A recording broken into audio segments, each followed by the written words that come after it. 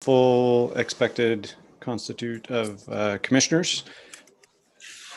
6, Commissioner Heising is expected to be absent, and I am starting up the live stream on YouTube. Full expected of We're ready to go. Okay, great. Okay, it's 7:01, and I will call this Planning Commission meeting on October 19th, 2020 to order. We'll take a roll call. Vice Chair Farsan. Present. Hi, everyone. Commissioner Labange. Hi, present. Commissioner Maggio. Present. Commissioner Mason. Present. Commissioner Radnich. Present. And Chair Sturm present. Thank you. Do I have a motion to adopt the agenda? So moved. Second. And we'll take another roll call vote. Vice Chair Farsan. Aye. Commissioner Labange. Aye. Commissioner Maggio. Aye. Commissioner Mason. Aye. Commissioner Radnich. Aye. And Chair Sturm. Aye. Okay. Do we have any? Well, actually, Greg, am I correct in understanding there's no special instructions we need to give out at the beginning of the meetings now, because public comment is pretty straightforward with joining the meeting, raising your hand? Correct. Participants can watch only on YouTube, or they can watch on YouTube, but there's no commenting available via the city's YouTube channel. But in order to comment, you would click the link on the agenda, which is on the city's calendar. And when the time comes, click the raise hand option on the Zoom webinar, or hit *9 from your phone. Okay, great. Let's see, do I have a motion? Oh, sorry. Do we have any general public comments for items not on the agenda? If you have any comments for items that are not on tonight's agenda, please go ahead and raise your hand now.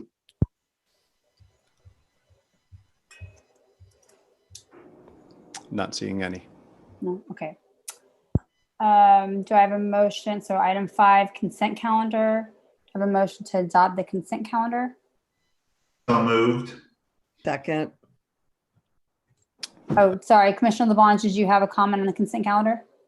Yeah, just one thing on the July 20th online, page 15. I'm reading this as the person who wrote this wasn't sure, because it says action, it was, and then it had my name and Commissioner Heising. So I just want to make sure I'm right. I'm assuming that they weren't sure, so they put both, and I know it wasn't me, so it was Commissioner Heising. So if you want to just amend that, then other than that, I am ready to go. Okay. So then I guess, do I have a motion to adopt the consent calendar with the amended item? So moved. Second. Okay, roll call vote. Vice Chair Farsan. Aye. Commissioner Labange. Aye. Commissioner Maggio. Aye. Commissioner Mason. Aye. Commissioner Radnich. Aye. And Chair Sturm. Aye. Okay. Let's see. We have no continued public hearings. So our next item will be item 7A under new public hearings. Design review permit 2219, tree permit 4919. Project is at 3483 Golden Gate Way.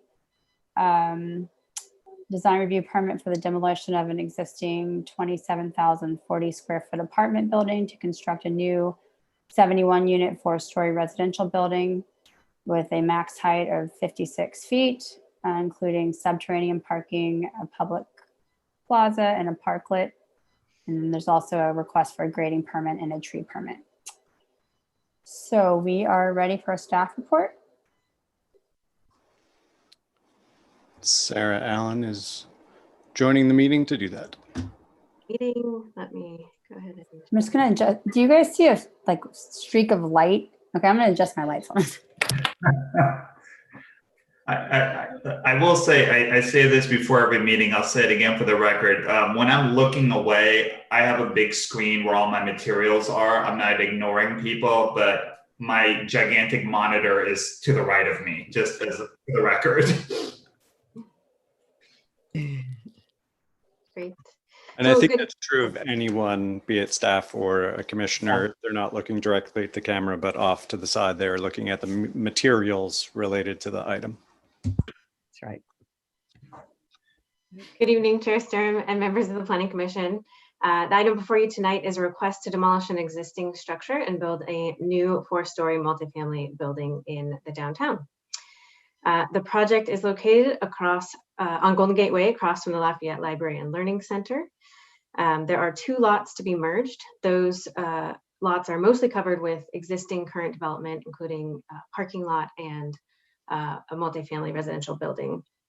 Very limited vegetation, and it's also adjacent to a channelized creek to the south. And across the channelized creek is single-family residential units along Moraga Boulevard. On the east side, we have a commercial use, and then on the west side, a city-owned parking lot, and then of course the civic use to the north, which is the library. The site is walkable to downtown and proximate to BART, as well as the freeway on-ramp on First Street. So the existing use is 47 apartment units, some of which have been converted over time to personal service uses. And the proposed use is 71 apartment units for rent, 9 of which are proposed to be affordable, 6 very low, and 3 low at the low income level. There are a set of lower scale townhome style buildings along the western property line, and the remaining units are shown within the 4-story building. The application is a request for design review, as well as a state density bonus application. And just to give a little bit of background on the state density bonus law for the public and the commission, the city of Lafayette has an inclusionary housing regulations which require 15% of all new multifamily residential units over 7 units to be designated as affordable housing. And then on top of that, the state law also has what we refer to as the state density bonus law, which is an additional layer. And in order to encourage affordable housing development, this law allows for concessions and waivers for projects that meet certain affordability requirements. This project is providing 9 affordable units, as I mentioned, at the low and very low level, which allows them up to 2 concessions. Concessions are specifically related to the cost of the project, and there are a limited number of those which are available as it relates to the amount of affordability provided. Waivers are exceptions or variances from development standards, and the number of waivers an application can seek is unlimited.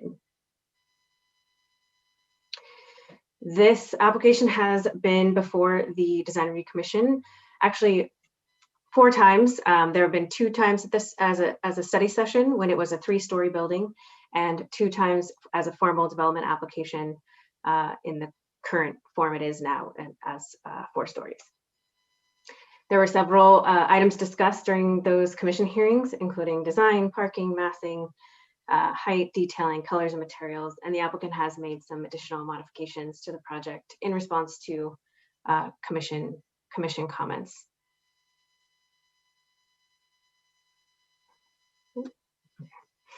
During the review, there definitely was discussion about the downtown specific plan and the downtown design guidelines. As you know, there's a library park that was meant to be in proximity of where this development is located. And as I mentioned in the staff report, the applicant has paid homage to that by providing a public plaza in this space.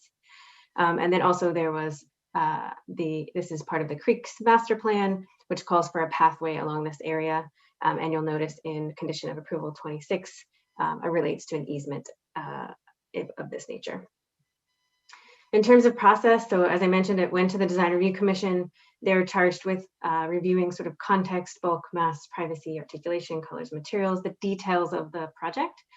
The Planning Commission is reviewing this because it is a new building in the downtown.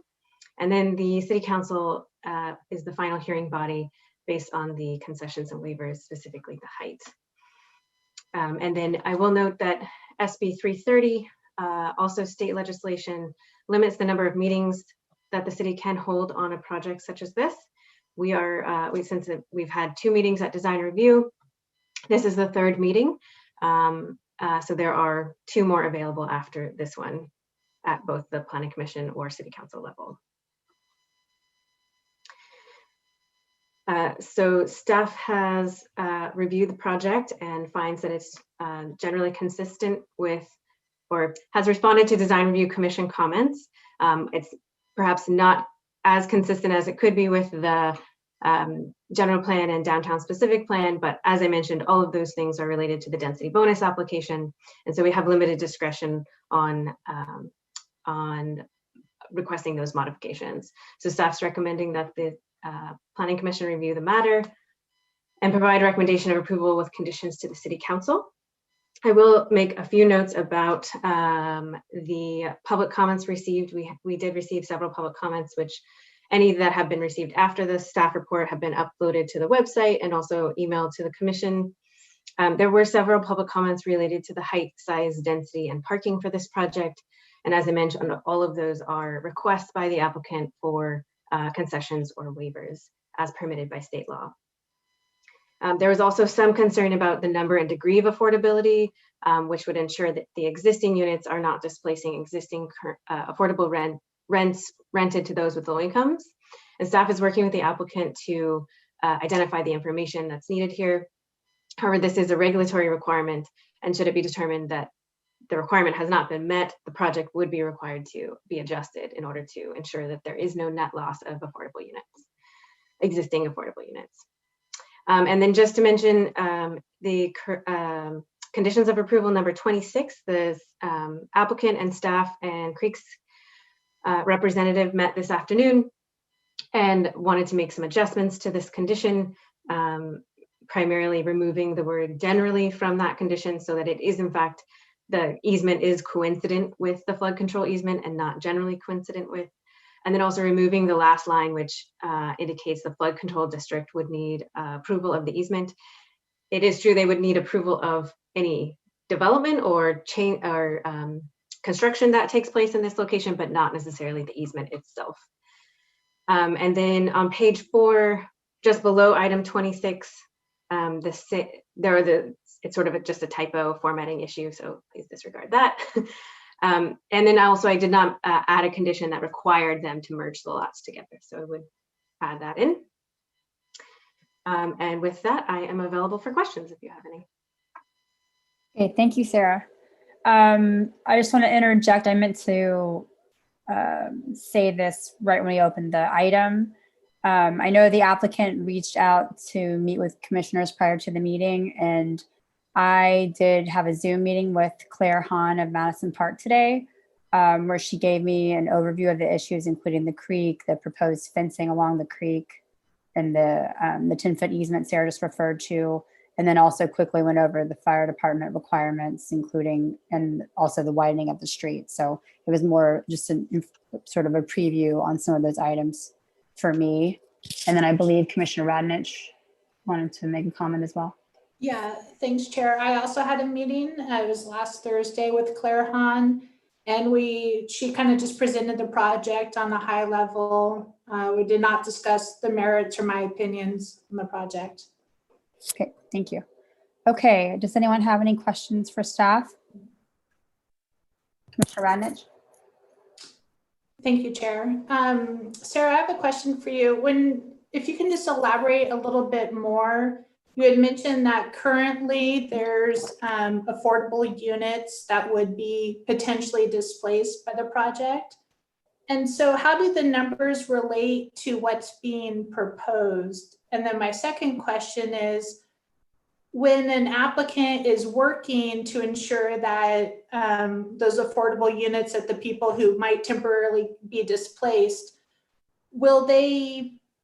how does that work? Do they get another place in Lafayette if they have kids or something in school here, or is it within the county? Or then also, do they have, I'll just kind of say lack of better words, priority on the new development? Can you just share that a little bit? It's a great question. I actually don't know the answer to the latter question about whether or not they would be able to go back into that, or if it's just a matter of no net loss. I'm not sure if Greg has a sense, but ideally we would check in with the city attorney about the requirements and that provision of the state law. And then in terms of the applicant is providing as much documentation as possible in terms of, you know, what the incomes are of their existing tenants. I would imagine that's something that's somewhat challenging to obtain, but they have done some of it, but we are working with them and with the city attorney to make sure that it does in fact comply. Okay, thank you. Commissioner Mason? Sarah, in addition, could you check to see if there's any Section 8 housing, rental housing in there, because different rules may apply for that?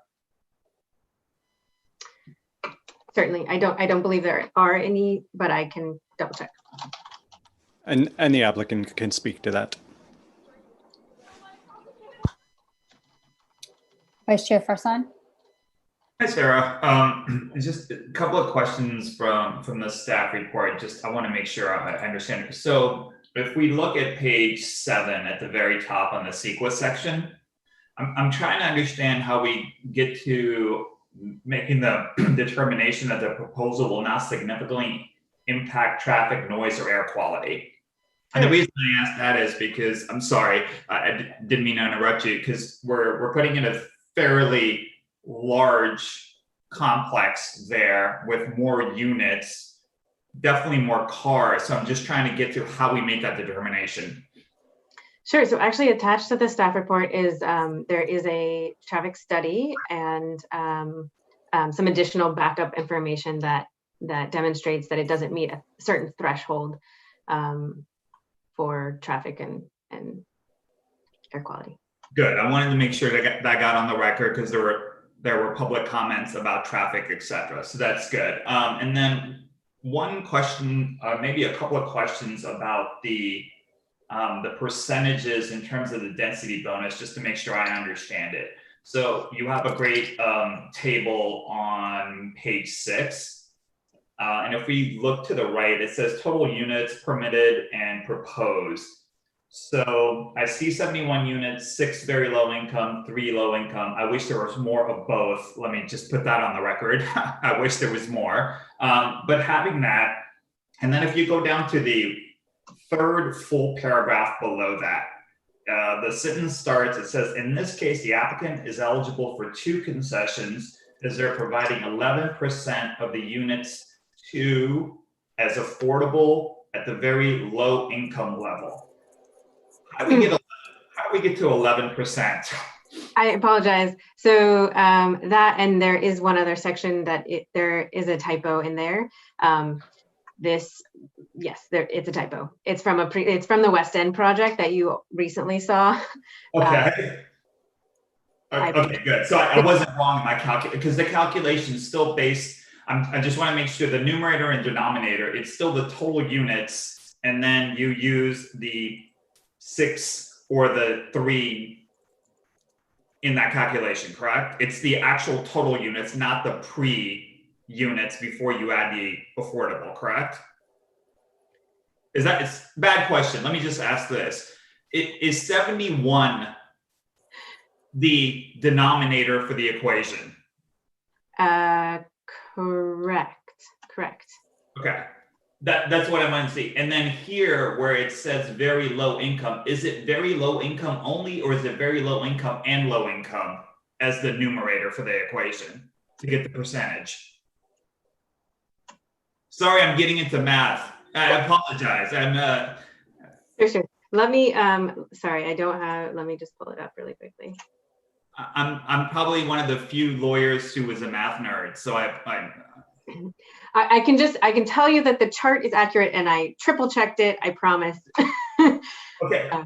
Yeah, no, that's fine. But like the percentages, but that is is it both the very low and the low? Do they get combined as a number to use for the concessions, or is it different when it's just the very low and the low? You see what I'm saying? Those are two different levels. So do they get combined together or separated when you're trying to come up with percentages? I'm not positive I understand your question. I'm so sorry. Are you saying, I thought that the staff report was saying that if you hit, is 11% the threshold, or what's the threshold? That if you hit that with only low income units, that's the trigger? That's what I'm trying to figure out. Is that the right number? So Chair Stern she's referring to the third column, which is the 6 out of the 52. It's the very low at 11%. So is it just the very low, not the low and the very low that comes into the equation?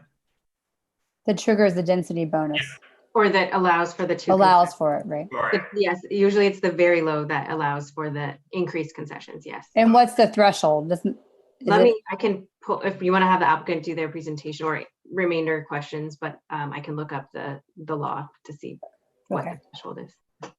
Oh, unless Greg has a. Sorry, those are my questions. Sorry, I put you on the spot there, Sarah. I didn't mean to do that on that. And when a project has a mix of below market rate units that at different income affordability levels, the developer can choose which one they want to go with for purposes of density bonus. And so that would be the denominator in when calculating the density bonus is the base number of units that would be permissible under the zoning. Thank you. And it's a certain percentage of any of the tiers of affordability. That's the threshold for. Yeah, so state density bonus and our density bonus allows for different percentages based on the affordability level. So the deeper level of affordability, so very low, for instance, you don't have to do as much to get the same level of bonus as you would at a low or moderate level. You would have to do significantly more moderate in order to achieve the same bonus. Got it. Okay, any other questions for Sarah or Greg? Commissioner Labange? I hesitate to ask this, but it's on the same vein. So if we're on that little, the density and affordability calculation table, you notice everything rounds up, and then the rounded up number is then multiplied by a new number to get a new number, and then that number is rounded up. And this is really splitting hairs. So I guess maybe I shouldn't ask it, but so we come up with 71 units at the very end. But if you start on the left side and you start with your 51.45, which is in the first column, which is 35 times 1.47. And then you multiply that by the 35% density bonus, you end up with 69.45. And when you round that number up, you get 70. But the way we did it is we rounded up the first column, the 51.42 to 52, and then you multiply by 35%. So it just nets out one more house, or one more unit. All I really want to know is if we're doing it right, we're doing it right. It just seems, so if you tell me, Sarah, we're doing it right, then I'm done with that question. We are doing it right in the sense that the state density bonus law is deferential to housing, right? So any unit over 0.1 is considered a unit. Okay, good answer. All right, and then I think my other questions I'll wait till the applicant. So thank you. I think a lot of students would have liked that rounding up too, by the way. Grade 1. Okay, I think I had a few questions for staff, but I just opened the, oh, there, okay, all right. Could you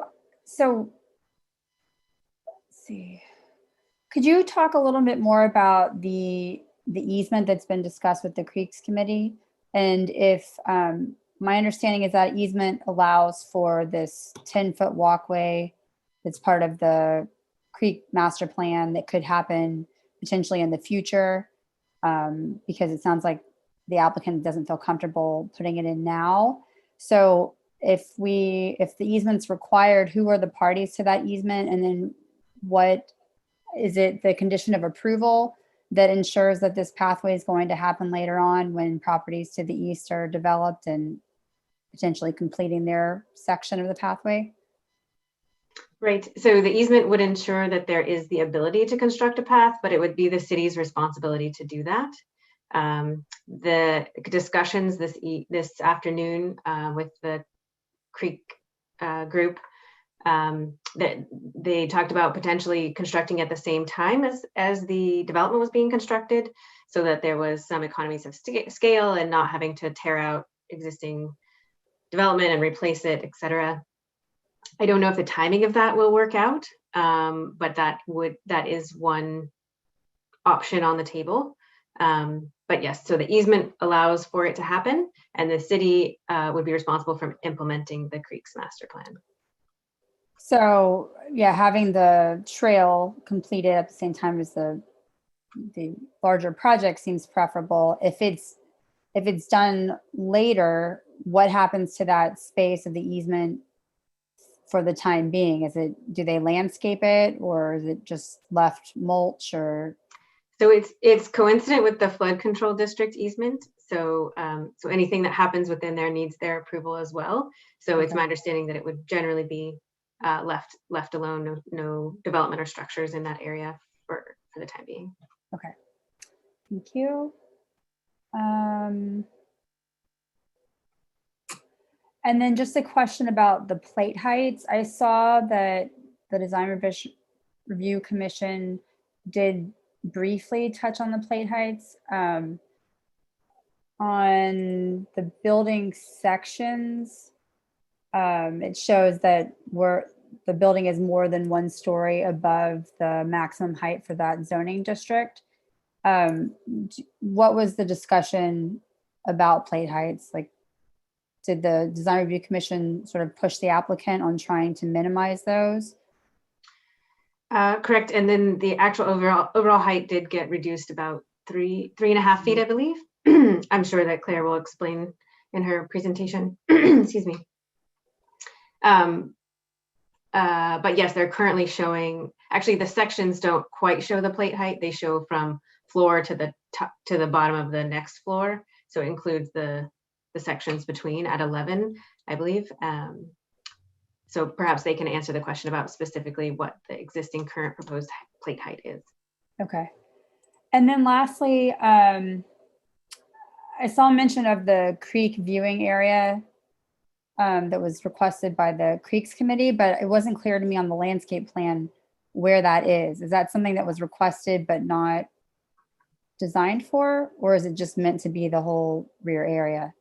So actually, it's kind of the area that's on the public side that's facing the creek. So if you're on the sort of multi-purpose path, you can kind of see down towards the creek. But also there was additional clarification from the Creeks Committee that it was more the fencing along that area in the back that they wanted coordinated. Okay, so they're not looking for like a specific designated public outdoor area that's designed to be a viewing location?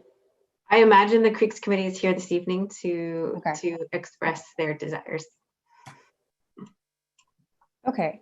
So then we are ready for the applicant's presentation. Oh, sorry, Commissioner Labange.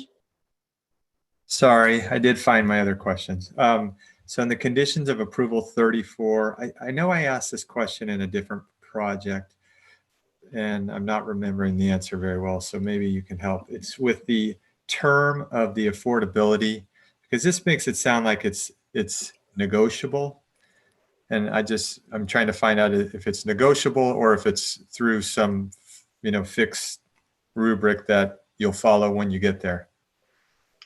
It is a template, and I believe there's a different level, different term for affordability if it's rental versus for sale. I am not recalling that off the top of my head. One of them is 55 years, and the other one I can't recall. Greg, do you recall? My recollection is 45 years, but we will institute the maximum permissible by law, under state law. Okay, so it just follows whatever based on rental or, okay, that's Correct. perfect. Okay, and then my next one was on 39, which is the hours of construction. I know we always have these hours. I was just wondering if there's flexibility, assuming this were to be approved, that Saturday at 8 a.m. seems a little early to me. I would say 9 a.m. You know, it's 1 hour, but that's 1 hour that you don't get to sleep in the normal world. So I'm just putting that out there. I don't know if that's something that we have any wiggle room on, but I know I wouldn't want to be next to that thing at 8 a.m. on Saturday going off. So I would propose an hour. That is definitely something that the commission could adjust. Okay, and then let me just go through all my question spots, and I think okay, I'm good. Thank you. Commissioner Labange, I'm going to let you remember that you want to propose that revision when we get to the deliberation portion. Okay. And just on the topic of construction hours, so that is well within your purview to modify those as appropriate, given the conditions of the site, the proximities, the sensitive receptors, et cetera. But for routine projects throughout the city, single family or multifamily, those are the conditions of approval. So if you do limit it by restricting hours on Saturday or eliminating Saturdays from the permissible hours, it would just generally extend the length of the duration of the construction, because that work would still need to get done. It is our experience that for projects such as this, Saturday construction is generally not part of the mix. The general contractor and the subs all work Monday through Friday. So Saturdays are not really in the mix there. And on occasion, there's a need to go beyond the regular hours, and that they would need to submit to the city and notify the neighbors for like a continuous concrete pour that needs to start, you know, an hour early and go an hour later, something of that. So I just wanted to put that out there. Thank you. Okay. All right, so this time we'll welcome Ms. Hahn for her presentation. And you have 10 minutes. Great. Let me share my screen. Can you guys all see that okay? Yes. Great. Good evening. Thank you, commissioners and staff, members of the community, for the opportunity to share our vision for the redevelopment of 3483 Golden Gateway.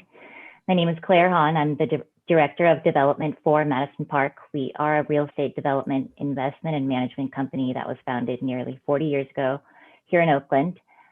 Since then, our company has completed over 50 development projects and created nearly 3,000 new housing units in the Bay Area.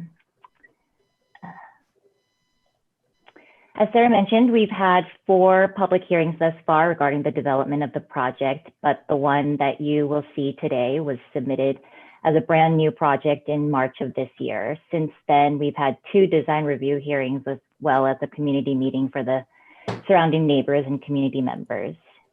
To start off, I'd like to talk a bit about the zoning and land uses for the project site and the surrounding area, because of course they set the development parameters and determine what can and cannot be built on our site. The 1.5 acre project site is located at the corner of Golden Gateway and First Street.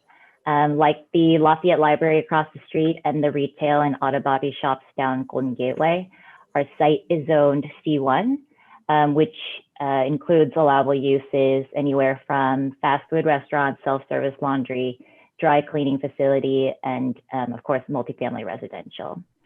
Additionally, the surrounding uses also include retail business, multifamily, and medium density, small lot, single family uses to the south across the creek from us.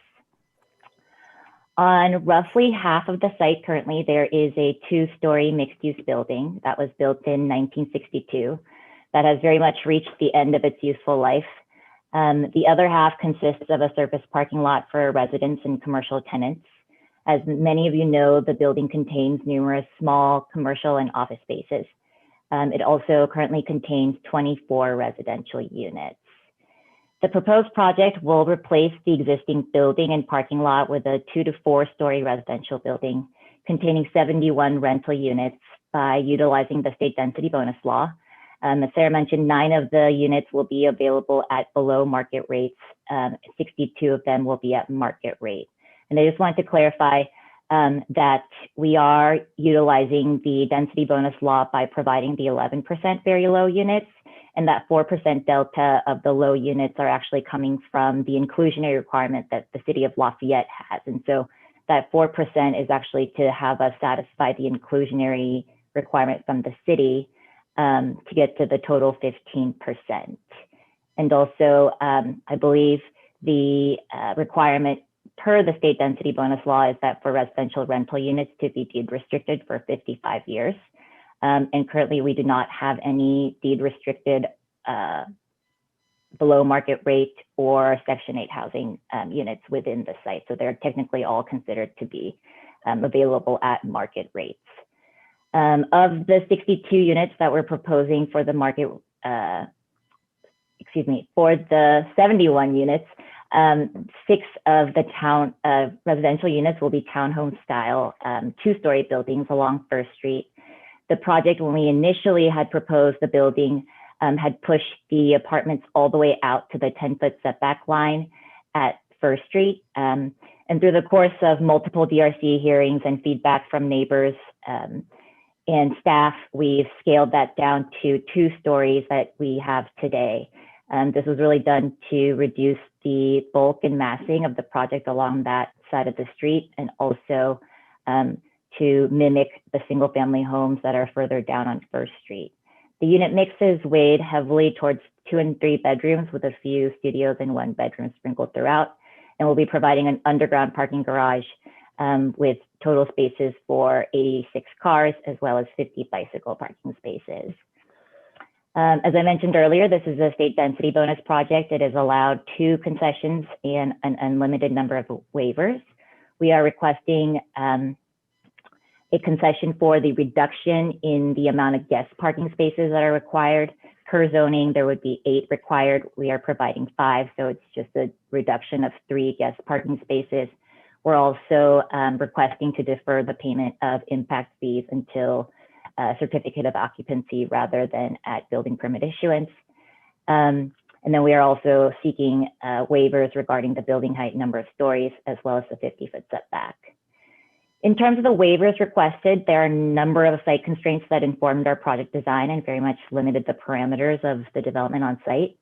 Our site has a very long linear frontage, approximately 400 feet across Golden Gateway.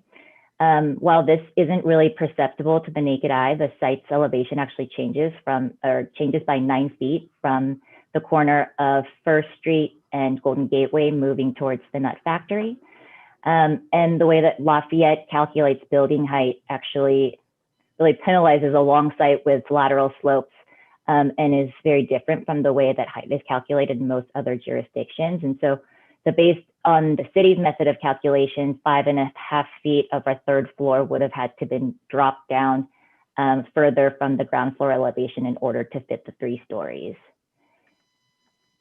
Therefore, the first waiver we're requesting is for the building height and number of stories. The shaded portion indicate the areas that are outside the 35-foot height limit. So the proposed building will range from 2 to 4 stories. So the 2-story portion being about at the lowest 20.5 feet to about 24 feet, and then to the maximum height of 53.5 feet.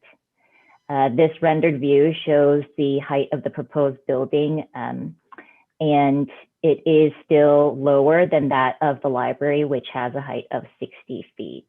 And the building itself is 60 feet, but it is also set at a higher elevation because the street slopes downwards from Mount Diablo. Under the Project C1 zoning code, the setbacks required for the 1st and 2nd floors are 10 feet, and the 3rd floor have a 50-foot setback from each property line. The portion of Lafayette Creek that runs adjacent to our site was channelized in a concrete culvert. And in addition to the creek itself, there is a flood control easement area where the dimensions run anywhere from 7.5 to 16 feet off the top of channel. So with the 10-foot setback, the portion of the public plaza that's within our project site, the developable area is reduced by 30%. On the third floor, due to the fact that our site, as you can see, is very linear and also nine-sided, when the setback is accounted for from each property line, there's actually only 30% of floor area remaining. The challenging nature of the setback is actually much better articulated in the city's own general plan. In its last update to the housing element, it specifically identified that the 50-foot setback requirement in the C1 district is in of itself a constraint to housing, and that imposing a uniform upper story setback on an irregularly shaped site renders certain parcels ineligible to accommodate a 3-story structure without variances. Therefore, we're seeking a waiver from the 50-foot setback on the 3rd and 4th floors in order to develop the 71 allowable units on site. The shaded areas here show the portions of the building that are outside the 50-foot setback area. As you can see, the setback modification, though, has really been concentrated on the Golden Gateway side along the commercial portion of the site and pulled back significantly from the single-family residential homes across the way. So even with the waiver request, the setbacks can be upwards of 80 feet on the 3rd floor and 115 on the 4th. A number of improvements will be made at the ground floor to activate the streetscape and enhance the pedestrian experience. Sarah mentioned we are providing a plaza at the corner with a repurposed shipping container that will likely be a small commercial use. And we will also be providing a parklet in the midway section on Golden Gateway to sort of continue that park-like experience from the plaza down to the parklet. We are also widening the sidewalk on Golden Gateway. It's actually currently only 4 feet wide. We're going to be widening that sidewalk to about 5 feet and 3 inches. We'll also be eliminating reducing the number of curb cuts that there are at the site currently. There's 3, and we'll be consolidating that into 1 for the underground parking garage. And as far as the creek is concerned, we've been working on developing these plans alongside the Creeks Committee. As Sarah mentioned, we actually met with them earlier today. We will be implementing a host of the strategies that are identified in the Creeks plan as potential improvements to be made by the creek. So including removing all of the non-native species, using biofiltration and low impact development, C3 by the creek itself, and anything else that gets planted near and in the vicinity of the creek will be only native grasses and wildflowers. And additionally, the fence along the channel itself, or that's set on top of the channel, as you can see currently is an existing cyclone fence with barbed wire on top. We'll be looking to replace those with something a little bit more aesthetically pleasing, like the hog wire that you see on the upper right side. That's and 10 minutes, I just wanted to advise. Sure, we can stop right there. Chair, I believe you're muted.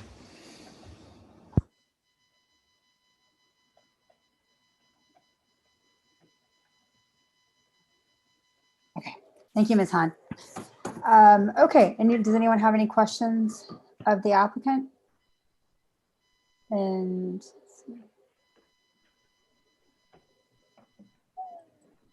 There we go. Okay, Commissioner Maggio? Yes, thank you, Chair.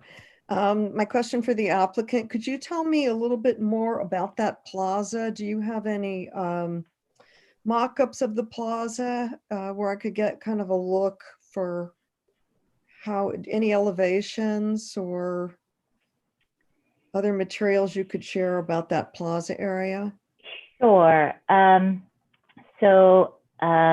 This particular slide shows, I don't have a full rendering of that corner piece, but it will consist of that container retail that I mentioned earlier, which I think similar to, or it will feature materials that are similar to that of being used for the building itself. And the shipping container cafe that you see to the bottom left of that screen here is something in line with what we're envisioning for the space.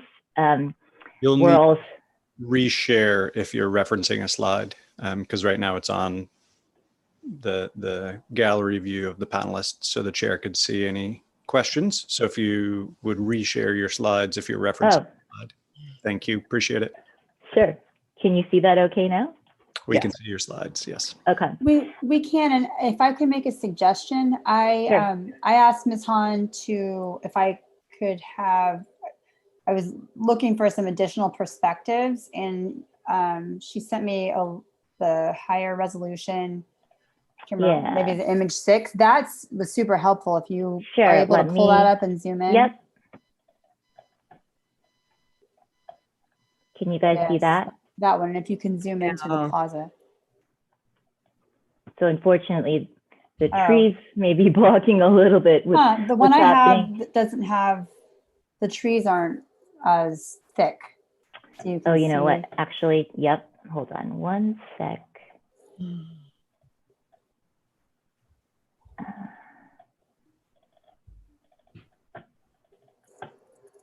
This one. Yes. That was a previous rendering. My apologies. Okay, so the shipping container is up against the building? Yes. It's not flush with the building, but it is up against the building. Okay. Okay, that does give me a kind of a better look zoomed in, what that looks like. This is, you know, when we were working on the general plan and specific plan, this corner is very important. Because I think it really needs to have a relationship to the library, to the street, the walkways. I'm glad to see that the developer and DRC work to reduce the hiding and the massing there on that corner. So I was just trying to get a feel for whether or not it has enough open space for what we intended. And so I'm noodling on that one. Thank you. Commissioner Maggio, do you have any other questions, Commissioner Maggio? No. Okay. Oh, I'm sorry, one more. Sure. My second question is on the easement on the back side for the creek path. Now it looks like there's a section of it that is not 10 feet wide. Yes. And so I'm wondering do you have can you show that in one of your diagrams? Yeah, so I actually have an exhibit. Can you guys see that okay? Yeah. So the easement itself ranges anywhere from, so this narrow point where it comes down to about 7 feet and 4 inches. And then on average, I mean, this is probably, so this section makes up about 75% of the easement area, where this is a quarter of it.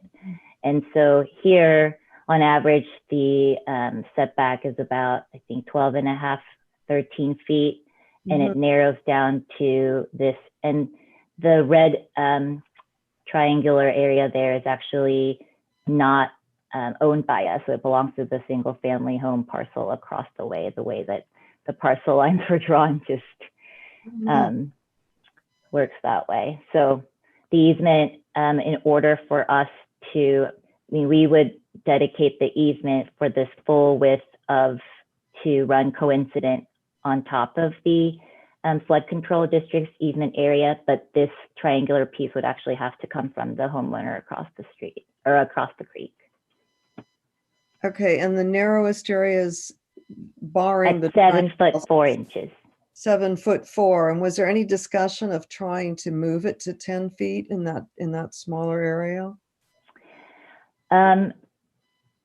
There was a request from the Creeks Committee, but we also, I mean, as you can see, this is our narrowest point in the site. And in order for us to fit the number of units here, as well as provide this path, which is really for fire emergency egress opening purposes. And I mean, for us, combining the two walkways or the potential for a future walkway is really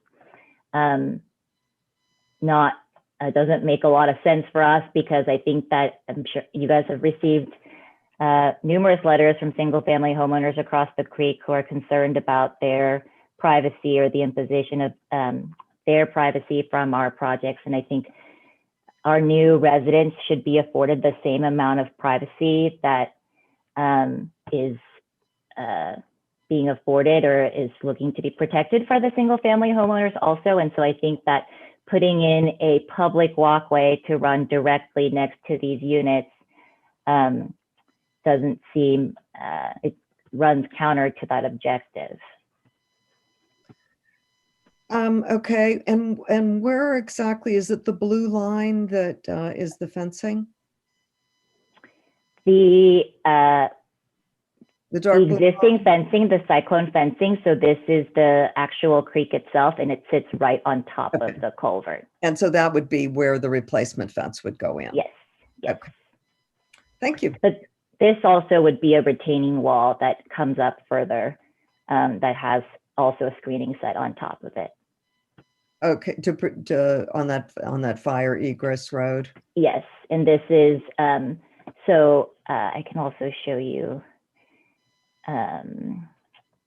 as far as the, so if you can see this particular exhibit, this red outline is the existing building, and then the black line you can see beneath that is our proposed building. And for the most part, as you can see, the single family homes are set significantly back from our proposed building. The one building that is much closer to us here, there is that retaining wall with the fence that's going to go run on top of the edge of this retaining wall here. Okay. Huh.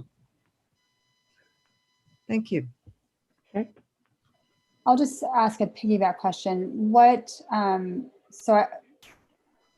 is that retaining wall and fence look like? Is the fence like a hog wire with vegetation growing through it? For no, I screening? mean, that will be, I think, most likely a wood slat fence or something that looks like a wood slatted fence, something that's definitely more upscale.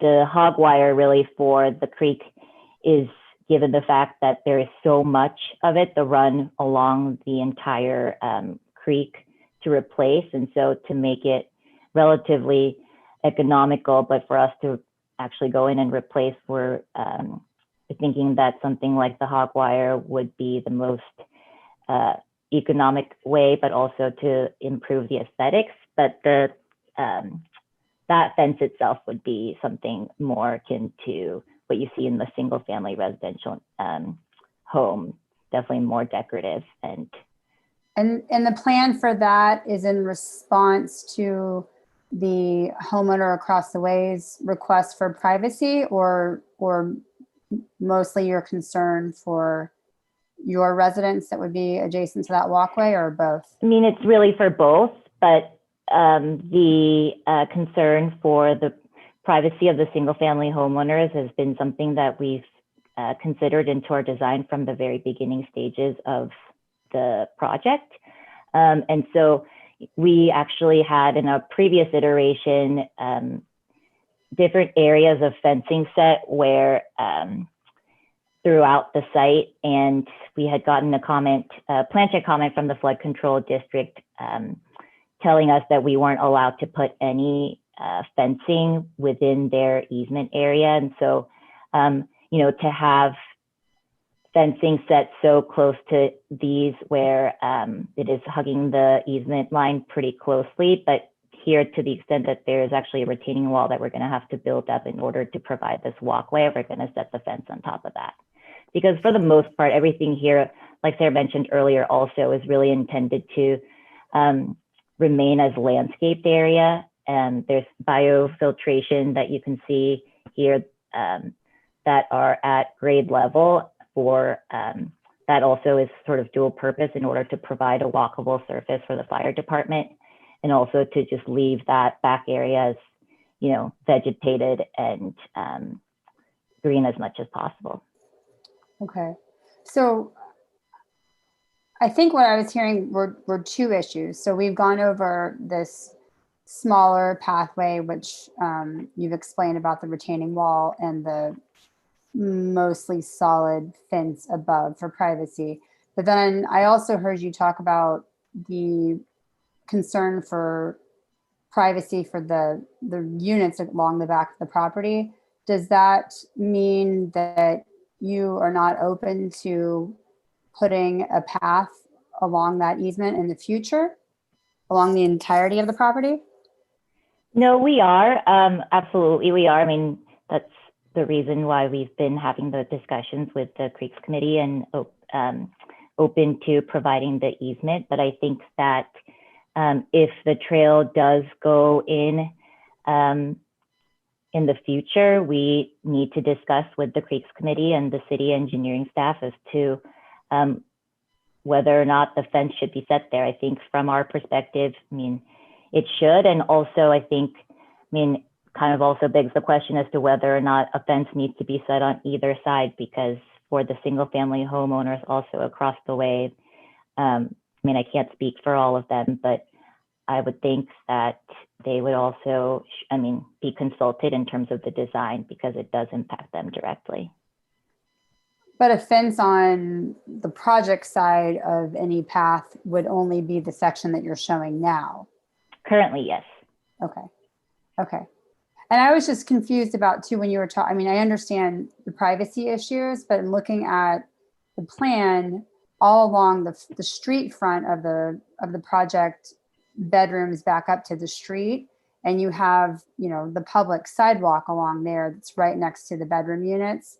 And that's going to be much more heavily traversed and Sure. active than a nature, meandering nature pathway along the creek.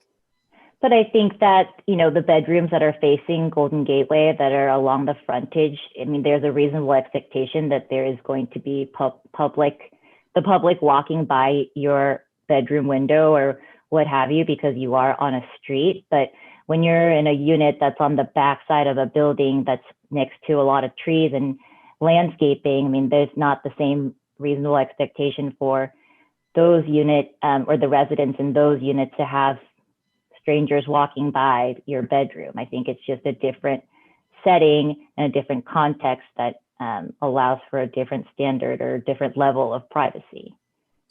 But the ground floor units do have outside patios, and it looked like on the landscape plan there were sort of some pathways through that landscape area, so those pathways could connect to any creek pathway.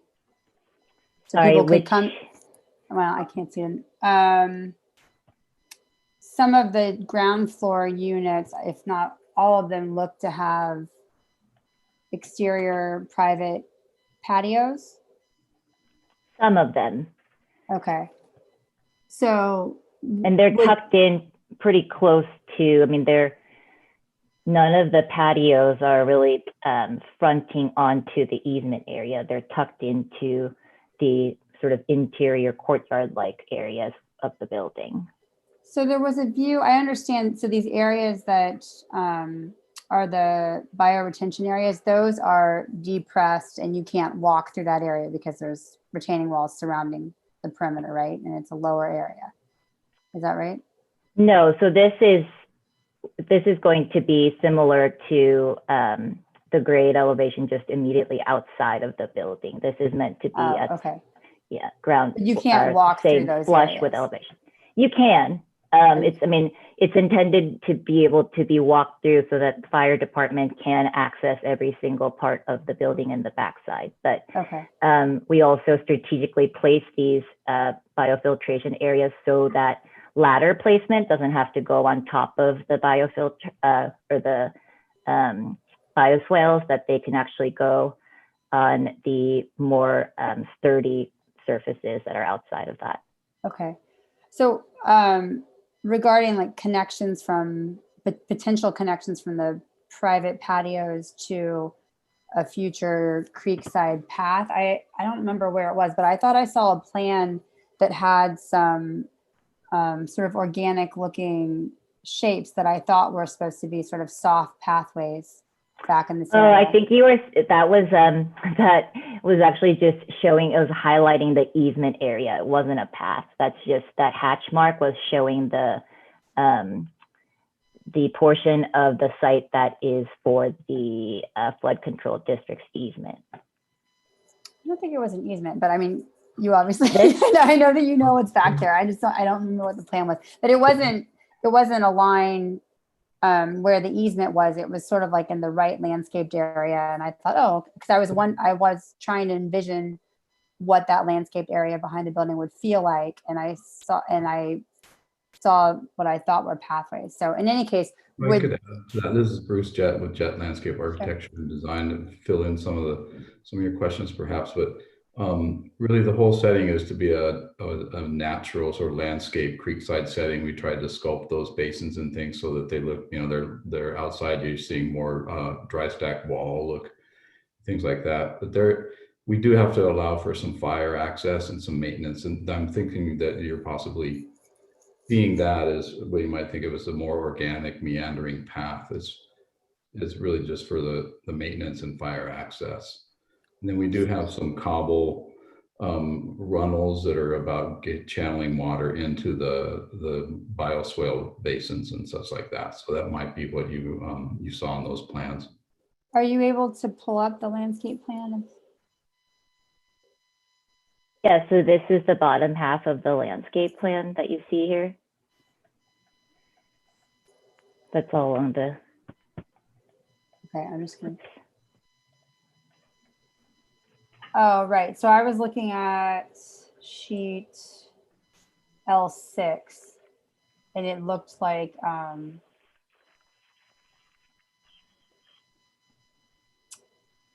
maybe that's not the path. Okay, well, so there's no designated pathways back there. It's just a walkable area is what you're saying. Okay, so my question then would be, in the future, if there is a pathway along the creek, would you be interested in linking those private patios to that creek pathway for the benefit of the residents?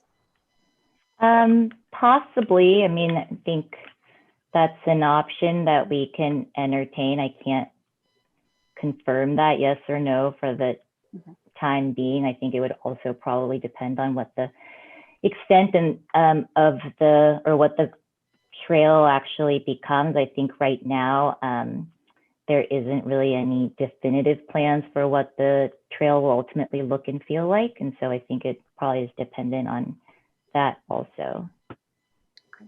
Thank you. Okay, let me scroll here to see Commissioner Radnich. Thanks, Chair. I have a couple questions that actually piggyback on what you were saying. So for the applicant, just so we're clear, so my questions are surrounding security, guest parking, and the open space. So, and then the trail. So first, in this image, which I'm looking at L1, I assume this is L1, well, whatever, it shows the same thing. So right now, in my mind, this looks great. And on L1, it shows trees to remain, and it lists all of these trees. Mm-hmm. But if the pathway is built, the Creekside pathway down the road, would these trees remain, or would these trees be removed in order to accommodate the trail? So the trees to remain are indicated as a function of our proposed project as is. Our project plans don't have a trail within it. So I mean, given the location, I anticipate that the bulk of the trees that we're showing currently as trees to remain will have to be removed. But as part of our project, these are the trees that will remain. Okay, thank you. Thanks for clarifying. And then the second one kind of links to the chair's comment about the patios that face the creek. Can you just kind of speak to the overall security element of the project? And what I'm getting at is the 4 units on the corner are townhomes, correct? With each with their own independent entry. And then to access the rest of it, is it, 1 or 2 locations that people go in and it's all, on the interior? Because, I guess to piggyback on that, can a resident even access the interior of their home through one of these proposed ground floor patios? Or is it like a sliding glass door or something? It's a sliding glass patio door. So you see, as you mentioned, these townhomes have entries off of First Street. Mhm. And then this breezeway you see here will have a secured gate. And then actually, this particular entry, we, as we're showing it now on the site plan, had set a gate, but through the several meetings that we had with DRC, they actually asked us to remove that to provide a more open feel. We are working on, and I think it's also a condition of approval, to develop further plans to address this particular comment from DRC, but they had, they preferred, we had shown them two renderings, one option with the gate and one without, and they preferred the option without the gate because this actually is the point of entry into the multifamily portion or the 4-story building. And so this will be secured with a fob entry system. And this is really meant to serve as sort of the interior courtyard that leads into the main secured residential entry. And so we are looking to provide a little bit of additional landscaping or bump out some of these planters to provide a little bit more of a meandering entry into the project rather than a straight shot across, where you can also get the visual transparency. So if we're using some of the planting area to jog this to create a little bit more of an intimate entry, but it's not gated per se. Okay, thank you. And then Commissioner Maggio had brought up the fact about, the intent of the specific plan and open space and the general plan. And I was just trying to think of different ways potentially to add a little more open space on the corner. Did your team look at, for example, maybe just 2 townhomes and then moving the other 2 units somewhere else in the development? I do understand why the bioretention basins are where they are, but did your team look at any other options for making actually a larger area on the corner? Yeah, we looked at a lot of different options and sort of how we can, and we played around with the plaza space, but I think, as the project is currently designed, we are using the state density bonus to ask for concessions and waivers on some of the development standards. And so we are already utilizing some of those modifications. And so I think that to the extent we can try to stay within the allowable envelope as much as possible, given the number of units that have to be fit within the site. And I think also the townhome units really do help to mitigate the perceived massing from that corner of First Street. First Street is a really narrow street. It's a one-way street. It has a very different feel than that of Golden Gateway. And so we felt it was very important to try to keep that massing as small as possible on that side and to really focus the bulk and massing to the east and really more towards the library and, the auto body shop, et cetera, across the street. And so I hope that answers your question. Yeah, thanks. And then along those lines, so like where the 4 townhomes are, and then between the townhomes and the entry, or I'll just say to the main portion of the apartment building, why is that space so kind of large? Would there even be potential to shift the 4 units to the east slightly, just to open up the street side on First Street a little bit more, or is it for fire access? So the space that you see here, so these 2 townhomes here are entered off of the interior courtyard space, not off the street. And so this is just to demise some private entry patio spaces for these units and to separate it from, as I mentioned, now that if we're pulling the gate all together from here. It is sort of a continuation, that the public space that's transitioning from public to private. And so we wanted to have at least some private space or a demise space for this particular entry for these 2 units. Okay, thanks. And then my last question is regarding parking. So you said in your presentation that the project is providing 86 parking spots, or is proposing? Yes. How many, sorry, I need to move my little picture here. How many are required by code? So 55 are required? 55 residential spaces are required for the code, and then 8 guest parking spaces. And then there's a reduction that we qualify for being within half a mile of a BART station. So all in, inclusive of the guest spaces, 60 are required. We are providing 86. Okay, so I guess my question is, where are the guest parking spots located? Are they located in the garage? Yep, so the yellow boxes that you see here are the 5 guest parking spaces. Also, we are providing, these are all the tandem puzzle stackers. And we have 6 tandem spaces that are not utilizing mechanical lifts. And so we expect, because there is a ratio of 1-to-1 for every independent space to the number of units, that these 6 could also potentially be used as guest parking spaces for those units that have the tandem space. But right now we've designated 5 as dedicated guest parking spaces. Yeah, so I guess that's where I was getting confused. If the project is over part by 26, why is it potentially that 3 of those can't be designated for guest? 3 of those extra 26? Sure.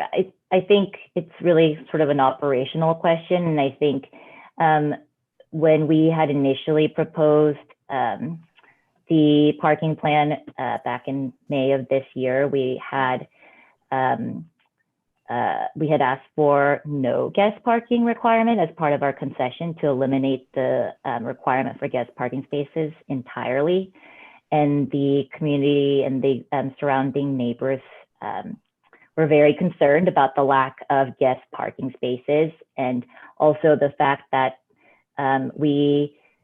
at that point, we weren't utilizing these mechanical lifts, and so we had a lot of tandem spaces, and they very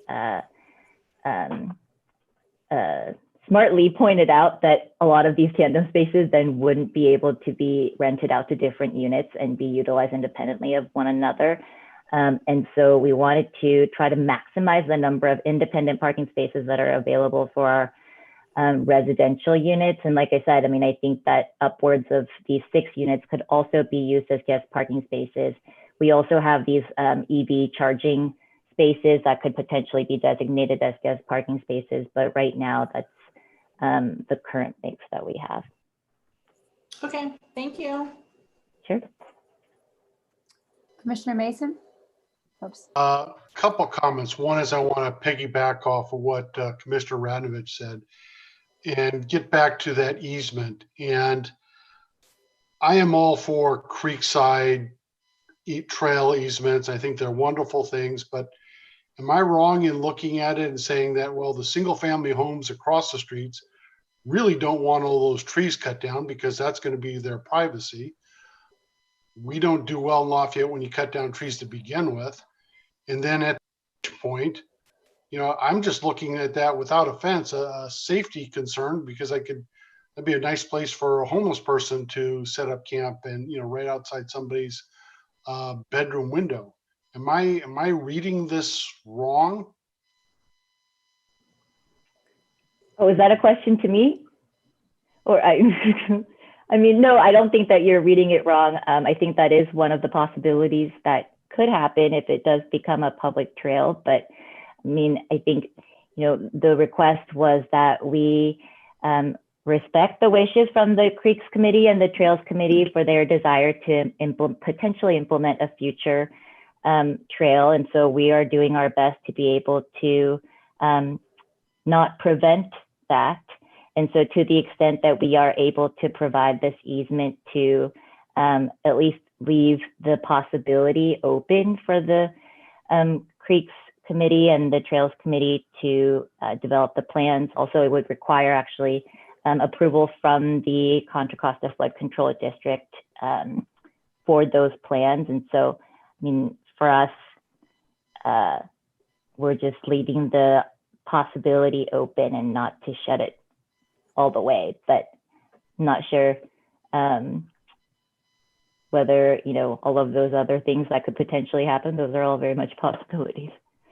Thank you. And Sarah, you mentioned that someone from the representative from the Creeks Committee is probably on the call. Are they planning to speak during public comment? I imagine they are, and they can probably address the tree issue as well. Okay, thank you. Thanks. Commissioner Mason? And one more question, comment, and not just this, I asked this a little, for the non-elevator parkings, would you be adverse to at least prepping it for future additional EV stations? I can't imagine over a 55-foot lifespan that, you know, 3 EV charging stations would be sufficient. I'm not saying install them, but just put the conduit in so you can run the. Yes.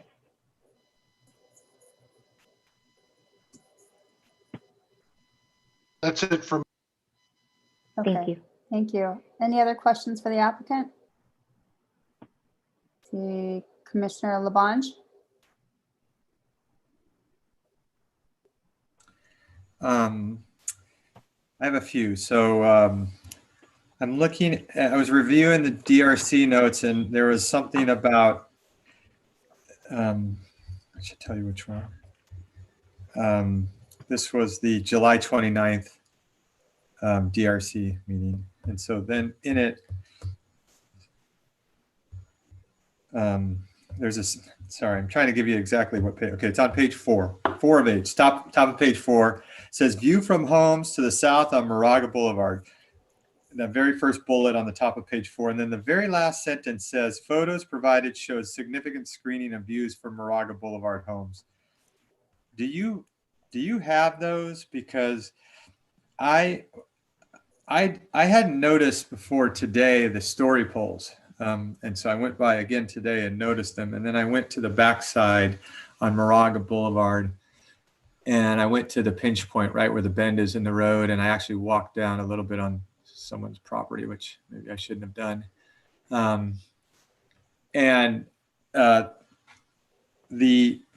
While there's a lot of screening, there was a really nice view of to the north.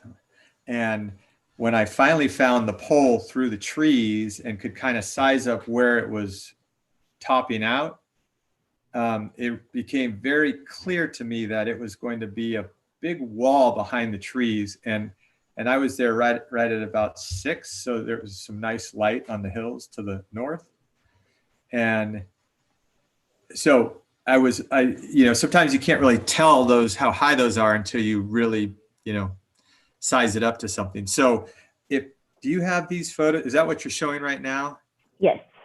So these are the views from Moraga. This on the right is basically meant to serve as a reference guide for the different home numbers, and then they're tagged here along the way. And so the bulk of the trees along this south portion are remaining. So this cluster is basically within the the building footprint. So this is actually that area I mentioned earlier where there's going to be a fence set on top of the retaining wall.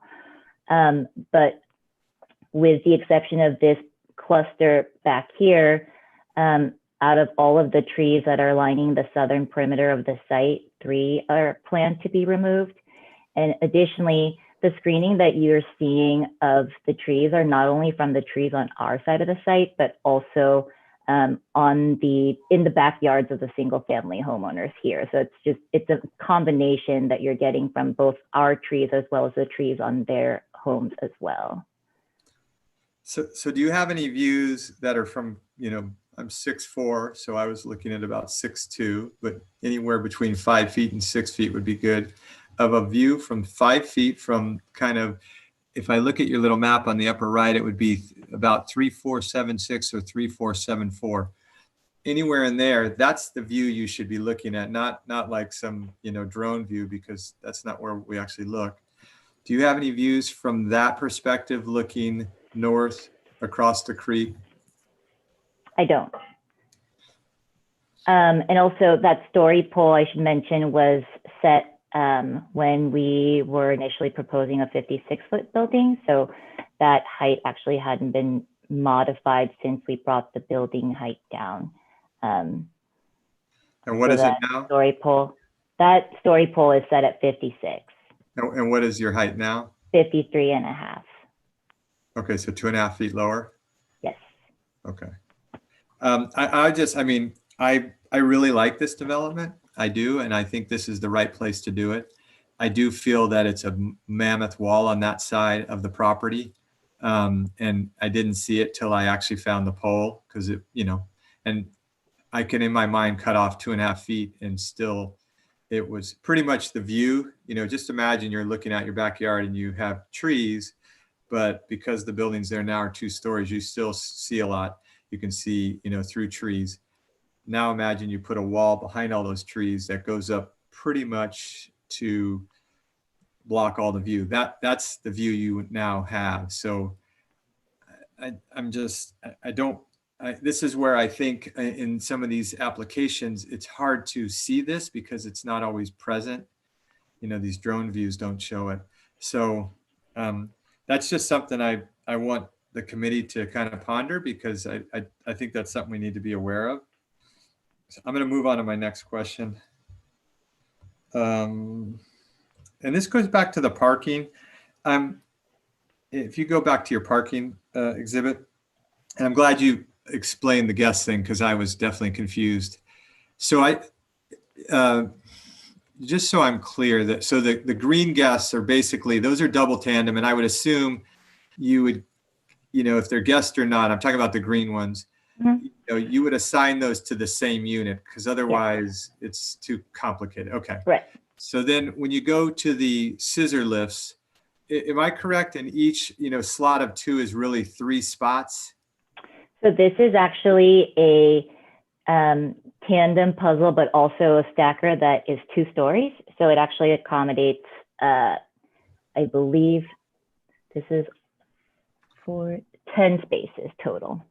Because when I looked at it, it looked like each, if you go left to right, there's 3 and they go 2 deep. Each thing of that is, okay, I counted 9, but maybe it's 10. So that means, I'm just trying to make sure I understand this. I've seen the stackers, but if as you look at this now, where it says on the left side, I can't see it. Hold on.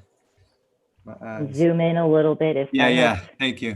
So tandem puzzle pit on the left one, 20 to 29. So if you are in that tandem, the very bottom left one, which is tandem puzzle right there. Yeah.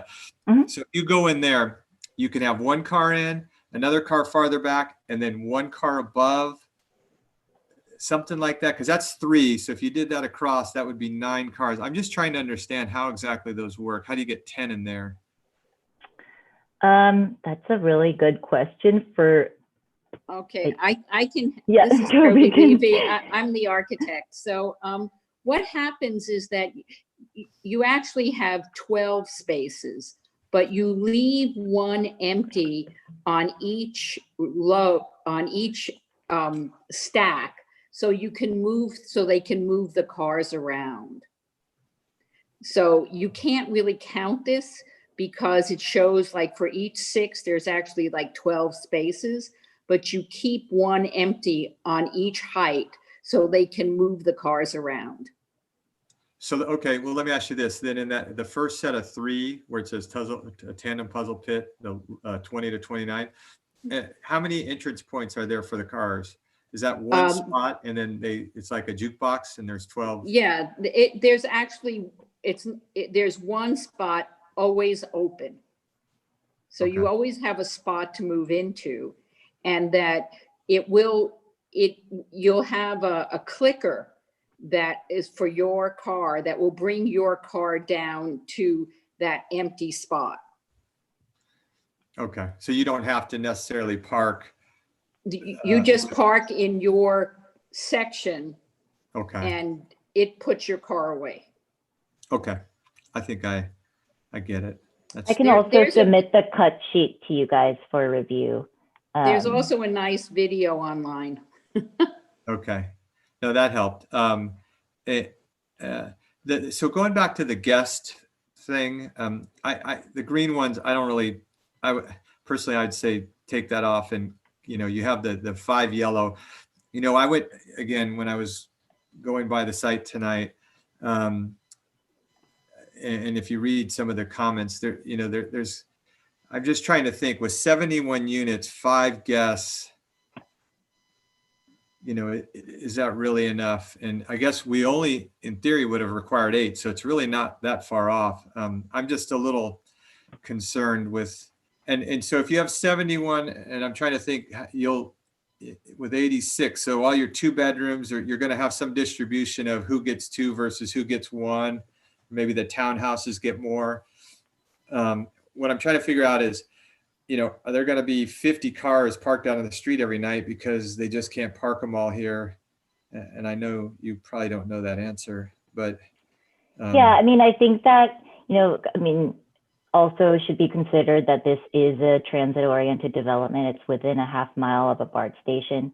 And we own about 1,400, 1,500 units across Oakland and Emeryville in the Bay Area, and many of which are located within even closer distances of BART stations. And it's actually the parking utilization rate in a lot of those buildings are actually only about 50 to 60%. So we're always trying to lease out parking spaces rather than having a lack of them.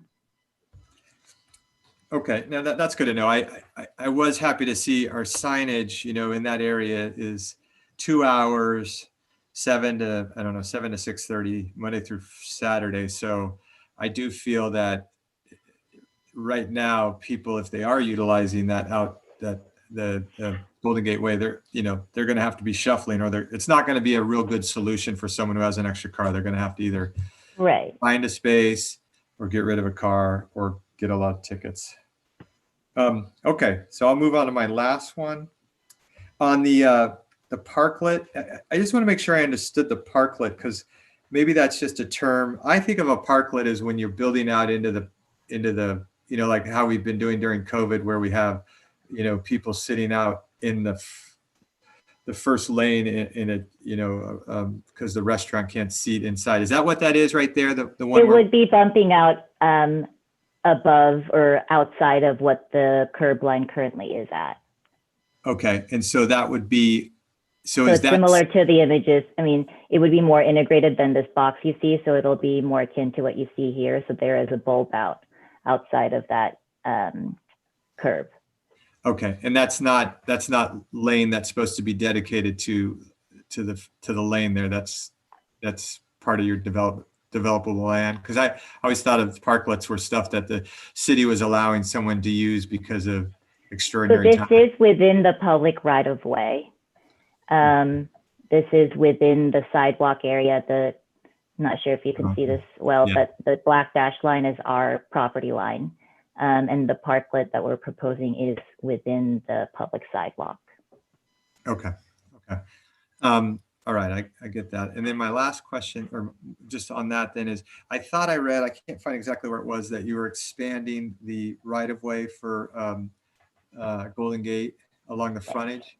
So I was just saying, if it's the whole frontage, could you show something that shows the whole, what happens when you get to the nut tree? Does it just jog over then? Yeah, so the bulb out itself is only about 30 feet. That's mid-block. Let me pull up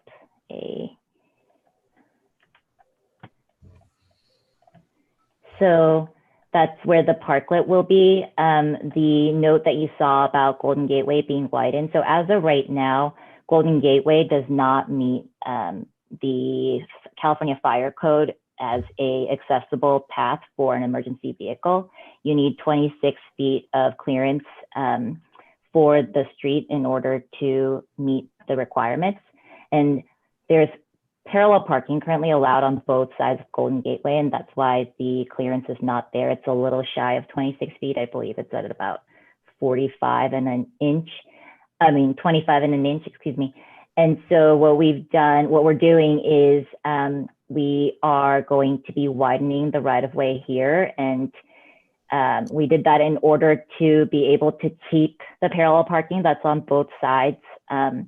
If we had just basically, the comment from the fire district was that we red curb this entire side of Golden Gateway so that it does become a compliant emergency vehicle road. But we understand the sensitivity about the street parking, and so we wanted to do what we can to keep those spaces. So we are widening the right-of-way instead, and that's really just eating into this planting strip that you see here. Can you zoom in a little and do your hand over the curb, the existing curb line? I can kind of see the lines, but I'm not entirely sure. Is So the existing curb line. Go ahead. Yeah, so unfortunately I can't zoom in any further than this. But you see this is sort of like the curb and gutter line, the first line that you see on the top, and then the backup sidewalk is the second line you see right below that. So would you just do your, I'm sorry. Commissioner LaBonge, actually, Ms. Hahn, is this the answer to his question? He's asking where the current curb is. If you take the curb adjacent to the proposed plaza area and carry that across, is that the current curb? So the existing curb is somewhere along here. I mean, we did pull it back a little bit to widen that right of way, but we are, the existing curb is basically where this inset is. So, okay, now I'm confused. I thought I can show you that side by side. Okay. You move the existing curb closer toward the building, or no? Yes. Yeah, I thought you pulled so right now, if you were to, go right to the curb, like on your left side, if you look at that very right car on the right side, closest to the nut tree, or the nut shot, that car right there, the curb line there relative to yours on the right side, how much farther in is the curb there? So this curb is 11 inches further in than this curb. Okay, so then when you guys develop it, then it'll jog after it gets past your property, because you're not going to go beyond your property, right? There'll be a little bit of just like when a new development comes, you'll expand the street, goes down, and then you get to the non-developed part and it squeezes in. It's only 11 inches, I think, though. Yes, and this bulb out also is for the plaza. So this jog you see here is the portion that's outside of what the existing curb line is today. It's narrower, right? You're making the street narrower there to make more of a plaza area.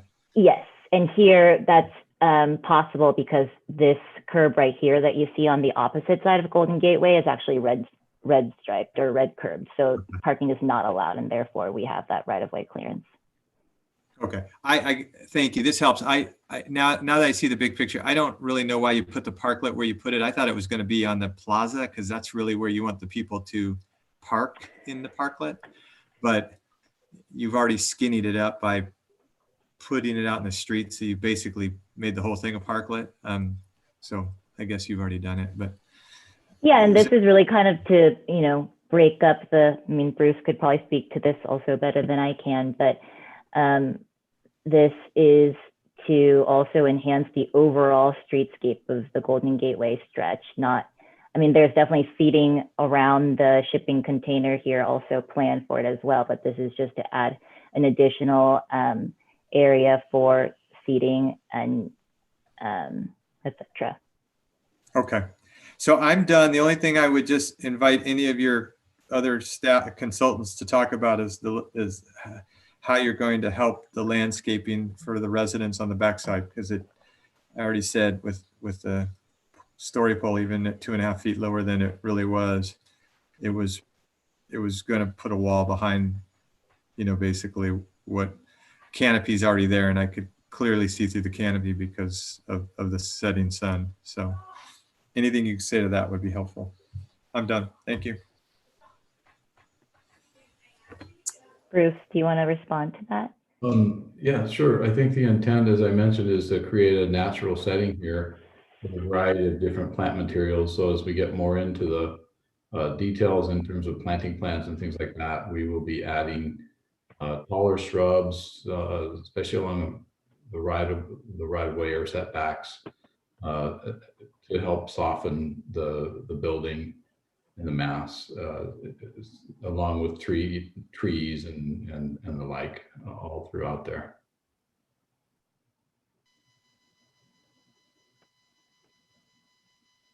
Okay, thank you. Did Vice Chair Farsan, did you have questions? I did, but a lot of them already came up and went by. I guess one other thing that jumps into my head, if with Ms. Hahn, with respect to the plaza, see, one thing that wasn't asked, I think I only saw in terms of the sketch, there was one area of seating, there was one bench. Did I miss anything else? Is it just wide open, standing room only besides the container? There's these little circles that you see are umbrellas with tables below it. So there's opportunities for seating there. And then this is intended to be also bench seating. Okay. So there is going to be seating there in the plaza. It's not Yes. just standing room only. Yes.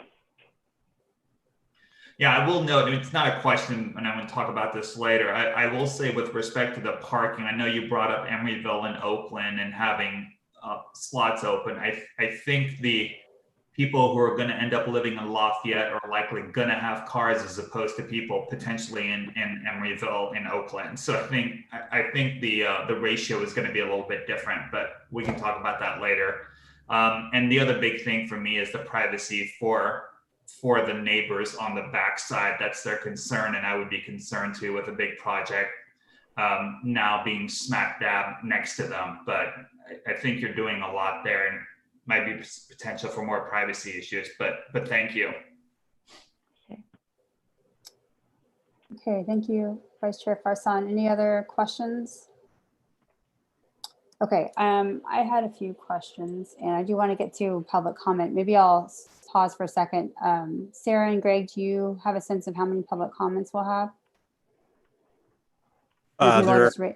There are currently 19 attendees, so let's estimate 20 attendees, 3 minutes each gets us to an hour, but if not, two individuals have now raised their hand. So I'll put out a request. If you would like to speak tonight, please go ahead and raise your hand now so the chair can judge the estimated time for public comments. We're at 5 so far, and 6. So, okay.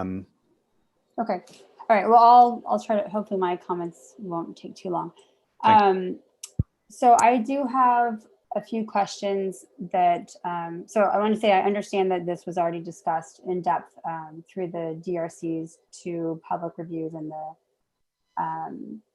the previous study session. But I also noticed there were some things that they did not touch on, and being that we are tasked tonight with overall approval of the project, including measuring the project against the downtown design guideline findings, and then also acknowledging that this is a relatively large project that's requesting a waiver for the additional floor, I wanted to go ahead and ask the few questions that I have that are design related that are design questions, but related specifically to massing and articulation. So I found the view, I think it was number 6 on the sheet. I'm just looking at the higher resolution view. The bird's eye view, I found that to be really helpful. And that view really shows how built out the site is as a result of the allowances found through the density bonus.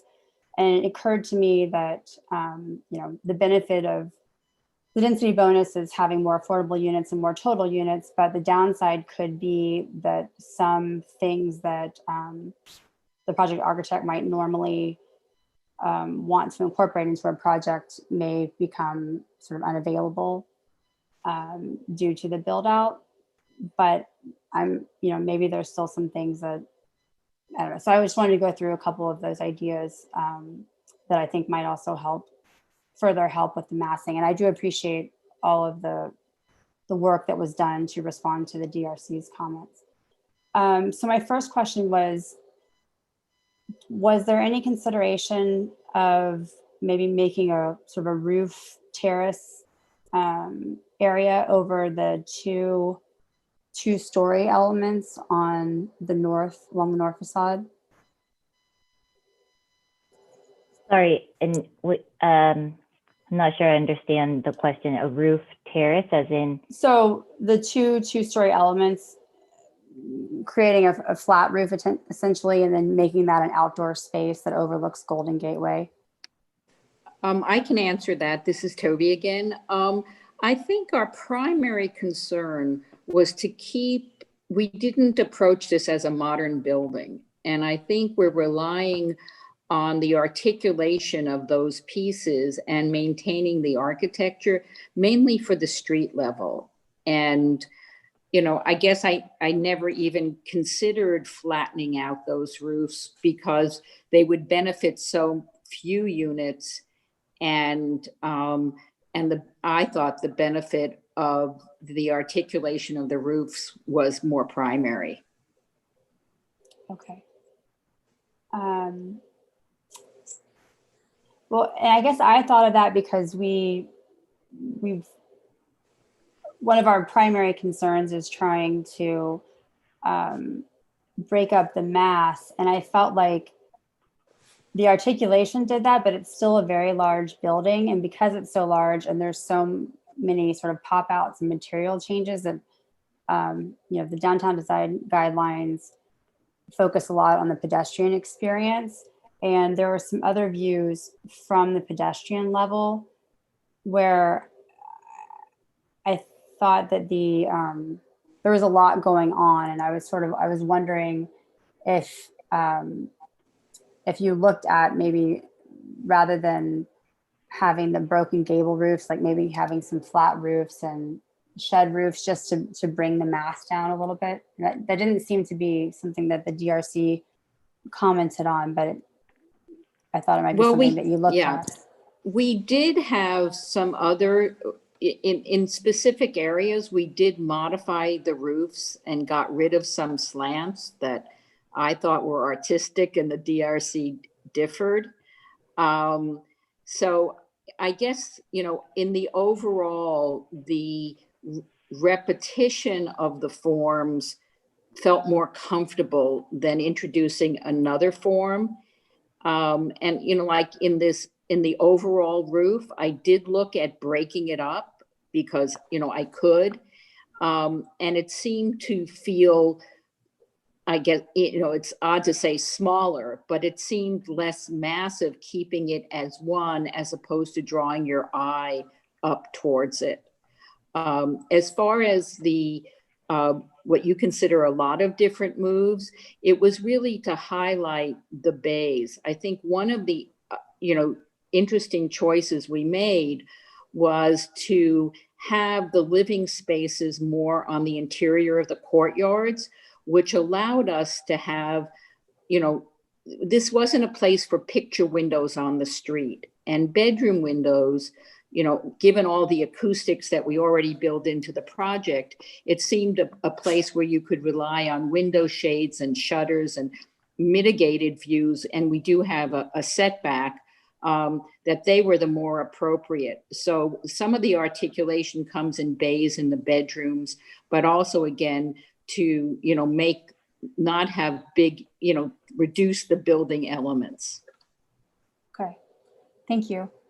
I noticed that the DRC suggested taking cues on materials from the library in addition to the surrounding context. And I was wondering what that comment translated into. Well, that was actually an early comment, and I don't know if that member of the DRC is still on there. So that disappeared after a discussion with the DRC about the nature of civic architecture versus private architecture. And I think in the end, it was decided that, you know, we were, because one of our early color schemes and material boards actually reflected the sign of Lafayette with, you know, the stone and the metal and the wood. And we were really directed against that in order to have deference to the library. I mean, I like nothing more than the architecture of the library, but it seemed not to want to compete with it. This wasn't a civic center and a civic building on the other side. Okay, thank you, that's helpful. And then lastly, well, the color palette of this building is a lot darker than the library.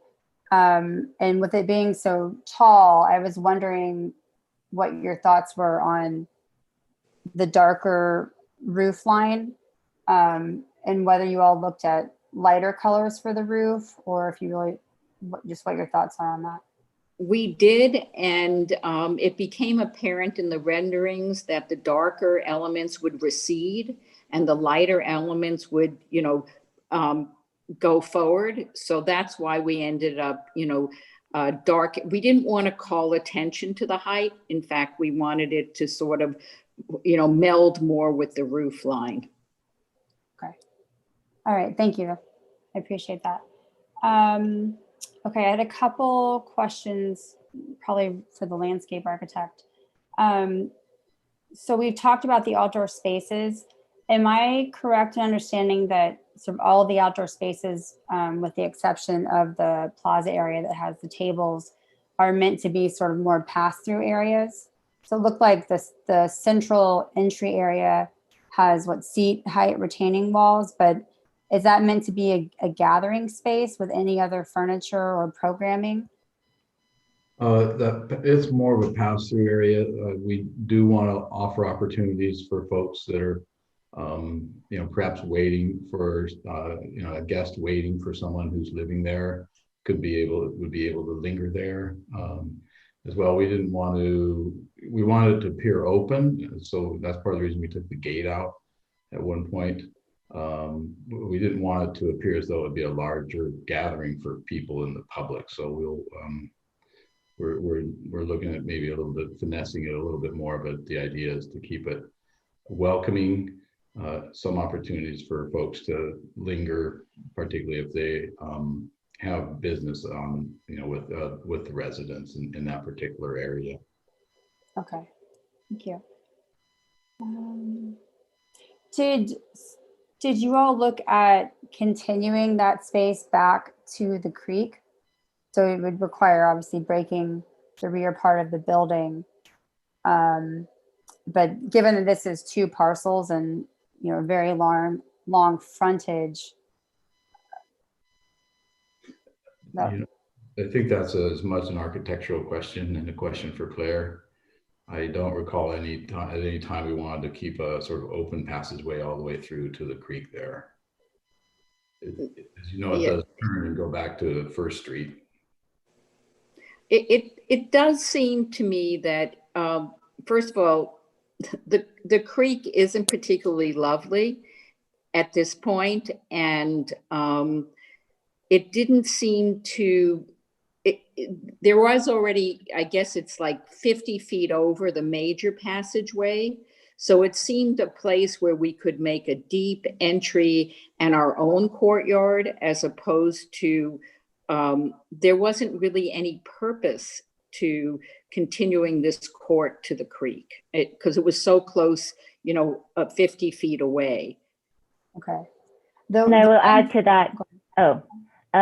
Just one thing I'll piggyback on what Toby just said, which she alluded to, was that, I mean, with the creek, in the current condition that it is in, there's really no there to have a walkway lead to from the front of the building all the way through to the back. I think, as I've shared with the pictures of the existing conditions, it's really not, or in Toby's words, a lovely place as it currently stands. And so we didn't want to design a project entirely around creating a view corridor to the current state of the creek as it is today. I also wanted to say that in general, nobody knows about the condition of the culvert walls. It's clear from the flood district that we cannot add any weight. We cannot, sort of like, our fencing is going to have to be sitting on top. And I think Bruce is thinking of reusing existing poles. So when and if the walkway happens, at that time, the whole nature of the culvert is going to have to be revisited. It's they don't know how much rebar is in it. They don't, there is no like as-built stuff. So it is a big project in and of itself. Well, I guess what I was thinking is that if there is a future revisions coming for the creek, and clearly the Master Creeks Plan intends on continuing to emphasize that as a natural amenity in the downtown, that it would have been nice to have reviews from the library amphitheater through to the creek corridor. Because even if it stays in its current state with the depressed sort of concrete drainage area, you're still planning on vegetating that corridor with native vegetation, which is still something nice to look at. And then the other thing that ties into this is in our objective standards. I was on that subcommittee, and one thing we wanted to do was maintain intermittent views back to the creek. And I think we must not have thought about this scenario where multiple parcels would be developed together. I mean, we did, but we didn't provide for that. But we have a requirement that the side setback of a parcel allows views back to the creek. So I was thinking we should have probably, there were some other items where we talked about mid-block. So the creek setback requirements don't actually apply to our project because it's not native creek area. No, not the creek setback. Oh, okay. I'm talking about the downtown objective standards. And we have standards that are pertaining to creeks and landscaping. And it says the side setback areas that are required by Title VI of the Municipal Code shall allow for views to the creek corridor from the right of way at the lot frontage. But so I don't think remember that where Title VI is referring to the creek setback.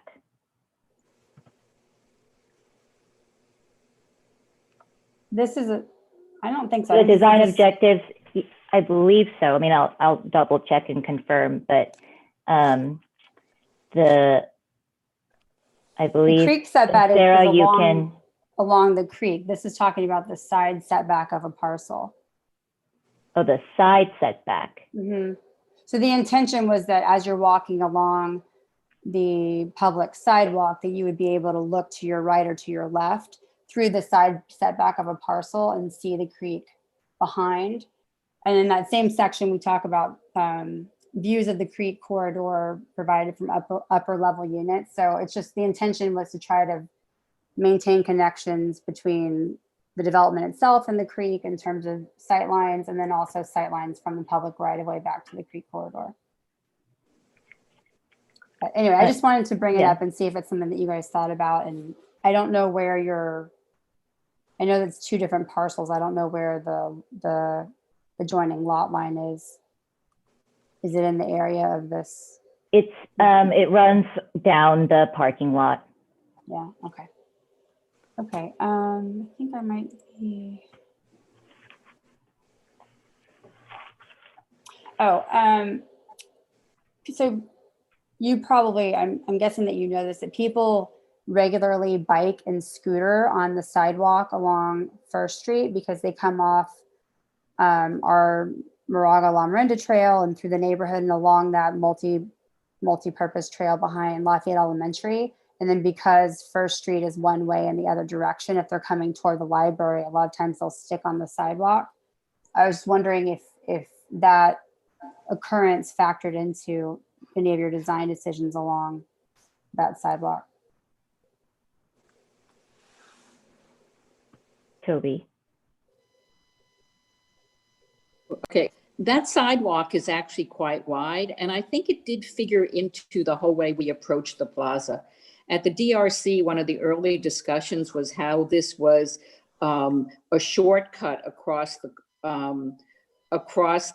parking lot to the library, and that whatever we did in the plaza had to be elementary school oriented, actually.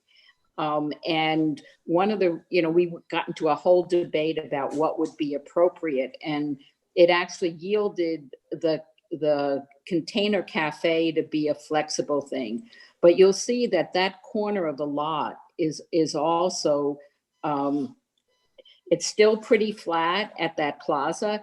That one of the reasons you'll see that our plaza is that long is we actually had to use it to make our ADA level entrance very gradual. But on the other side, it's still all flat because the stairs that you're looking at don't go, account for the grade change. So I don't think we've impeded anything, especially since our townhouses are set back, and it opens up onto a plaza that gets extended, in terms of traffic calming in that direction. And I believe we're also providing some guest bike parking racks along the sidewalk at different points as well. And the entrances to the townhomes are set back so that when they walk Right. out their door, they're not going to get plowed down. They're not going to get mowed down by. Yeah. Yeah. Okay. This is just a little detail. Next to the parklet, on one of the landscape plans, there was a dimension that showed 4 foot 5 inches from, looked like the tree trunk to, I guess, the wall of the planter along the building. It's not showing there, but there was maybe to the left. Oh, I don't know what plan I was looking at. It showed the street trees.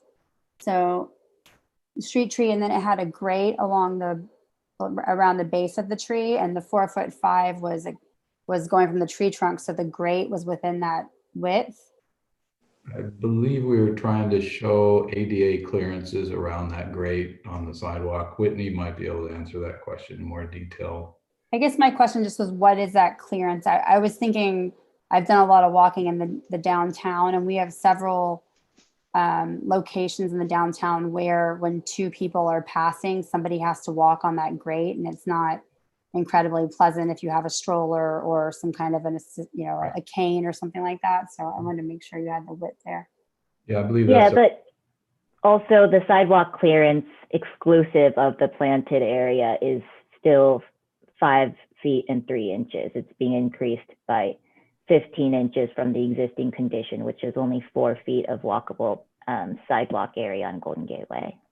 Sure, and I appreciate that. I'm just saying when you're passing the street trees, is there a grate there that's, if you're looking at smooth walkway surface, it's 3 feet? You can use a grading material that's a lot more solid surface so that it's, okay. Yeah. Okay. Oh, and then lastly, and this might come up with some of the other commissioners later, is we know that how many kids flock to the library at different times of day. There's a bunch of middle schoolers. Other times of day, there's a lot of toddlers and then elementary school kids. And so I think this plaza is going to get heavily used. And I was happy to see the sort of usable public art.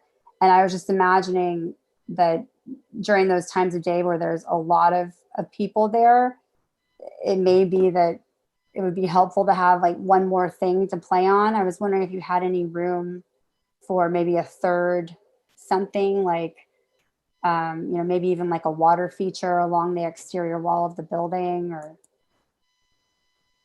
Yeah, we can definitely look at that. I mean, whatever interactive place sculpture / public art piece is going to be done in coordination with the Public Art Committee. And so I think we can definitely look at developing some of those plans further in the plaza area. Okay, thank you. Okay, I think that's all my questions.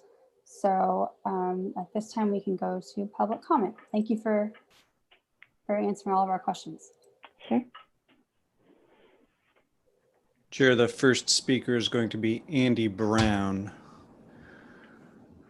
So Andy Brown is coming in as a panelist. Andy Brown, you are part of the panel. Go ahead and unmute yourself. And if you choose to do so, offer share video and provide your comments. Hi. Thank you for your time tonight, Planning Commission. My name's Andy Brown. I live on First Street, a few houses down from this project, and I followed it closely throughout the public process these past few years. And I do have kind of two very different kinds of comments tonight. The first is that I was a huge fan of the original 3-story proposal. And I do feel the need to say that overall, I'm really disappointed that a project that started out with a firm commitment from the developer to the community to stay within the zoning and seek no variances has veered so dramatically off course because of what feels like a technicality in how building height is measured. And I wish that we could go back to that place and talk about that technicality, because the gain of only one additional affordable unit to this new version of the building, as compared to the significant increased scale and variances in the project, is out of balance. If we have no choice but to accept the larger building, I do want to acknowledge the developer has been responsive, accessible, and thoughtful in trying to refine the design to respond to community concerns. I appreciate their communication, and I would just want to reaffirm to the Planning Commission that there needs to be a lot of extra sensitivity towards the back southern side of the building that butts against the single-family homes. To me, that means any effort that can be done to maximize tall, mature landscaping, exterior lighting mounted at low levels, and not having decks on the 3rd and 4th level of this side of the building where privacy is of the greatest concern. I do appreciate how the decks are currently oriented, but I still think they risk adding sound and visual intrusion on the neighboring single-family homes. I also want to add a comment on the creek path brought up tonight in more detail on the proposed easement. If tree removal is indeed needed for that public pathway, that would absolutely devastate the privacy of all in the single-family homes as well as in the apartment building. And I would hope that the commission would not allow a public pathway to kill a sense of privacy within the neighborhood. I certainly think that the aesthetics can be improved upon, but it does seem like a strange place to let people walk, particularly if the trees have to be cut down. And I do want to emphasize that within this framework of a larger building, I do appreciate the responsiveness of the development team to the various concerns that have been raised thus far. And I do appreciate everybody's time tonight. That is all. Thank you. Sarah, could I ask you to take the current speaker and move them back to attendee while I let in Gary Fulcher as the next speaker? Sure, and I'll just note that Chair Sturm, you're muted if you were trying to ask if anyone had questions for the speaker. Sorry. No, I said rather than me asking that every time, if a commissioner has questions for a speaker, just raise your hand. And thank you, Ms. Brown, for your comments. Perfect. Are you ready? Hi, I'm Gary Fulcher. I live at 3474 Moraga Boulevard. I own that little piece of property that juts across the creek. And as you can imagine, I'm not real excited about having a 54 foot building, 34 feet from my backyard. I also want to say that I've been very, very disappointed in the whole planning process because I have received no hearing notices, 0. So I only found out about this project on Wednesday when a neighbor happened to provide me a copy of the notice. I also think that I have found little interest in, if you watch your discussion this evening, you probably spent 80% of your time talking about the front of the building and 15% talking about the back side of the building. So I feel that really a lot of effort has not been put into protecting my privacy.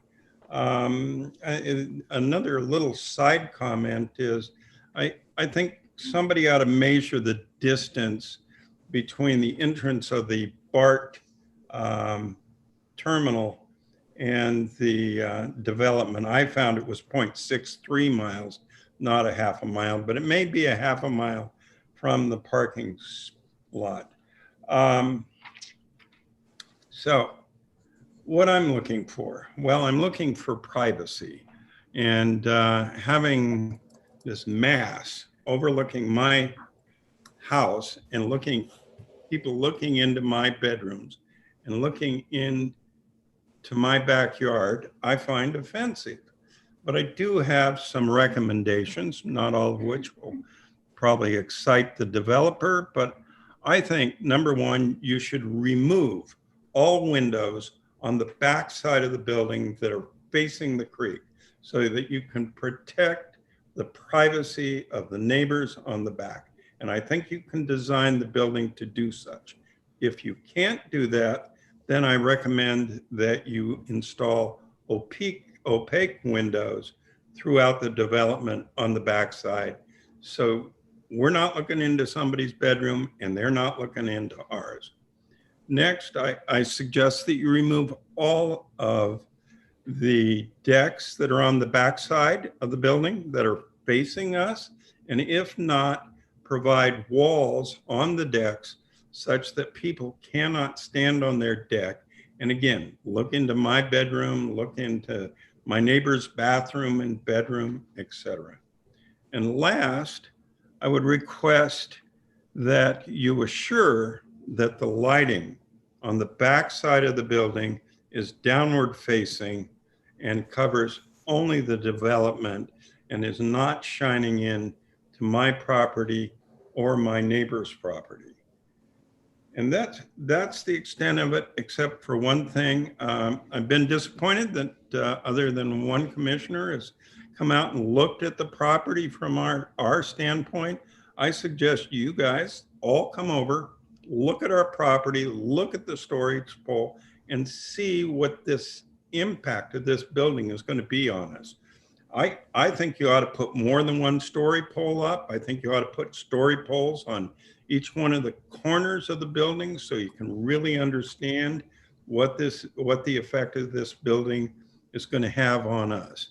So again, I ask you, do something with the windows so people aren't looking into my bedroom. Do something with the decks so people aren't looking into my bedroom and my neighbor's bedroom and my yard. And make sure that the lighting doesn't light up my house or etc. So I think you got the idea. That's it. Thank you, Mr. Fulcher. The next speaker will be David Clark.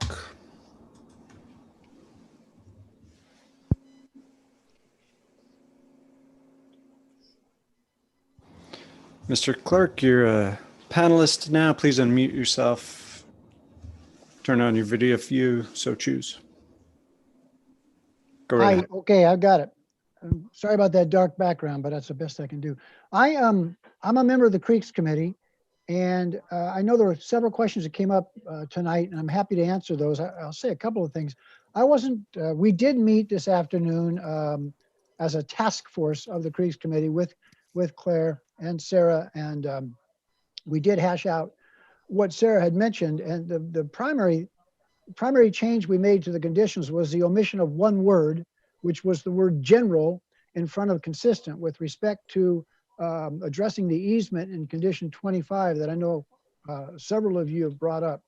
And that's important because what it does is allows us the full width of that easement over the entire course at the back of the property. And as Claire mentioned, it squeezes down to just under 7.5 feet at the eastern end, but it's almost 14 feet at the western end. So I know Commissioner Radanich and Commissioner Mason both had questions about trees and tree removal. And this is very early in the process. It's not our intent to remove trees. We'd like to leave every single tree there. And so the advantage of having the full width of that easement is that we hopefully can fit a trail in between trees, for example. If that tree can meander, then it precludes having to remove trees. So that's one thing.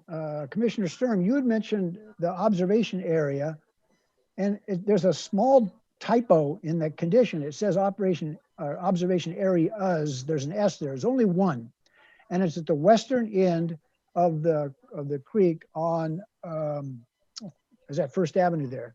And what we were concerned about is, as you may know, there's another project that's going in, colloquially called a rain garden, across First Street, as First and Golden Gate, directly across from this project.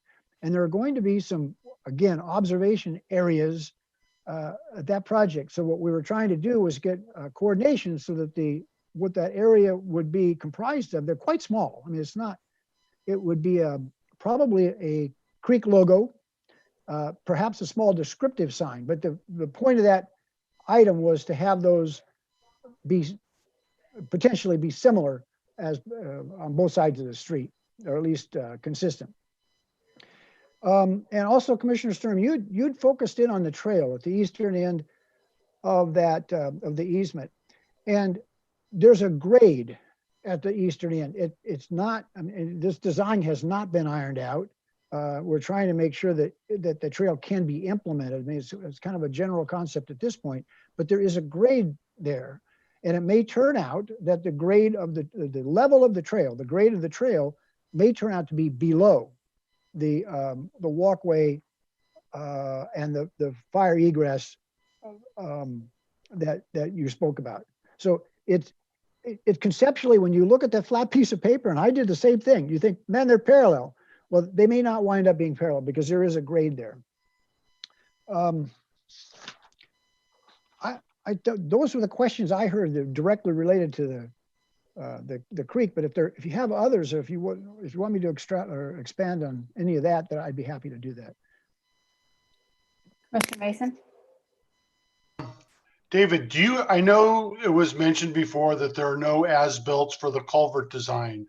Do you have any idea how old it is? Because I'm an engineer myself, so most culverts are at that era are formulaic because it's before computers. And if you know how old it is, you can probably get a good guesstimate of how it was constructed. I know it's outdated. I know it wasn't designed for earthquakes, but you know, if it was 50s, it was one thing. If it was early 60s, it'd probably be a different design. You're talking about the concrete channel itself? Yes, sorry. I only know what I've read in the Downtown Creeks plan, and there are others that can speak to this probably from a more technical point of view. But what I read there was that it had a 50-year useful life when it was built. And I think we're only about 20 years into it. And I think the flood control district is satisfied with the integrity of the channel as of right now. My general impression was that there's 30-year life left on it. But I'd suggest you maybe talk to Matt Lettrup, or even I think Will Elder is on the call. He may know too, or on the Zoom meeting tonight. But I think there's significant life left as far as the flood control district is concerned in the channel. Thank you. There was some talk. There's also some presentation in the Downtown Creeks plan about possibly not changing the channel wall, but making it look more natural. There are with a surface application. So it does, instead of looking at a vertical concrete wall there are some, in fact, I think there's a picture in the Downtown Creeks plan of an application like that. And I also have the impression from what I've seen that the flood control district is amenable to doing things like that, given the fact that they have that there's a 30+ year life left. They may be amenable to making those look more attractive. Commissioner Maggio? Thank you, Chair. Question for David. So David, in your work with this proposed trail, I'm trying to get a feel for what we're going to have in the meantime before a trail happens, if it does.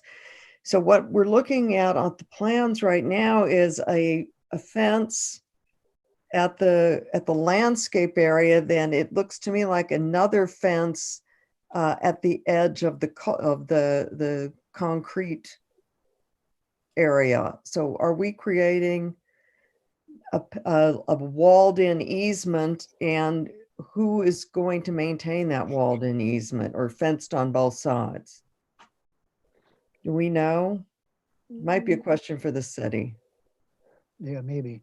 So, go ahead. As of right now, the only fence along this entire stretch here, or I mean, really adjacent to the creek, is the replacement of the cyclone fencing that sits directly atop the concrete channel. And then there is this portion right here where there is going to be a screening fence set at the top of the retaining wall, but otherwise there isn't fencing that's currently part of the proposed plans. So I saw a red line going from your fire easement around the back of the property that looks like a fence. That was to show our 10-foot setback line. It's not a fence. It's not a fence. Okay, thank you. Yes. No, I was concerned about something being walled in on both sides. No, yeah, that was just to, I think you're referring to this. This is just delineating where our 10-foot setback line is on the ground floor. We can't see your screen. Oh,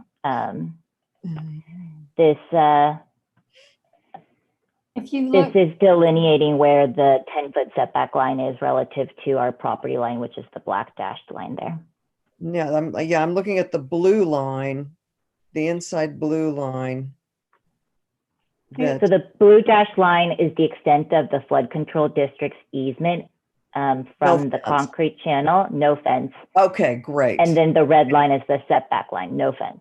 Fantastic. Thank you very much. and Commissioner Maggio, the preliminary landscape plan on L1 is a good plan view. There's also actually a fence plan, which is L5 of our submitted landscape plans also. Okay, then just to finish that, Sarah, who maintains that easement area? So it is on their parcel, so they would maintain it, but again, any kind of structures or anything wouldn't be permitted as per the flood control district. Okay, fantastic. Thank you very much. So I had a question for David. David, thank you for answering our questions. I just wanted to be clear that I understood what you said. The observation area, is that within the easement right as you step off the sidewalk along First Street? I don't see like a pocket that's labeled observation area. Is it just meant to be at some location within the easement? I think that's the right location. And Claire, I don't know if, is there something on one of the drawings that shows that? Because so the observation area isn't necessarily an own carved out landing or an observation deck per se. It's really, the observation area is really indicated by the creek icon that we're going to be setting here. And the educational material, the plaque that David referred to earlier in his comments. But it's not a separate landing or a pad here. That, I mean, we could look into doing that if that's something that felt more appropriate. I mean, right now, the sidewalk width on First Street is about 11 feet and the entire right-of-way is about 20. But Commissioner Sturm, as you mentioned earlier, you know, people ride their bikes on this sidewalk and etc. So I mean, we can discuss further whether something like that would make sense, but as of right now, it's just intended to be integrated into the existing right-of-way as is. What plan is this because I don't, is this Sorry, one of the which- sheets that we have? That was the sheet that you're showing right now? No, this is a presentation slide. It's not okay. yeah. So I can't really read it, but you're pointing to somewhere. So this creek icon is was provided to me by the Creeks Committee. This is the icon that's being manufactured for the Let me see the leader one. rain Okay, garden sorry, I across just the street. couldn't read the note. I see the note in the leader line now that shows the creek icon. Okay, got it.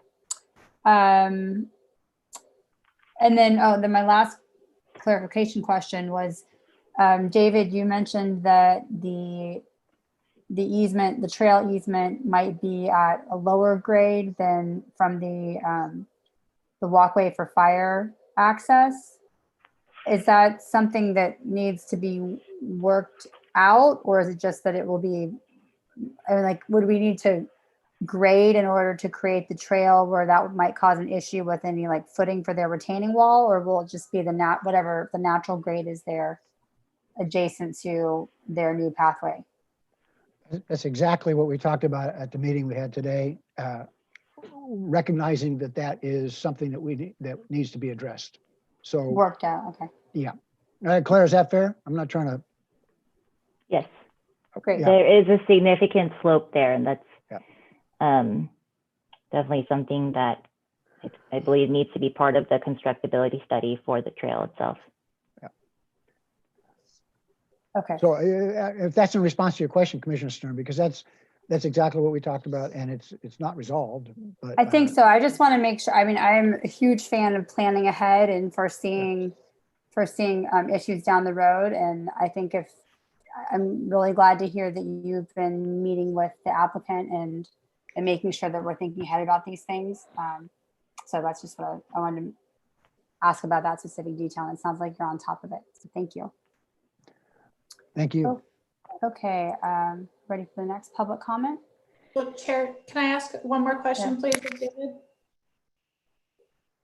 Go ahead. Yes, Commissioner Radovich, go ahead. Okay, David, I have a question. So if a trail were to be constructed along the creek, could, like, for example, would the city or would the Creek group need to have access all the way from First Street to Second Street before construction of a trail could occur?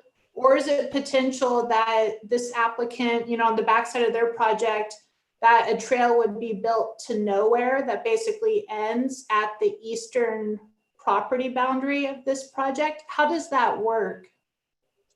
Well, it hasn't. Oops. Am I there? Yeah. We can hear you. We just Your can't see video you. is not, but you are audible. Okay.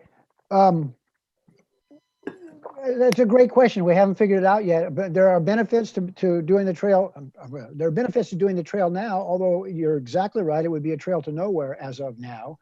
But on the other hand, it may not happen for some period of time until it can go all the way through to Second. So it's not clear. I mean, we haven't resolved that yet. See, what we were trying to talk about today was addressing the implementation of the section of the trail that we have in front of us now. And if that was cost effective to take care of that now, and then move forward, if it was, then to move forward on that basis. But the answer to your question is, it hasn't been resolved yet, but it's certainly, in other words, we're not wedded to waiting until that trail is, we can put it all the way through. I think it's fair because we're talking about possibly building a segment of it sooner than that, if that's helpful. Yeah, thank you.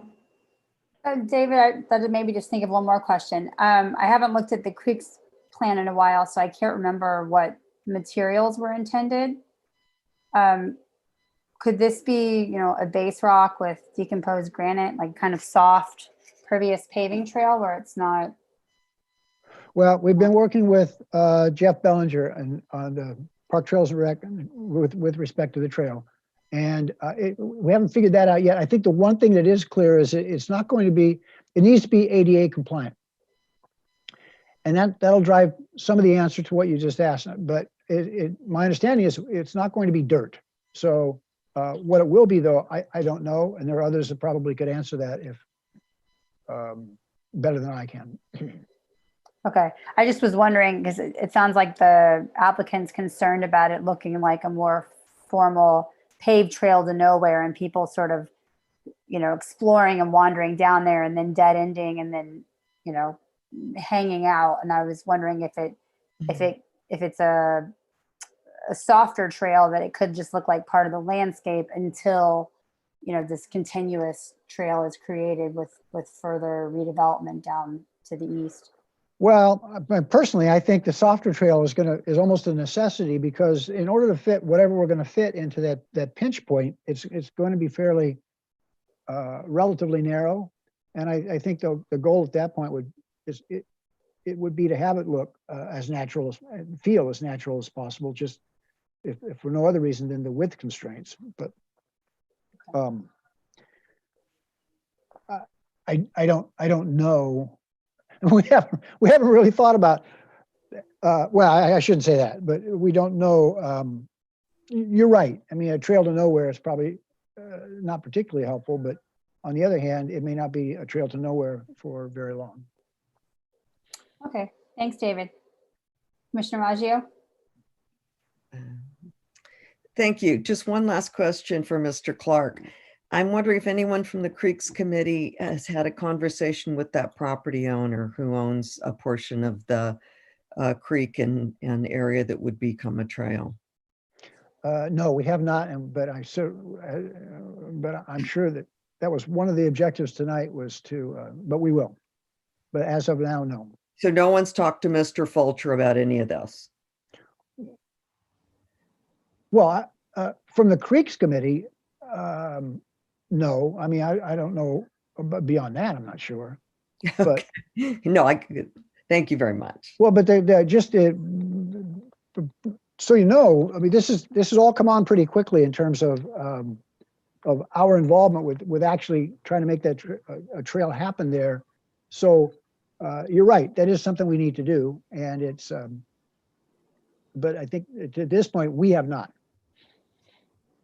The next speaker is Will Elder, also a member of the Creeks Commission.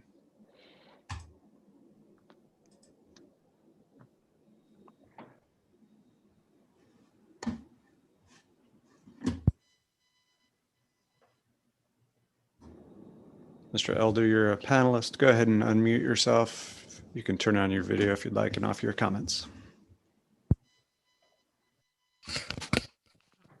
Okay, hello.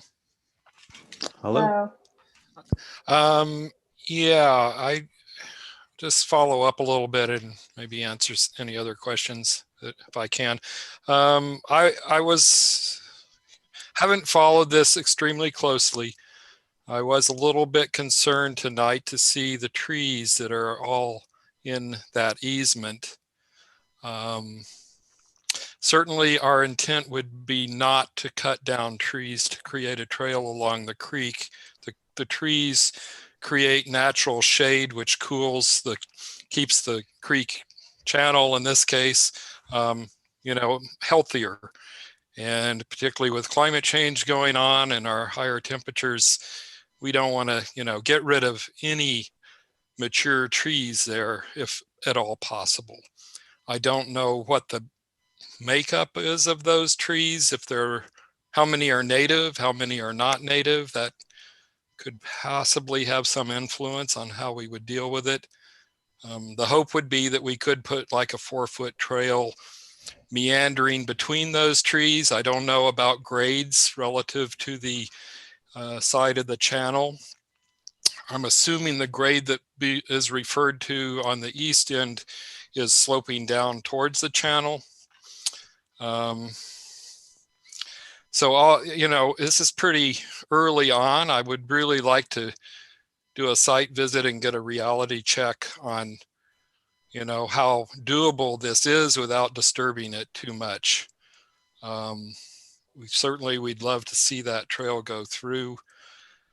Possible idea would be to do some, rather than to put in a full-blown trail to nowhere, at least maybe get the grading done to the point that, we wouldn't have to bring equipment in to do significant grading in those areas where it needs it, and just leave it sort of as an undeveloped potential site to put in. I would probably think it's going to be decomposed granite with some sort of a binder or something in the long run.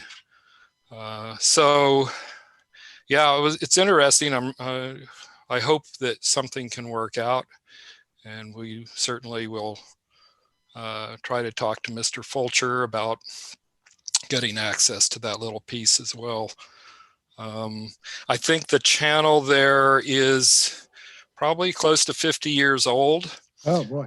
I think they did an analysis of it and determined that it still is in decent shape, like David said. I'd say it has 25, 30 years at least left to it. There is a 50-year plan that the flood control district has promoted without any funding, and to unchannelize portions. That's a really tough area back there to do that because the properties are so close to the edge of the channel. But the idea would be to open that up and create a meandering creek. Some places have developed things like that where there is a underground channel, and the creek during normal flows is on the surface with some ability to meander, and then during high flow conditions you have the capacity to keep it underneath. That's an expensive solution, but it's not unheard of. Well, thank you, Mr. Elder. Yeah. I think Greg just signaled me that your 3 minutes bell rang. But I have a question for you. It looks like Commissioner Mason does as well. Okay. Commissioner Mason, you want to go first? Yes, I was going to ask the previous speaker, but I can ask you as well. Whether it's regarding this in particular, in general, we've heard lots of comments about lighting for the back neighbors. What is the Creek Committee's policy or recommendations for lighting on a creek trail like this? Well, I would say low lighting that's focused downwards and minimal lighting. We don't want any upward shining lights. And I could also speak to that a little bit. So I have actually, Ms. Hunt, after we're done with public comment, you'll have a time for rebuttal when you can address comments that came up that you want to answer. Thank you. Yeah, I don't think the committee has specific recommendations for lighting along the creek at this point, though. Thank you.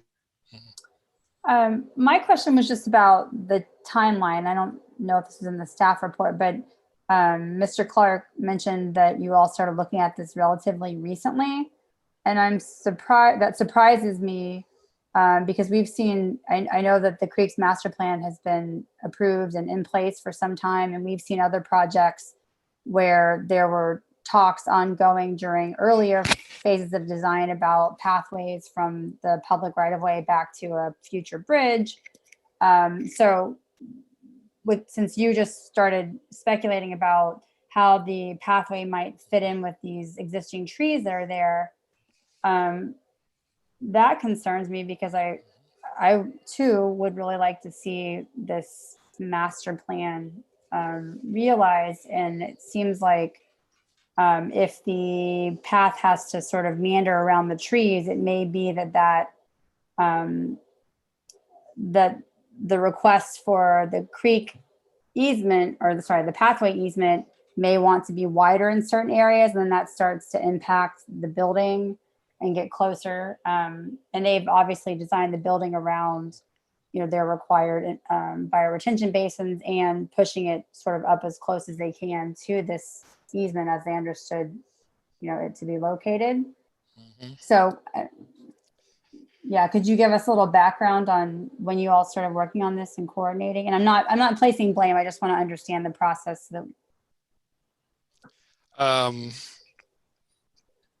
Well, when we first heard of this redevelopment project, is when David and David Clark and Jeff Gilman, I think both met with Claire at some point. Probably, I don't know, what, a year ago or something? So around the time when the project came before the Design Review Commission? Yeah, I think the first meeting. You guys were on board at the beginning. Yeah, Okay. I had not been out to do a site visit, and that probably would be a good thing to do on any of these early on, just to get a check on. But I know you did site visits along the entire creek when you guys were creating the master plan too. So we did, but to the level of how wide does an easement need to be to realistically build a trail along that flood control channel? We didn't get to that granularity as to feasibility, and to get a developer to push their development back further from there. They're not tied to the creek setback, as Claire mentioned, because of the channelization there. So it's a lot to be involved in figuring out how to do that. Okay, well, thank you, Mr. Elder. I appreciate your time. You're welcome. Next speaker is Jeff Bellinger, who is, I believe, a member of the Parks, Trails, and Recreation Commission.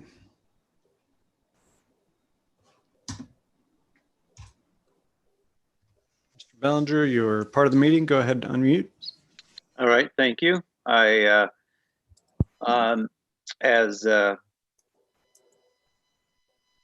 Greg indicated, I'm actually currently the chair of the Parks, Trails, and Recreation Commission, and I was also quite involved in the development of the downtown specific plan, and in particular the proposal to put a library park on that corner, because I think, as somebody had mentioned, there's a heavy traffic from the schools there. It's a pretty heavily used corner, and so the plan, or the concept in the downtown specific plan, was actually a very active park there with a lot of facilities that would support a high level of use.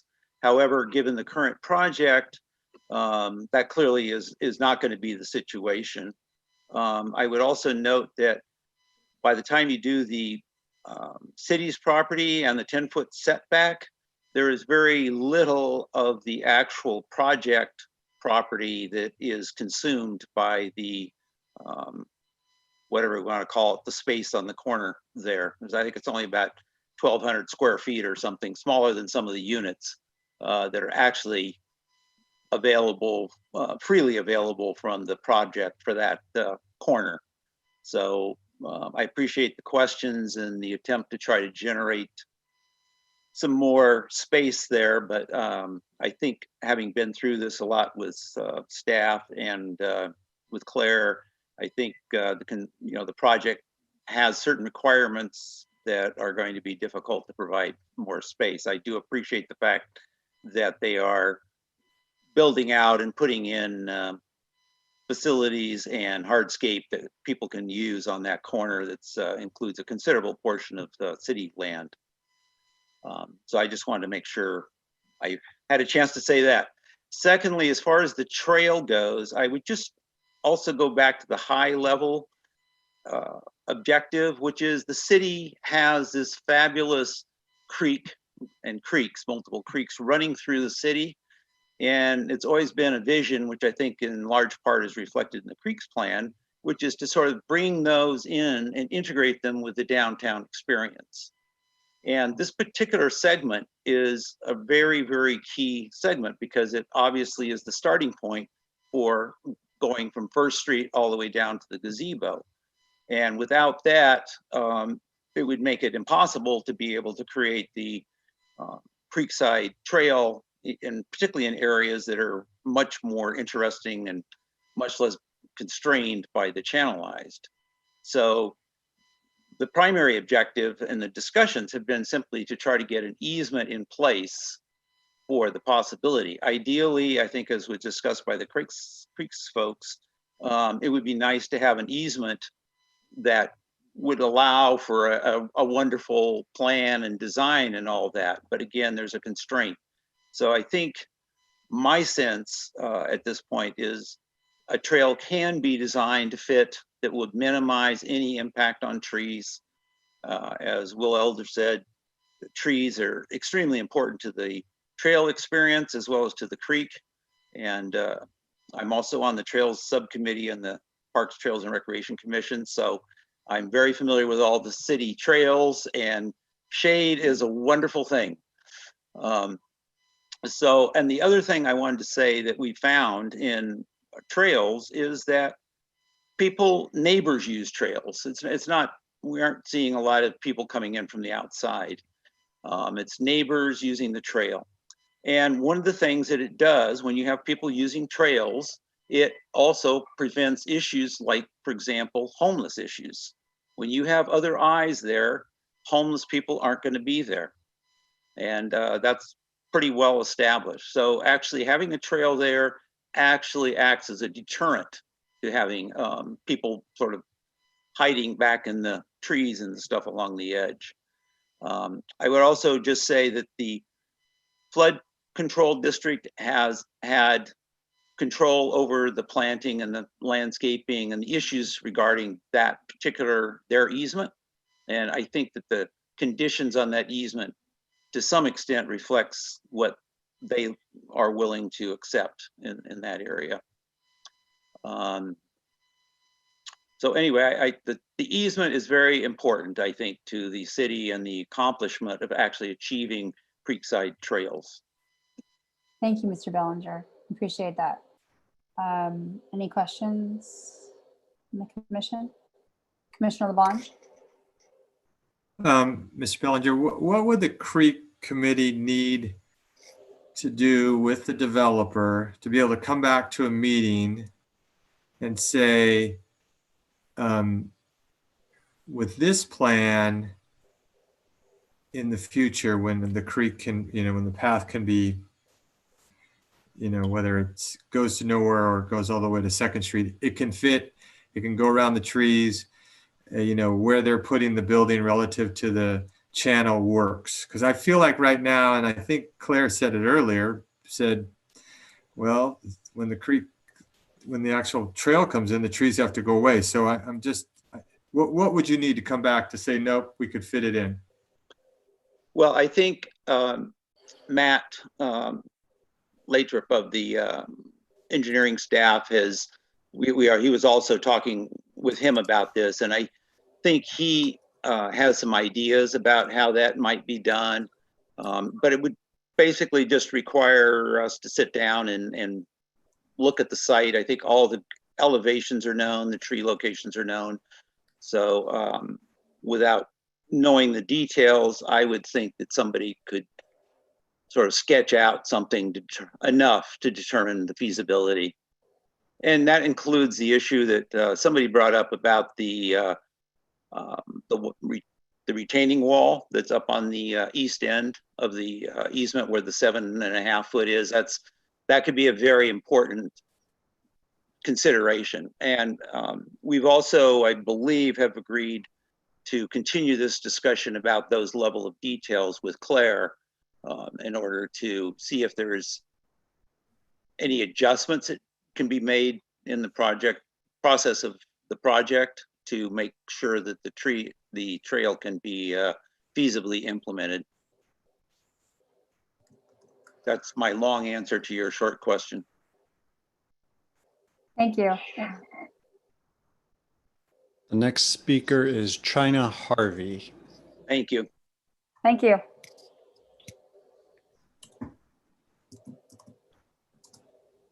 China Harvey, you're part of the meeting. Go ahead and unmute, turn on your video if you'd like, offer your comment. Hey, you guys hear us? We can. Yes. Hey, my name's Matt Harvey. This is my wife, China. We live at 3476 Moraga Boulevard, which is in the backyard of this project, or it's in our backyard, depending on your perspective. We don't have any problem with a 3-story project. I think the prior version, as Andy Brown alluded to, is fine. We have a huge problem with a 4-story, 56-foot project in our backyard. This thing is going to tower over our entire yard, the entire length of our yard, over our house. It's going to look into every single bedroom and bathroom window in our house. That includes the bedroom windows of our 2 young daughters, which I'm not remotely comfortable with. It's a huge invasion of our privacy. It's going to be an abrupt departure. We recognize that we live close to downtown, but the current project, which again, we're fine with it getting a little bigger, right now represents a responsible transition from the very large structures like the library, et cetera, on Mount Diablo, down to our single family home, largely single story neighborhood.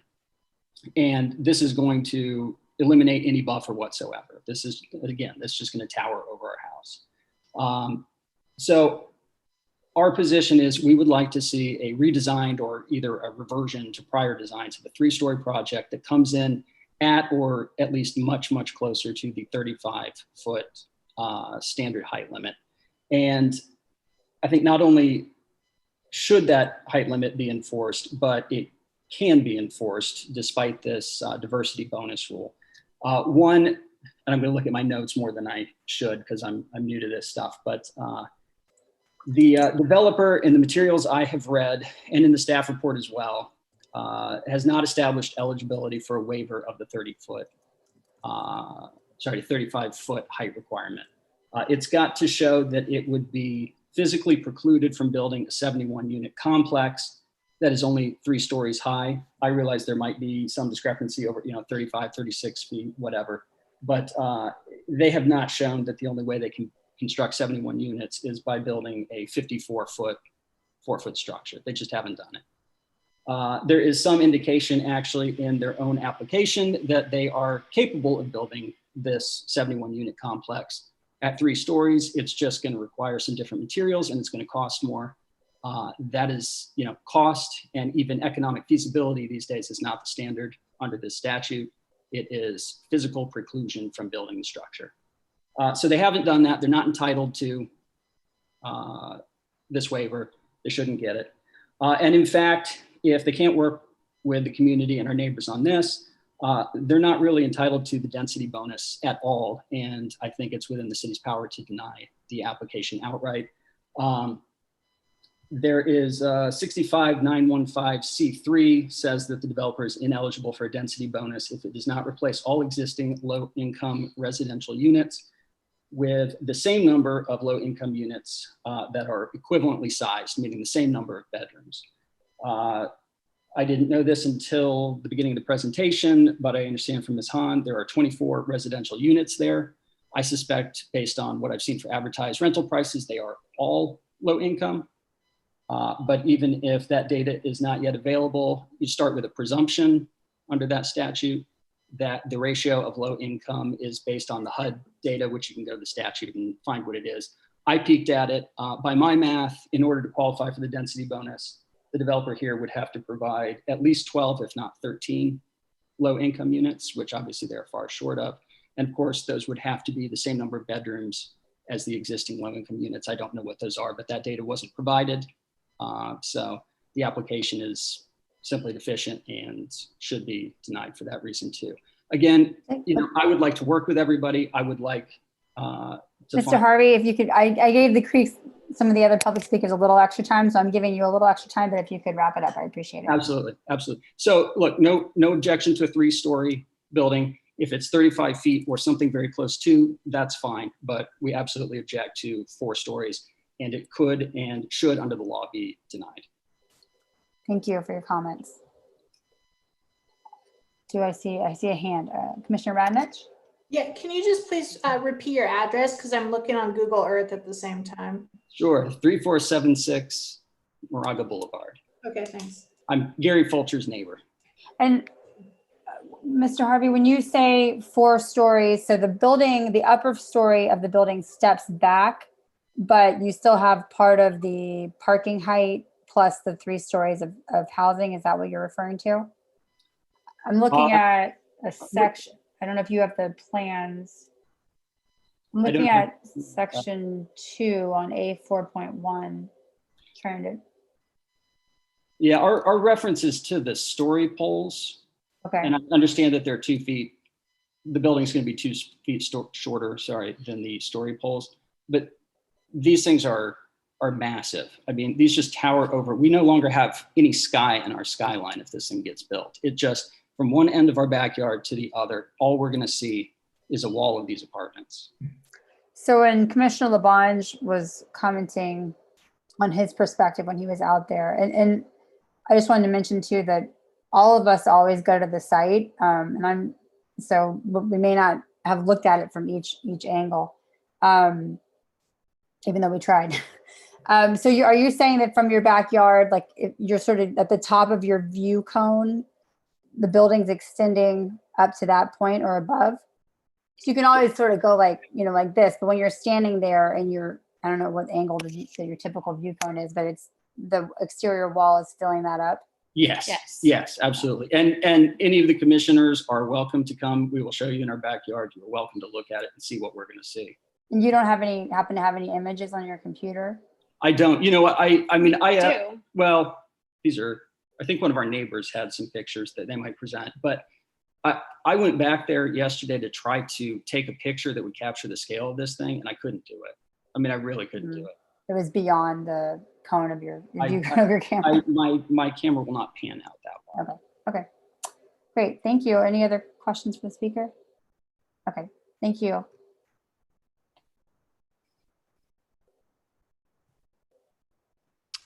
Next speaker is Michael McCullough.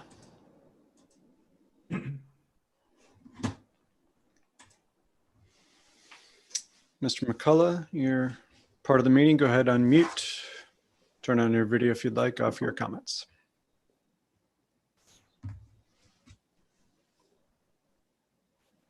Yes, thank you, Mr. Wolf.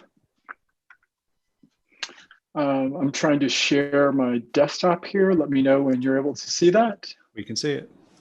Great. So this should give you some perspective. I'm going to yield some of my time because I think Matt did an excellent job of kind of describing the situation. Here's Matt's property here at 3476. Here's Gary's property down here. As he spoke earlier, you can see the 34 feet separation.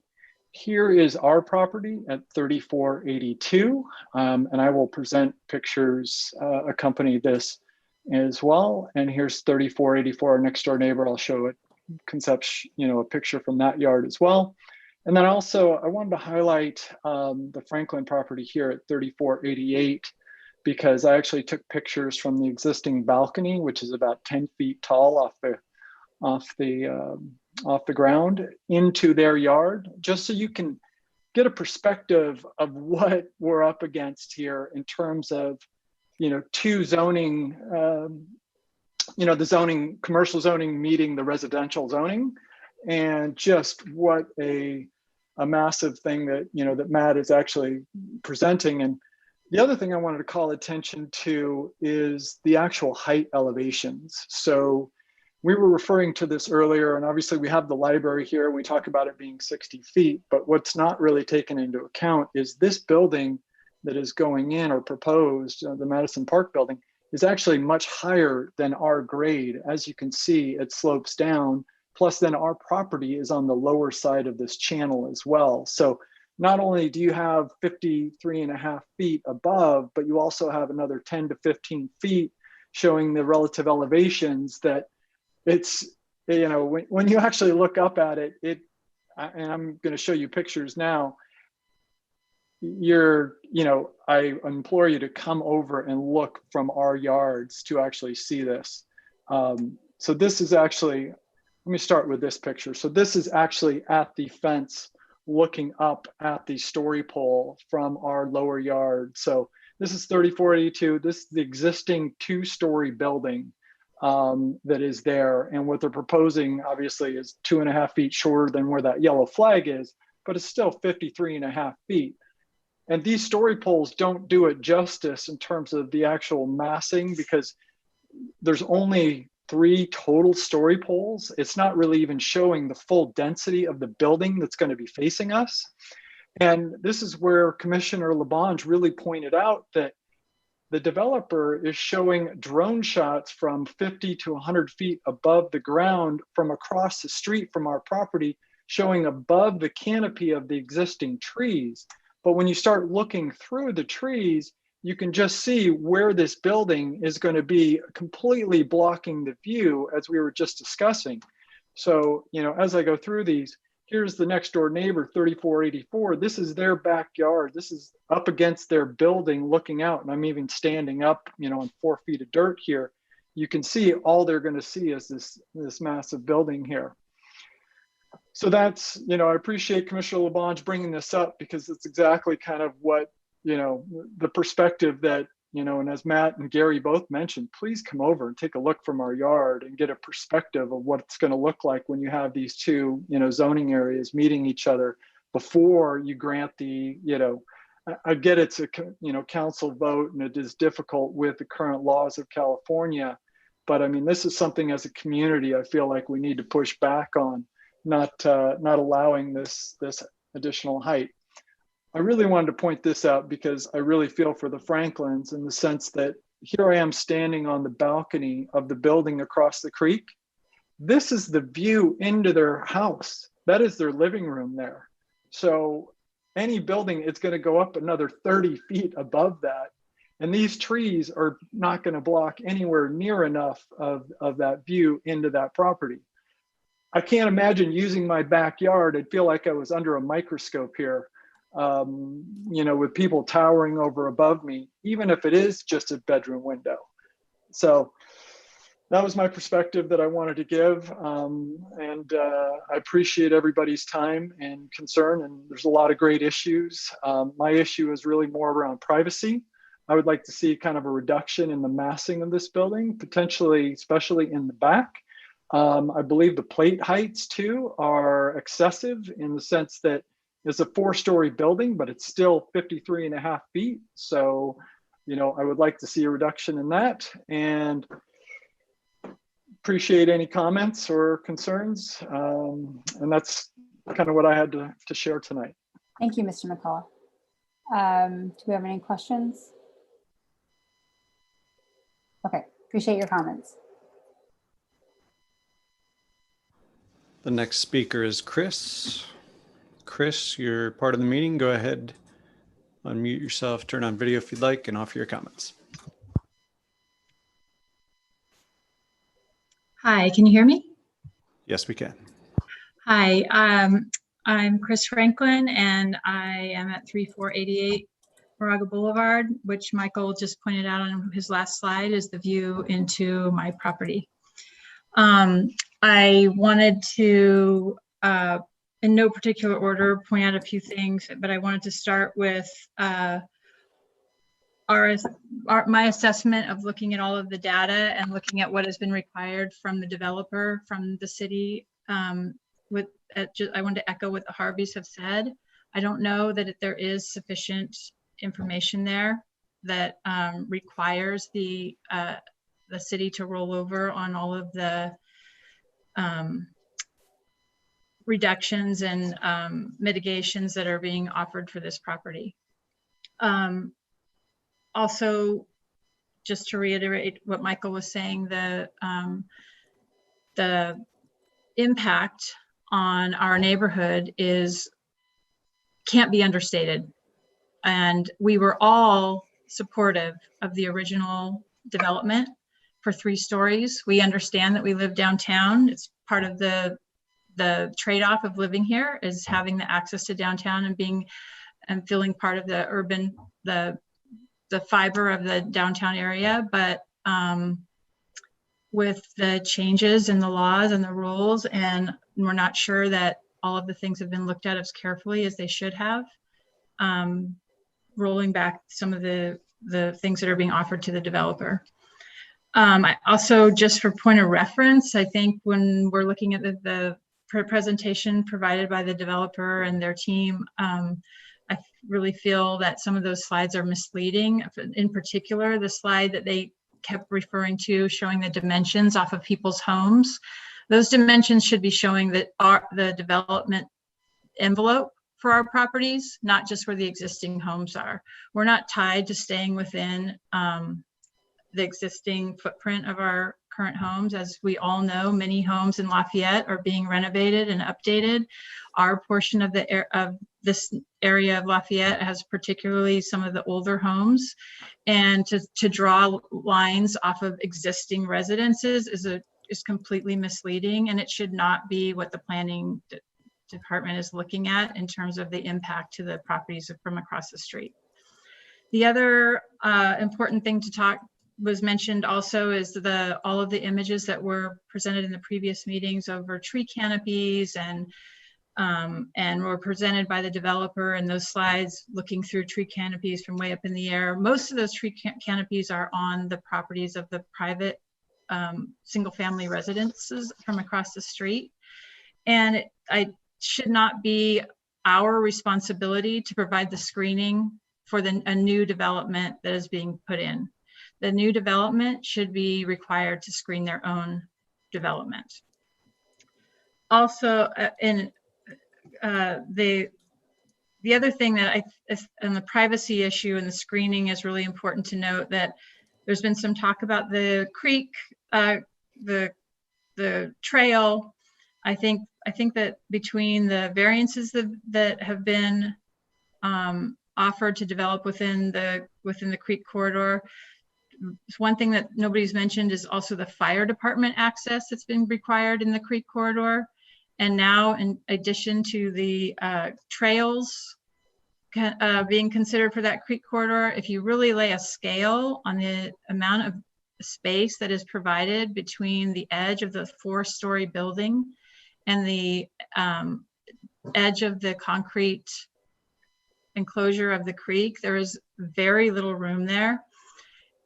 They're to screen anything, and they're showing the redwood trees are clear in the slides that the few redwood trees that they're keeping offer no screening. They're shown graphically to be large radius circles on the plans. They're not. But please come out and take a look and see for yourselves. I think that we all, again, I just want to reiterate everything that Andy Brown and the Harveys and Michael have said, that there's a lot of issues there still left to be uncovered. And for small items, I hope that when this project does go through and can be reconsidered to be in keeping with the original zoning rules, that you guys would consider a Saturday construction hour amendment for the project. Thank you, Ms. Franklin. Any questions? I have one question for you. Do you and I don't know if you can speak for your neighbors on this, but do you have an issue with, do you have any privacy concerns related to a pathway along the creek on the applicant side? Yeah, thank you for that question.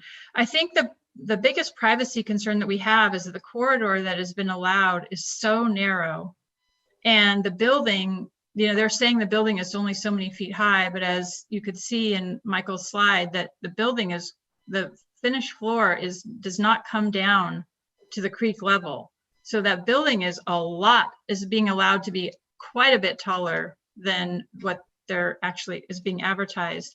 And the corridor is so narrow that the screening that's going to be needed for that size of a building to interface with a single family development area is going to need more than just a couple trees. As shown on the plan, they have 2 small new canopy trees. That's it. And there's some talk of some shrubs. I mean, we're all living in the real world. I mean, you plant a few shrubs, I'm not really sure what that's going to do to help screen this building. So if you start to add in the fire department, the creek, and all of those things, those are areas where not only can you not plant new trees, but you can't plant shrubs either. So that we wouldn't be even mitigating the first floor development of the property, much less the second, third, or fourth floor development of the property. Thank you. I appreciate that point about like plantable area behind the building. I didn't quite catch that before. My question was actually when the developer has been addressing our questions about the desired pathway along the creek, that we've been talking about this easement. I don't know if you've been watching our meeting, but I have a whole meeting. They kept, the applicant has voiced concerns for the privacy of their units, I guess specifically the first floor units, and sort of mirroring the concern, that privacy concern with a privacy concern that your side of the creek may also have with a pathway along the creek. And I'm asking whether, you know, having a nature pathway along there is a privacy concern for you and, as far as you know, for your neighbors. I think as far as I know, with the neighbors, the concern for the nature pathway is not the pathway itself. It's the fact that it's going to take up a lot more room for any privacy planting.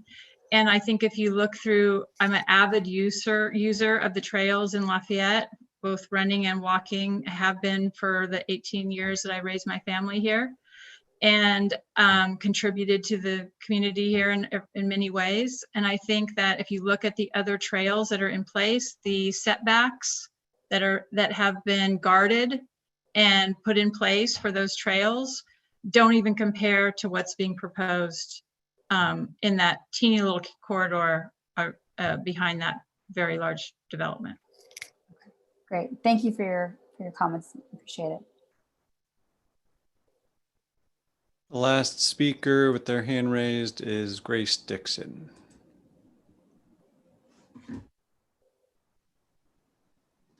Ms. Dixon, you're part of the meeting. Go ahead, unmute yourself, turn on your video if you'd like, offer your comments. Okay. We can hear you. There we go. And how's that? Also, See you. Perfect. All right, so I know it's getting late. Number one, I just wanted to say my sincere appreciation for the professionalism and the civility of the commission and the neighbors. Oh my gosh, I've heard from so many of my neighbors tonight. I don't even know you guys. My house is on all the maps that you guys have been showing. I don't know you, but I'm proud of you. I'm proud of you for saying that we're okay with 3 stories. You know, that speaks to my heart. Because yes, I chose to live downtown because I wanted to be among the hubbub of downtown. What I did not plan on was 3 stories going to 4 stories. I live in a 1-story. I live in 1,436 square feet, a wonderful little, you know, $1 million cottage, as all of our cottages are down here, and I love it. But a couple of things I wanted to say. Number one, I completely agree with Andy Brown, Jeff Bellinger, Gary Fulcher, China Harvey, Michael McCulloch, Chris Franklin. You guys are incredible. I completely agree with what you have to say, Commissioner Stern, on the aspect of a flat garden. I have lived in my home since, remember when Keenan Hines garden was Keenan Hines and it wasn't Merrill Gardens? I lived here then. Do you remember when the library wasn't there? It was the old Vets Hall. I lived here then. So I've seen a lot of change and I've embraced much of it. I didn't entirely love Merrill Gardens because it blocked my view of the hills, but I liked it more when they included the flat garden above it, because when I drive up the hill past, you know, McDonald's and whatever, you know, Kentucky Fried Chicken or whatever it is this month, I see a garden up there. So we are on a slant. So I would say and suggest, as Christina, I think, said, that little flat land as you drive down from Moraga onto where, you know, Great Wall is and the plaza, if you could put a little, some kind of beautiful feast for the eyes, a park, only for the residents, it's fine, but a feast for the eyes. The wide pathway that the kids use back from Lafayette Elementary and Stanley, I would love a fountain to be there, like at Reston Town Center or something to be there. This is in the center of town. So if we're going to go from 2 floors to 3 floors, let's give something back to the residents. I completely agree with the Creeks Committee. We need a creek. I went to and graduated from Cal Poly San Luis Obispo. We made a lovely creek walk out of a channelized creek in downtown San Luis Obispo. It can be done, and it is still beautiful. And you can use the channelized creek as a creek walk. And I know that you have given me the time, and I just want to say that that's it. Thank you so much. Thank you, Grace. And Grace, you're on Monroe Avenue? I am. Okay. I am. But the houses are all so teeny here that the back of my lot is in all of the maps that you've been showing. So Moraga, basically, there's 6 feet between the back of my home and Moraga Boulevard. That's just the way they built them back then in the 30s. You know? So you're the second house down on Monroe? Well, it Is depends the corner upon lot and then you? I mean, I'm the second and a half. It depends upon how you look at things. Okay. I'm either the second or the third. Okay. Okay, thank you. We have no more raised hands. Okay, so I will close public comment at this point, and then we'll bring it back to the applicant. They have 5 minutes for rebuttal if they wish. Okay. 1 second while I pull my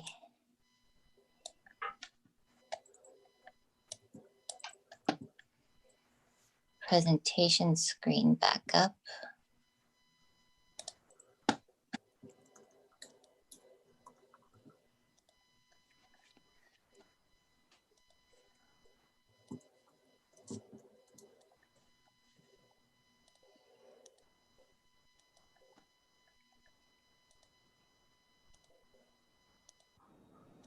We're seeing it. Okay, cool. So I wanted to address a couple of things. I think probably the most common comment that we heard tonight was regarding the homes that are located along, especially the eastern side of the site, adjacent to the single family homes. And this wanted to show this exhibit that we prepared. This is the 3rd floor proposed plan where also the existing building is shown overlaid with the proposed building itself. So as you can see, the current building as it stands today is actually set much closer to the single family homes across the creek, whereas our proposed development we will pull back much further. So this is the 3rd floor. And then if you go up to the 4th floor, you can see also, oh shoot. Oh yes, so the 4th floor too, where you can see now the existing building, I mean the footprint of it, this is much closer to that of the single family homes, but the building on the 4th floor is within the 50-foot setback line, and the line as it is drawn from our proposed building to the existing single family homes. This wasn't taking into consideration any possible add-ons. This is just the existing condition as of today, is much further back than what the existing building is today. So I just wanted to provide some clarification on that issue. Also regarding the question or the comment about the Moraga Boulevard grades being much lower than that of our project site. So yes, there is a grade change where it slopes down to the culvert. But if you see the Moraga Boulevard elevation and our project elevation is coplanar. So the perceived massing of our site is not going to appear larger than the 4 stories that it is, because as it's shown here in this cross section, the street grade elevations are coplanar, not lower than that of our project site. Also, there are ways that a project, even without a state density bonus, could qualify for the additional height. The findings for that have to do with also blocking scenic view corridors. This is a map of the scenic view corridors that are identified in the specific plan. The blue 9-sided polygon that you can see is our project site. And as you can see here on this map, that we're not actually blocking any of the view corridors that have been identified within the specific plan as needing to be protected, or the findings for which can be based on. And then I think lastly, the question regarding the type of lighting that would be used. So this is our site lighting plan that we're proposing. So all of the lighting back here will be illuminated through sconces that are attached to the base of our building wall. And the fixtures that we'll be using are all pointing downwards. They're not pointing directly out. It won't have a floodlight type of effect. They will all be shielded downwards. And so to really minimize any kind of noise pollution impact that it would have on the single family homes across the way. And I believe there were also, Jeff Bellinger mentioned the amount of square footage that we are providing within our own property for the plaza. So within our property alone, we are providing 2,400 square feet of area for the plaza. And also to address Mr. Fulcher's comments regarding some of the recommendations. So unfortunately, we can't remove all of the windows along the backside of the building. Those are bedrooms that require, per building code, emergency egress openings. That's and also light and air ventilation is also a requirement for those units. And I believe those were all of the questions I wrote down to respond to, unless there was something that the commission thought I was missing. Commissioner Labange? Two things. One question I heard that I'd like you to answer was the one about building the number of units in a lower profile. Sure. Whether it was doable. So no, the basis of us asking for the state density bonus project and with the requested concessions and waivers were precisely for that reason, is that the number of units that we are permitted with the state density bonus law, which is 71 units, and with the average unit sizes that we have, can't fit within the confines of a 35-foot 3-story envelope. So I just want to make sure I understand that, because that they're, I'm not trying to be argumentative, but you couch that very carefully. I think you said that 71 units in the size you were proposing couldn't be built in the confines of 35. Sure. I'm happy to get into more of the specific details. So from floors 1 to 3, given all of the restraints that we have, which is the 10-foot setback line, the creek itself, the creek easement, the plaza area that we are dedicating for public use. And so from the 1st and 3rd floors, the buildable area, also after deducting for the landscaping and the C3 required square footages, we get about 97,000 square feet gross for the developable land area. So if you're applying an efficiency factor to that, you get about, somewhere along 77,000 square feet. And then if you are using our average unit size grossed up, our average unit size is about 1,200 square feet, and you gross that up to 1,400, you get roughly 55 units that you can fit into that envelope. What is the gross up, just so is that just for the inefficiencies? I'm trying to understand what that. Yeah, what it's just the load factor for, all the the hallways. common areas, the cold areas, the unconditioned areas. So what I think you're saying is the only way you could do it, you wouldn't be able to do the size you're doing, because would you come out with how many units? I'm sorry, you told me, but Roughly 55. 55. So to get from 71 to 55, your 1,200 is going to have to ratio down to, I don't know, 900, and then load factor up to 1,100, something like that. I'm just guessing at the numbers, but you would have to just ratio that down. If you were reverse engineering the units, sure. But the way that the state density bonus law works is that you take the units, the average unit size that you have in your base project as at face value, and then you try to figure out what you need in order to fit all 71 units with that average unit size. So it actually works the opposite way. So your base unit is what you had before the density bonus. Sorry?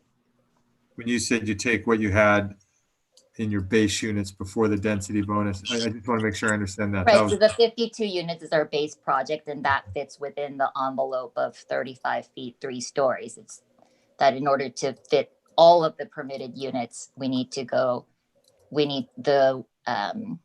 waivers and modifications on the setbacks and the height and stories in order to be able to fit all 71.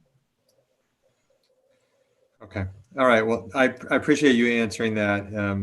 I think the state law overlays, I think, are very, I know they're frustrating because they kind of handcuff what the city specifically was trying to do, but that's a different discussion. So I'm going to move on to my second thing, which was you showed the view corridor map. Could you go back to that real quick?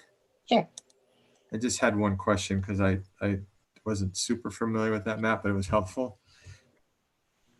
There was I was most concerned with the looking, when you pull it up, I'll just talk. So when you pull it up, you can maybe answer. If you could share, please. Currently, we're seeing the speakers as part of the panel. So if you're trying to show a slide, please go ahead and reshare.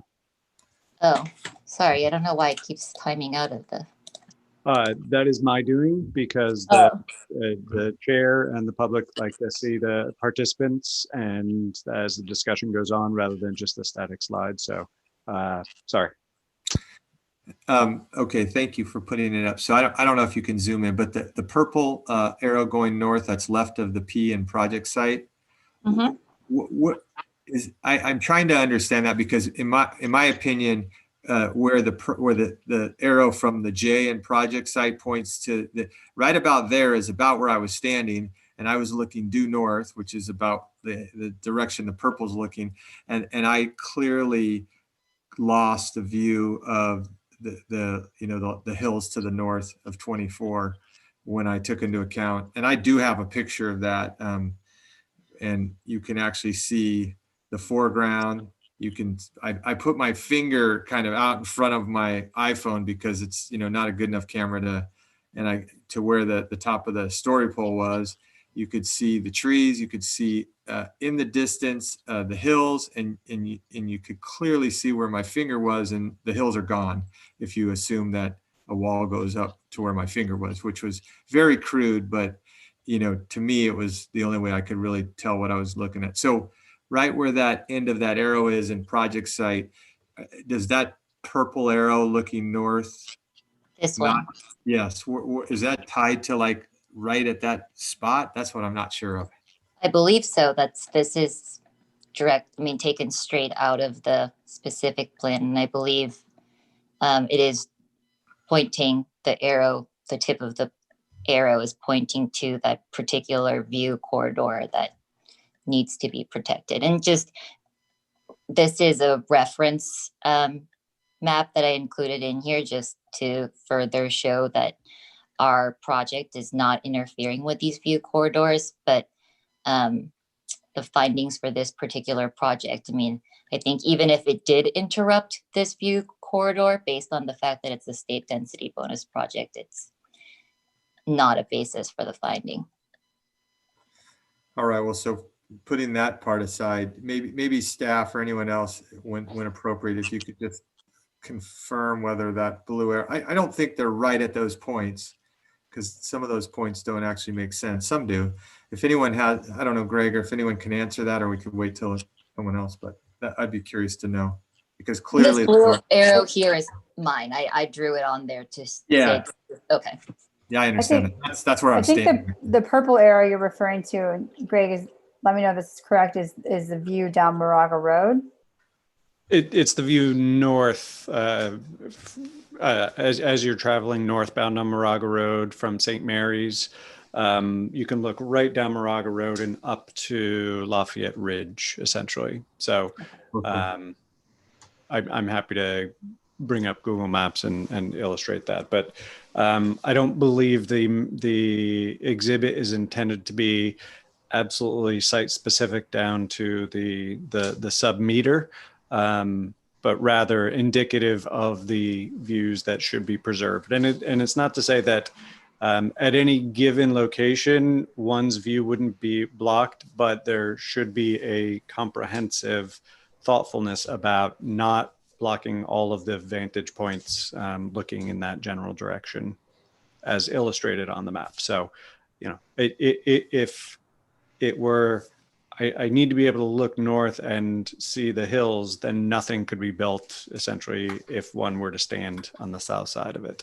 So, but it is indicative of the general views to be preserved. And I'll bring up, I will share now.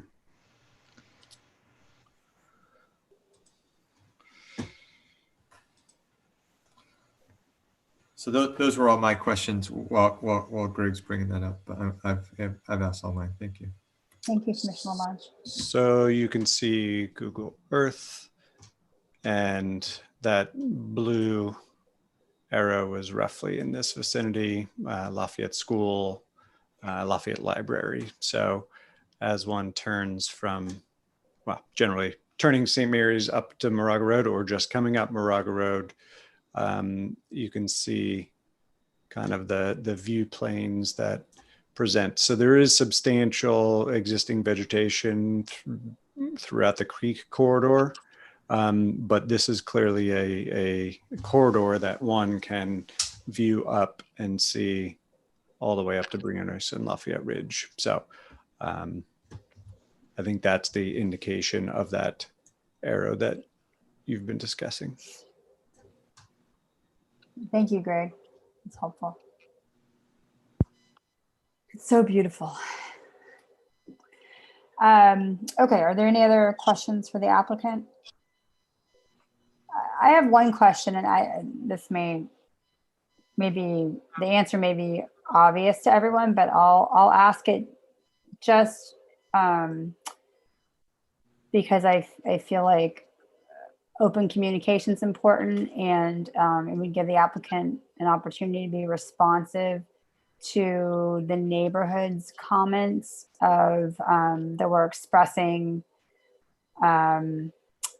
just, I guess they sort of felt like, I'm not trying to think of the right phrase, but it seemed what I think we all heard was that everybody was supportive of the 3-story project, and they were just very surprised by the density bonus project coming back. And I don't know if you have anything that you want to share about the transition that the project went through. It sounds like that happened between the first 2 study sessions and then the first public hearing with the DRC.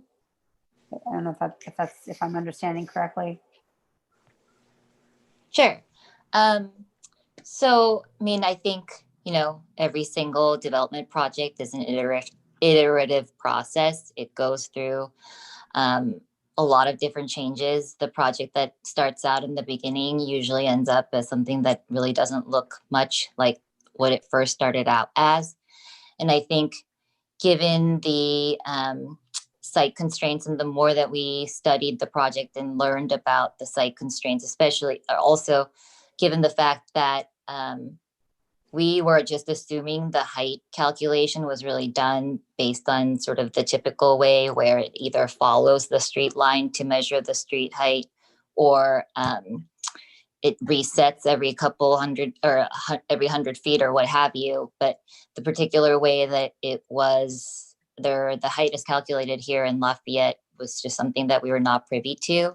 And secondly, also just, you know, me as the project manager of this project, I will say that coming into this process, I really just wasn't that familiar with the state density bonus law and the provisions of what you were or weren't allowed to do. And so, I mean, I think that at the end of the day, the more housing units that we can build, it's for the better, for not just for Lafayette, but just for the Bay Area overall. And I think we jumped at the opportunity to be able to provide additional housing units that really does help to make also the project more economically feasible. And given this numerous site constraints that I articulated over the course of tonight's presentation, I think it's pretty clear that we do have a lot of constraints that most development sites don't have. I think it's just the confluence of the easements, the creek, the 50-foot setback. As I mentioned, the general plan itself identifies that the 50-foot setback on a third story, I mean, I feel like it was written for me. It was an irregular site in a downtown C1 zoning is restrictive to creating housing, and basically the third floor becomes really undevelopable. So I think that given the host of reasons and those site constraints that we learned more about over the course of the project, we really, you know, we felt like our hand was forced to try to at least turn to the state density bonus law to help us and incentivize and really kind of aid the production of the housing units that I think we can all agree we really need. Thank you. I appreciate that. I appreciate your communication. Okay. I don't see any other hands raised. So at this time, we will bring it back to the commission for our deliberation.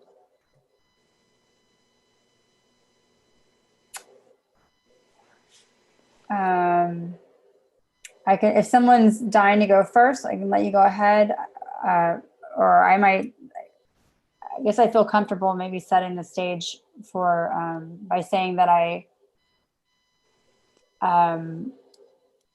well, I definitely want, you know, the DRC has seen this project twice. We've now held a very thorough hearing, and I definitely never want to hold projects up or have another meeting just because we can.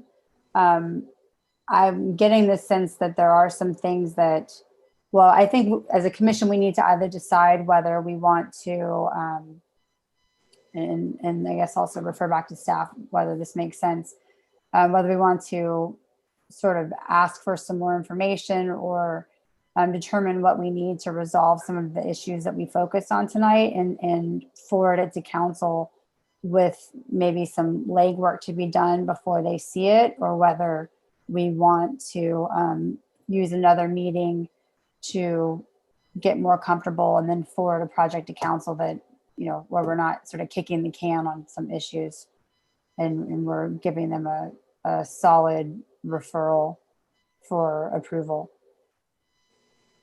or a solid referral.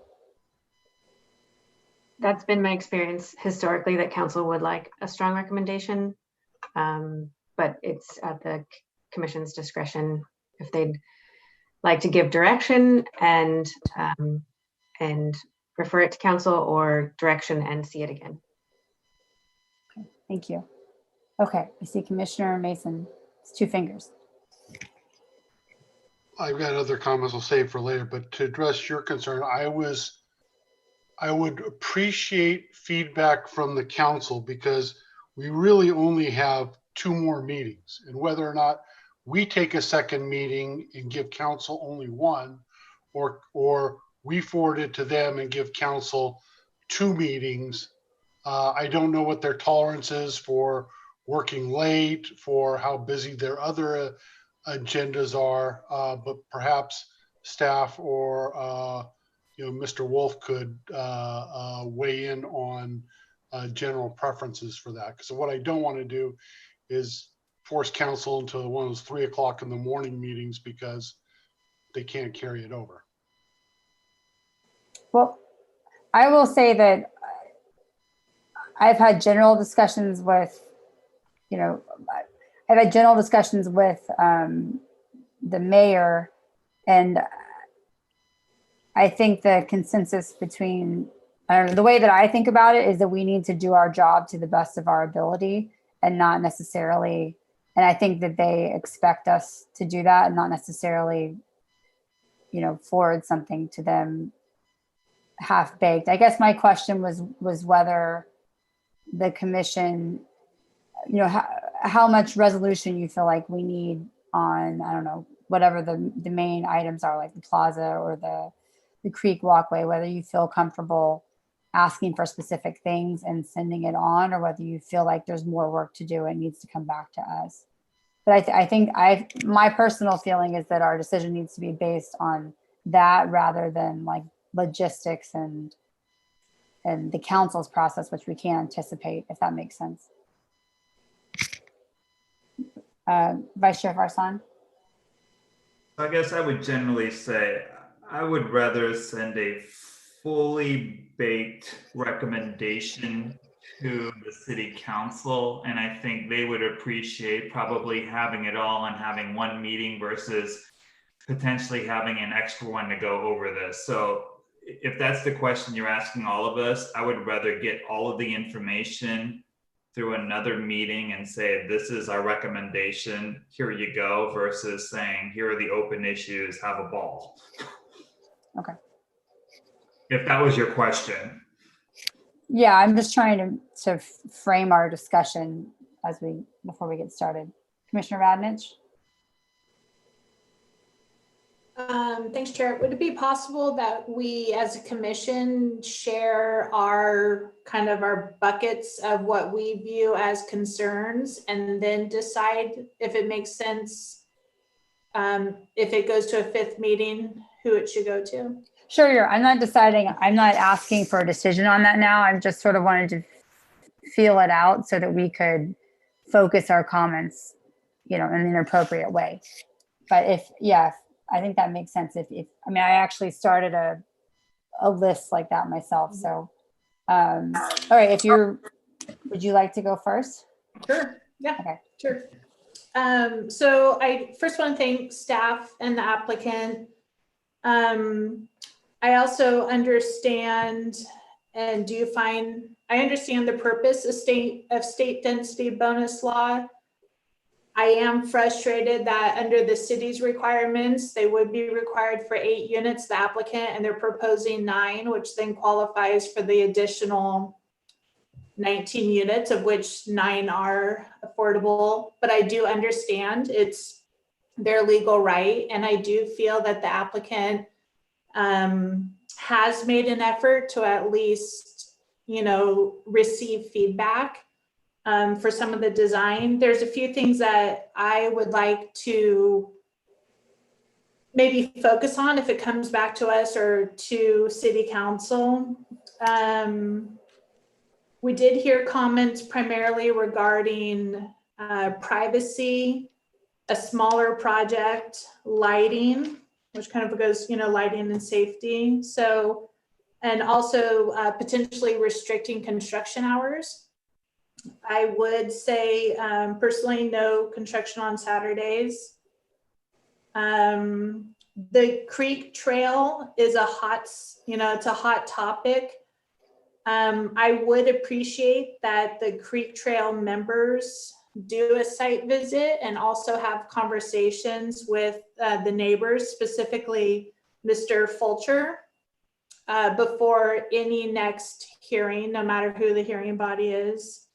I don't know if this is possible or not. This is for city staff. Is there any way that a condition of approval could potentially be added, that no existing mature trees, be removed if a trail was to be constructed down the road. I don't know if that's, reasonable COA or not.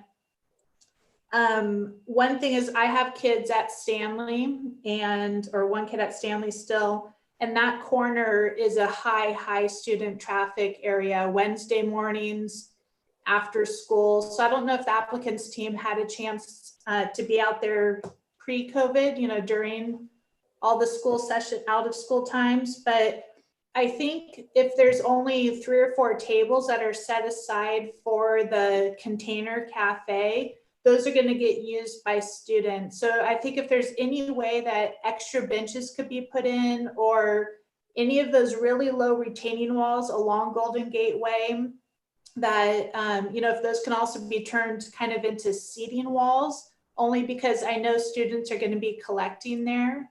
And if I was a resident, I wouldn't really want a bunch of teenagers hanging out right outside my window in the planters. I'm not crazy about the colors, but I don't think that's necessarily a planning commission item. One thing I'm also concerned about is the library parking across the street, that surface lot. Greg, I guess this is a question for you. Is that parking designated like shared public parking after hours for the library? Do you know?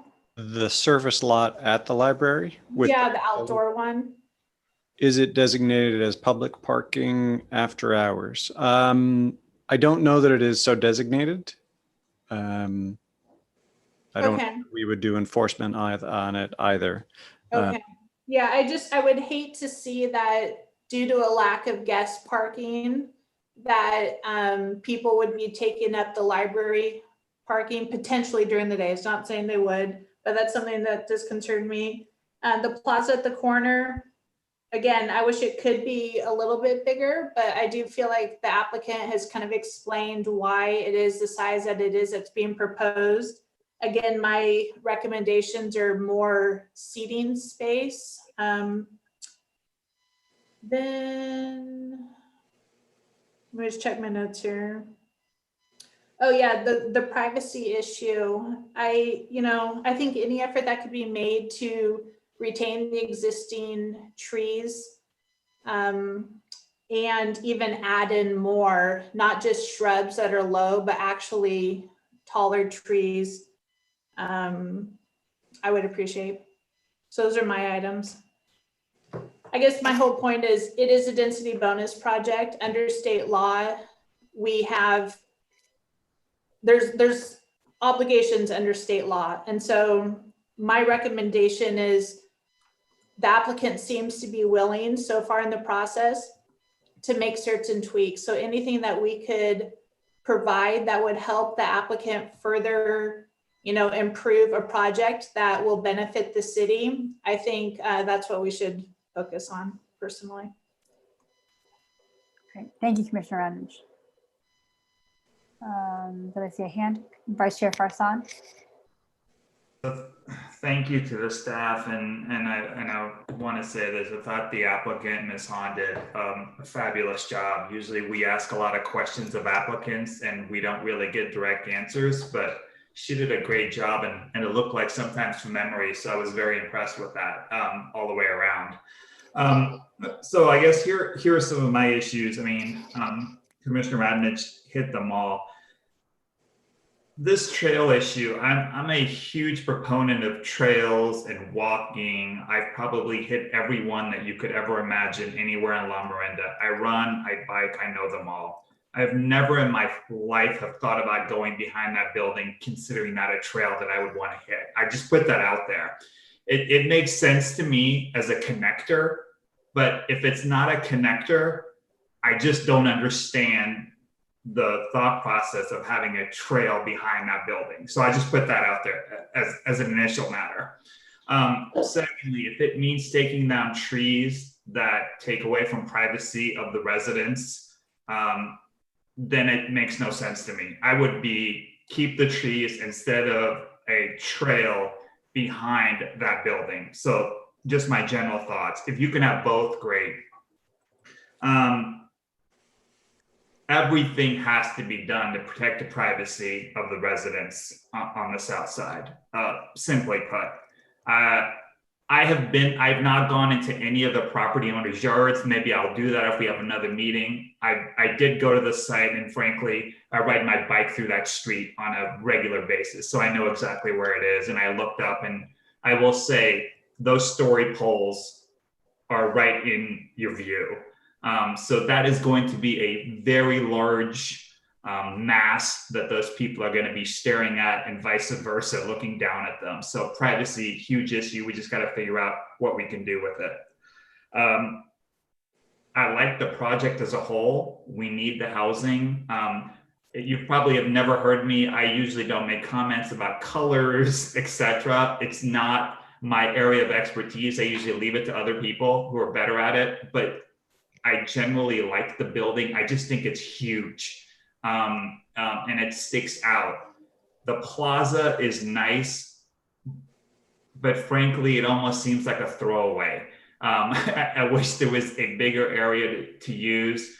As Commissioner Radnich said, from about 2:45 to 3:30 pre-COVID, there are hundreds of students that congregate on that corner to get picked up, to hang out, or wait to do something. So that's going to be completely taken over. And I can't imagine living in one of those townhouses with those kids hanging out there. So it's something else to keep in mind. Let's see what else that hasn't been hit yet. I also want to get a sense, I took some of the numbers and I'm doing the calculations on the 1,200 square feet and giving it some additional throwaway square feet up to 1,400 that Ms. Hahn gave to Commissioner Lamonge. I'm just trying to run the numbers, and that's the one thing I would like some more time on, to see if the numbers can fit where you can have a 3-story instead of the 4-story. And again, I'm not talking about going against the density bonus. I'm just wondering if there is a way to do it with the numbers to make it fit. I know at this point, it seems like they can't. But again, that's something else I would like to look at. I think that's the last bit different than what Commissioner Radnich has already put out there. So I'll be quiet, and I appreciate everybody's time on that. Thank you, Vice Chair Farsan. Can I just, Commissioner Majid, can I just interject to ask staff? Is there anything else that the city can do to look at the density bonus logic in more depth? We can certainly provide more background and information, but I definitely know and can tell you right now that it's about the project that they're proposing. It's not a project, it's what they're proposing specifically and whether or not that would be physically precluded from being built. So there's very little the city can do to compel the developer to provide X, Y, or Z analysis. And even if it were provided, again, it goes to Ms. Allen's point that it is the project they're proposing, not a hypothetical that they're not proposing. But we could certainly ask for information, and if they are willing to compile it, prepare it, and share it, there's nothing that would prohibit you from discussing it. But again, it wouldn't give you necessarily the basis for requiring the project to go from 4 stories to 3 stories, just because in a hypothetical, it could be done.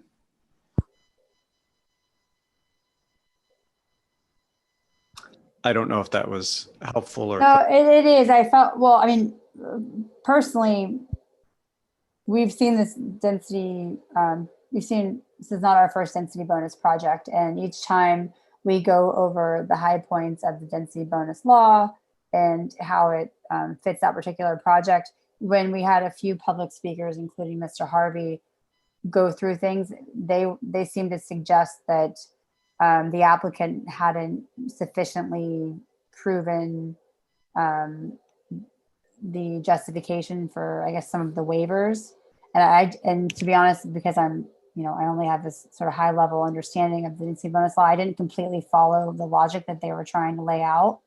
So I don't know if other commissioners did, or if staff has any reply. I mean, I know that staff is very thorough in all of these projects, and we have our own city attorney and they have their attorney. So I feel confident, but I personally can't formulate my own response to what we heard in public comment. So Greg, could you, or Vice Chair Farsan? I read Mr. Harvey's comments. I heard Mr. Harvey's comments. I understand that he feels the burden of proof that they have not met that. We have, this is not our first time looking at a density bonus project. We have discussed it with the city attorney's office. There is not only the statute, but there is case law. And were we able to compel more, we would do so. Thank you. Vice Chair Farsan. I just want to be clear. I'm not asking, I know we can ask for financial analysis. I'm not talking about that. For me, I was mostly using the numbers that Ms. Hahn gave as a response to try to do the calculations, is what I was talking about. I completely understand we're not allowed to ask for proof that financially that's the way it works. It's not required under the density bonus law, but to me, I'm still trying to make the numbers work out. And by the way, Sarah, thank you for sending me the email for my question earlier, and I appreciate that. One question I still have is, I know we have the 15% rule for affordable housing on new projects, right? Where is the 15% that I'm getting here for affordable units here? Is it off the 71? Is it off the 52? 52. One of them hit 15%. So it's the 52 for the city's inclusionary requirement of 15%. And of that 15%, that's where the 9 and the breakdown is. The low and very low breakdown. So the 6 and 3. The 6 and 3, yes. Mm-hmm. Yeah, and look, I'll say it again. I want more affordable housing, not less. So that's why I was trying to get to a higher number if we can. And I'm trying to make that work out. So that's a different issue than what I was referring to about running the calculations based on the 1,200 square feet with the extra safety of the extra 200 square feet that Ms. Hahn said, to try to come up with the available square footage and divide it out, et cetera, to see if it fits into a 3-story envelope or it has to be on a 4-story envelope. That's what I was referring to. I just want to make sure that people aren't confusing that with me asking for a financial analysis, which we can't ask for. And just for the benefit of the public, the email clarified Mr. Commissioner Vice Chair Farzan's question early on, which we did discuss, which was what percentage of what affordability level is kicking it into the density bonus and allowing for the concessions and waivers, and that is the 11%, very low. So that simply was reiterating that comment. Thank you. Answer on the record. Thank you, Greg. Thank you. Sarah. Okay, I saw Commissioner Maggio's hand raised. Yes, thanks, Chair Storm. I thank you, Commissioner Radnich and Farzan, for your excellent comments and thoughts. I'm not going to repeat those, but let me tell you, I'm just really troubled with the back side of the building. And it's the design. We did, in fact, spend a lot of time looking at the front side of the building, and I was very concerned about the plaza area. But as the neighbors pointed out, the back side of the building is what remains a problem for me. And I know we have California housing law, but what this particular project does that past projects haven't is it significantly changes this particular neighborhood. I think it's going to diminish the value and certainly diminish the privacy in a way that other projects in the past have not. And I think this is a very important neighborhood. It's older, it's smaller in scale, but aside from that, it's got the highest square foot value of any neighborhood in town. And this stands to really change a whole character of a neighborhood, because this is not just a building you're going to see from the backyards of this one street, but you're going to see it on Monroe, and it's just going to trickle into this neighborhood and have a significant impact. So for that, I'm really, really concerned about this particular project. And I don't feel it's a NIMBY issue for me, because I'm certainly for housing, and I think this is the right place for housing, and I'm definitely for affordable housing. But this backside, the height and the design and the balconies would forever change this neighborhood. And we need to find a way to remedy this situation. Thank you, Commissioner Maggio. Commissioner Mason? Yeah, I just have a few comments, most of them to address issues that some of the speakers raised. One is most, if not all of us, visit the sites. Speaking only for myself, but probably for others, I know that in the current climate, I'm a little leery to knock on doors of strangers, people that don't know I'm coming. And also, I will not intrude too far onto somebody's private property. So that may be why some of you have not heard from us. Also, like Ms. Dixon, I've lived in Lafayette a long time. I've been here since '65. I've seen my elementary, middle school, and high school closed down. And just because the state issues guidelines and we are required to enforce them doesn't necessarily mean that we agree with them or like them, but they are our marching orders. Somebody raised the issue about why we dimension to buildings, not the edge of their building envelope or where they could build to. And my guess is we just do that for consistency across the board. Speaking to one of the issues I think Mr. Lavange raised, one of the things that I'm actually enjoy seeing in this project compared to other similar projects is a higher emphasis on 3-bedroom apartment units.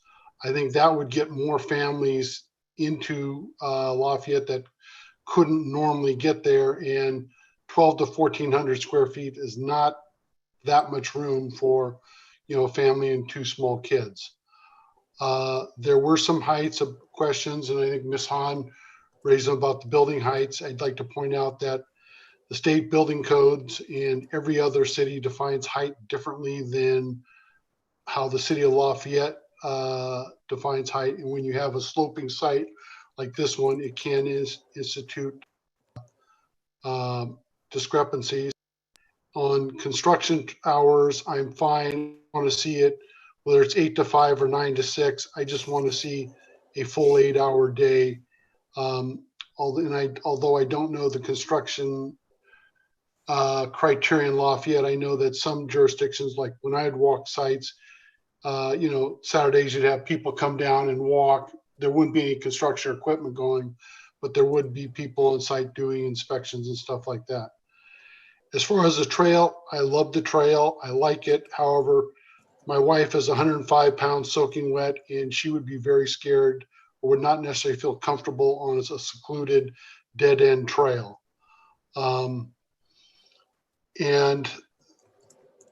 As far as the parklet, what I'd write, I think we squeeze as much air as we can. What I'd like to see out there is some sort of water element. I know that downtown Walnut Creek has several fountains, and I know that I appreciate all of them.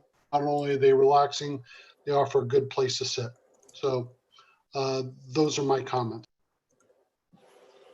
Thank you, Commissioner Mason. Commissioner Lavange? I think I share a lot, so I'm just going to tell you what I would like to see for our next meeting. I'll preamble just a second.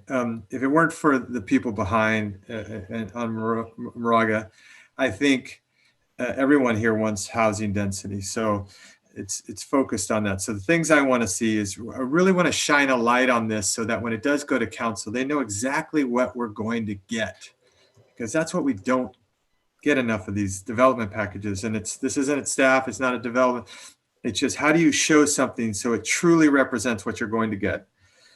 So I would like to see a rendering from the perspective of the people behind, and it could be it could be the Harveys or Chris or Michael McCall. I'm sorry, I didn't have all the last names, but from somewhere on their property, not from them, but from the developer. I'd like to see a rendering showing proposed landscaping, building elevations, as you would see from a perspective of 5'5", some just average person's height, whatever you think average is. And I would also, if you could overlay what the existing one is, so you're just somehow put in some kind of envelope so you can say, this is what existing is, this is what the new one is, because I think that'll be stark when we see that. And in that same rendering, I think you should show the 35-foot height limit. You should show the 53.5, which would be the top of the building now, and you should show the existing building so that it's very clear what 35 gets you, what you have right now and what you propose in the future, and the landscaping with the trees that are being removed, and anyone that are being added. So again, when you look at that, you should see what you will see after this is built. I would really like to see that. I would also like the Creek Trail folks to meet with the developer before and come back and be able to say, the developer or somebody to be able to say, with this proposed plan, we think in the future when we decide to do a trail here, and I'm a big proponent of the trail, that it will not cost the trees. And if we can't answer that question, figure out what we need to do to answer it, and let's answer that before, because if it's going to cost us all the trees, let's not fool ourselves. We're not going to do the trail because we're certainly not going to take the trees down.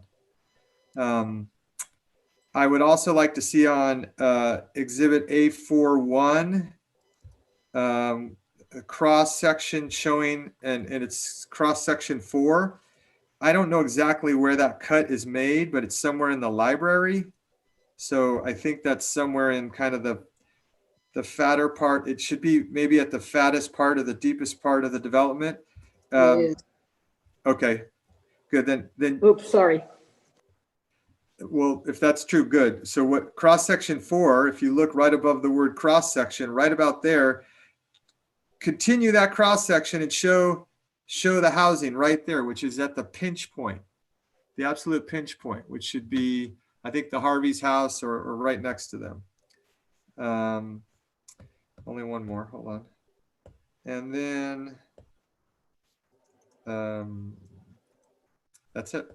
So I would like to see all those things. And I would propose that those are brought back to us and then we move it on to city council at that point.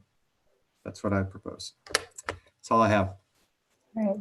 Thank you, Commissioner Lalange. Just making some notes about requests. Okay. Well, personally, I'm really happy to see this site being redeveloped. I think Downtown Specific Plan does a good job of highlighting the importance of this site. And, we talked a little bit about, obviously, the adjacency of the creek and the foot traffic through that corner due to school kids. We didn't talk so much about some of the other reasons I think it's important, the proximity to Plaza Way. I think we'll see sort of a domino effect as some of these less utilized sites get redeveloped. I can imagine that once this project is complete, that it's going to feel like it has an impact all the way down Golden Gate Way toward the gazebo as well. It's just a very central project to me. I'm also glad to see the large number of 3-bedroom units and the mix of different types of units. And back to context, I think it's a great place for units that are big enough for families, because we have 3 preschools within walking distance, 2 playgrounds. I mean, it's so close to shopping and all of the other amenities that are downtown. So I think all of that's really great. The access along the creek is very important to me. I think that one of the main things that makes communities special are the natural amenities. And in our downtown, we have the views of our hills, and then we have our creeks. And, you know, I come from Texas, where there's not a lot of forethought. Well, at least when I lived there, there wasn't a lot of forethought and planning for the future, and development just happened. And California is so much better than that. And I'm mostly familiar with Lafayette. And I think that the fact that we have these master plans and specific plans is really valuable. And I think the vision that's been laid out for the Creek Corridor is amazing, and it's going to vastly impact our downtown. And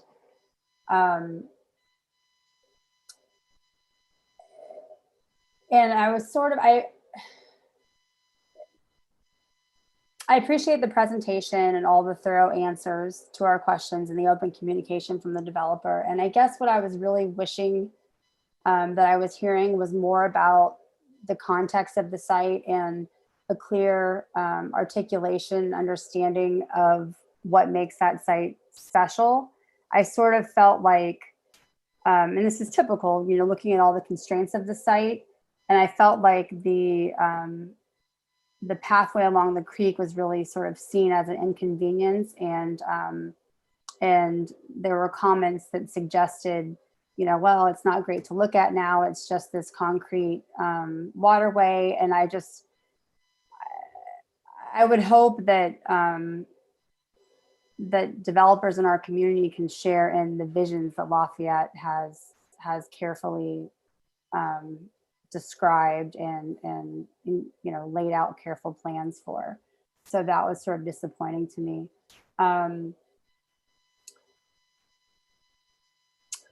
But I think that you know, part of that is that the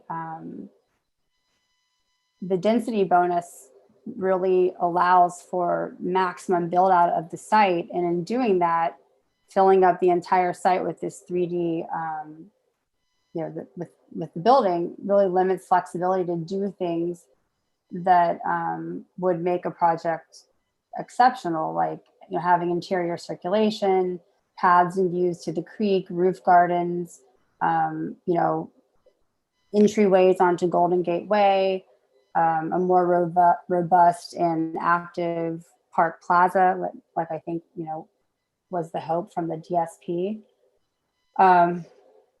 So anyway, so I mean, that is sort of is what it is. That's just something, those are some things that I was sort of disheartened about.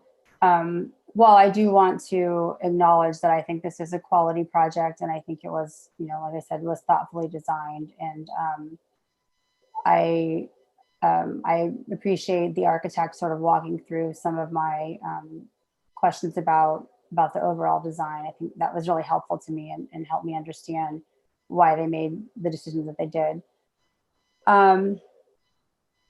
So I guess that brings me back to, those are my thoughts. And that brings me back to the list I was starting to generate of the common concerns among commissioners, and then also requests moving forward.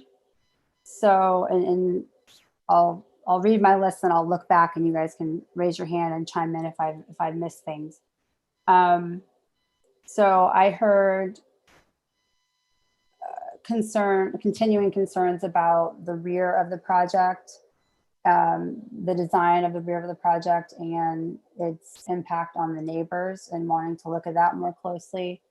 I heard concerns about wanting to work out the creek trail piece in more detail before passing the project on. there are still concerns, I think, about the size of the building, although I don't know there's much we can do about that. And then I don't think anyone was suggesting anything specific on this, but I heard concerns about the plaza being a little smaller than we'd like to see or less active. Does that sound accurate? Did I miss anything? Okay. So in terms of requests moving forward, Commissioner Labange had some specific requests about additional like 3D views and things like that he'd like to see. And then we have this request about working out the creek trail and asking the creek subcommittee to talk with Mr. Fulcher about his corner of his property. Are there any other, I'm not really sure. I feel like if we're going to ask the project to come back to this commission, then we need to be very specific if there's any ways that we want the developer to address any of the concerns that I listed. And I mean, personally, I don't have specific asks of, the design of the rear of the project. And with the plaza, I don't know if there are a lot of options for revising it, or and same with the size of the building. So, how are people thinking? Okay, Commissioner Radnich. I appreciate your summary, and I appreciate all of the commissioners' comments. For me, I think the items that have been expressed, with the exception of a specific exhibit, my take on it is that these are items that concern us and items that we would like to see a little more thought being given to. But in my mind, I would be comfortable with making a motion tonight and then sending it to City Council for the next meeting, understanding that City Council would be aware of the comments and the concerns that we expressed tonight. And then any of our, I was going to say, action items that we have requested, like an exhibit or further conversations with the trail or with the creek committee. I do think that those are necessary before the next hearing. And so my recommendation, or my thought on it would be City Council will hear what we've expressed concern about, and hopefully that meeting and the rendering or the exhibits can happen before the next meeting, and the meeting would be a City Council. Just my thought. Thank you. Commissioner Maggio?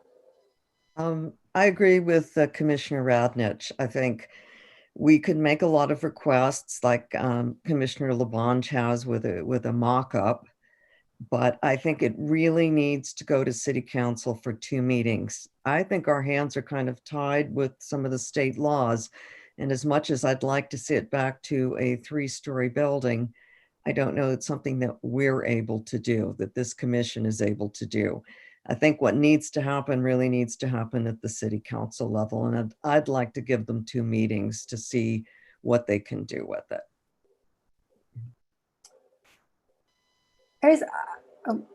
I'll just interject real quick. I have a question though. So Commissioner Maggio, you voiced concerns about the rear of the building. If there's not a way to require that the applicant bring the height of the building down, do you have specific ideas about changes to be made to the back of the building or to landscaping? Well, I would certainly start by removing the balconies, any balconies up on the higher levels. So people aren't standing there peering down outside, down on the neighbors. I'm not design review, so I don't feel that it's my duty as a planning commissioner to redesign the building after it's gone through design review. But I will say it's just the current design wipes out any view of the sky for many of the neighbors. And that's a problem we need to address. Okay. So I guess my question is, I feel like if there were no, if the commission wasn't desiring any design changes and it was only, you know, working out the pathway along the creek and the related easement, that's a very specific item that requires some legwork and meetings and could be, that piece could be sort of worked out prior to going to the council. But I feel like you just, Commissioner Maggio, you just said that you don't feel comfortable taking the role of the DRC. So I feel a little uncomfortable sending the project to the council with comments about the design or the massing as well. And maybe I can get through those feelings of discomfort, but. Well, the fourth story is very tall.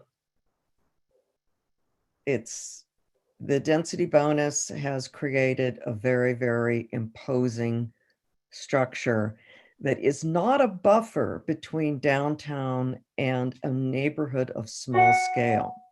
This is a wall that needs to be redesigned. Okay. Commissioner Mason? Well, you know, my general thoughts is, you know, I agree with the basic concept that if we're going to send something to the council, it should be ironclad. Hey, this is really what we think. But everything I'm hearing is, I'm not sure we can get to a real definite view.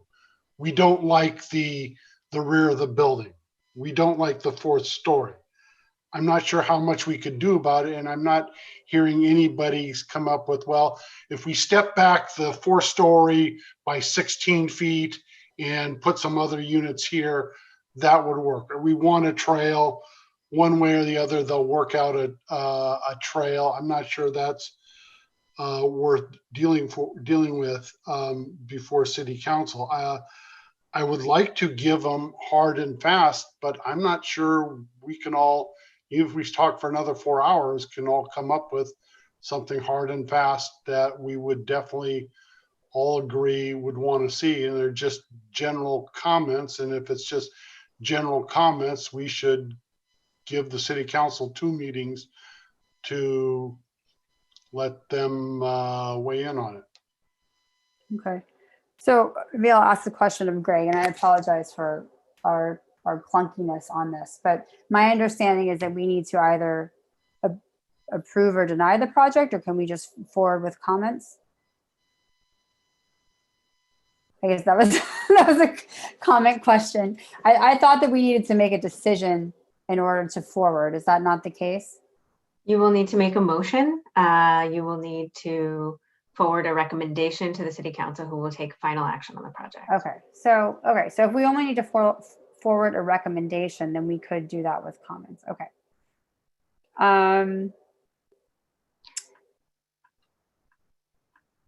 Okay. So is that the consensus that we feel comfortable forwarding to council with our comments, our concerns and requests?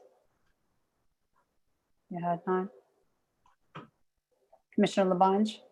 I just want to be clear. So does that mean we would not be having a vote? We would just say, here are things we recommend and go at it?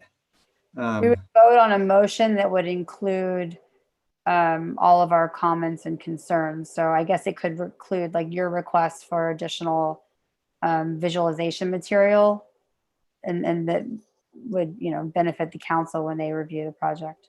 But we would, at the end of the day, we would either approve or deny with all these recommendations. No, the council would approve or deny. They have ultimate. Go ahead, Greg. Did you? I mean, it still goes to council, but so what are we voting on if we're not approving or denying anything? You would be voting on your recommendation, whether or not to approve or deny it, and with what recommendations. Okay. Oh, well, then we do have to. So we would, and our recommendation needs to approve a recommendation for approval or denial. So I guess we would recommend to. If I may, Chair, this is where I don't disagree with the idea of getting it to council. And if you remember when we were doing the terraces, I actually had that same comment because I felt at that point we had discussed everything we knew everything. We knew what we were getting. We didn't like it, but we knew what we were getting. And so my opinion then was just get it to them, and because they're going to get it anyways. I don't think we know exactly what we're getting. That's where my concern is. I would like to know a little more. I think I know it's a wall, but I think, you know, when you see the wall, and the reason I say that is because I think when we see that wall, everyone's going to have an opinion. And I think it's going to be much easier to vote, yes, this works, or no, this doesn't. Now I know that, and then the city council can make the decision if they're going to, you know, how they view the state law versus the wall they see. That's what they're paid for as volunteers.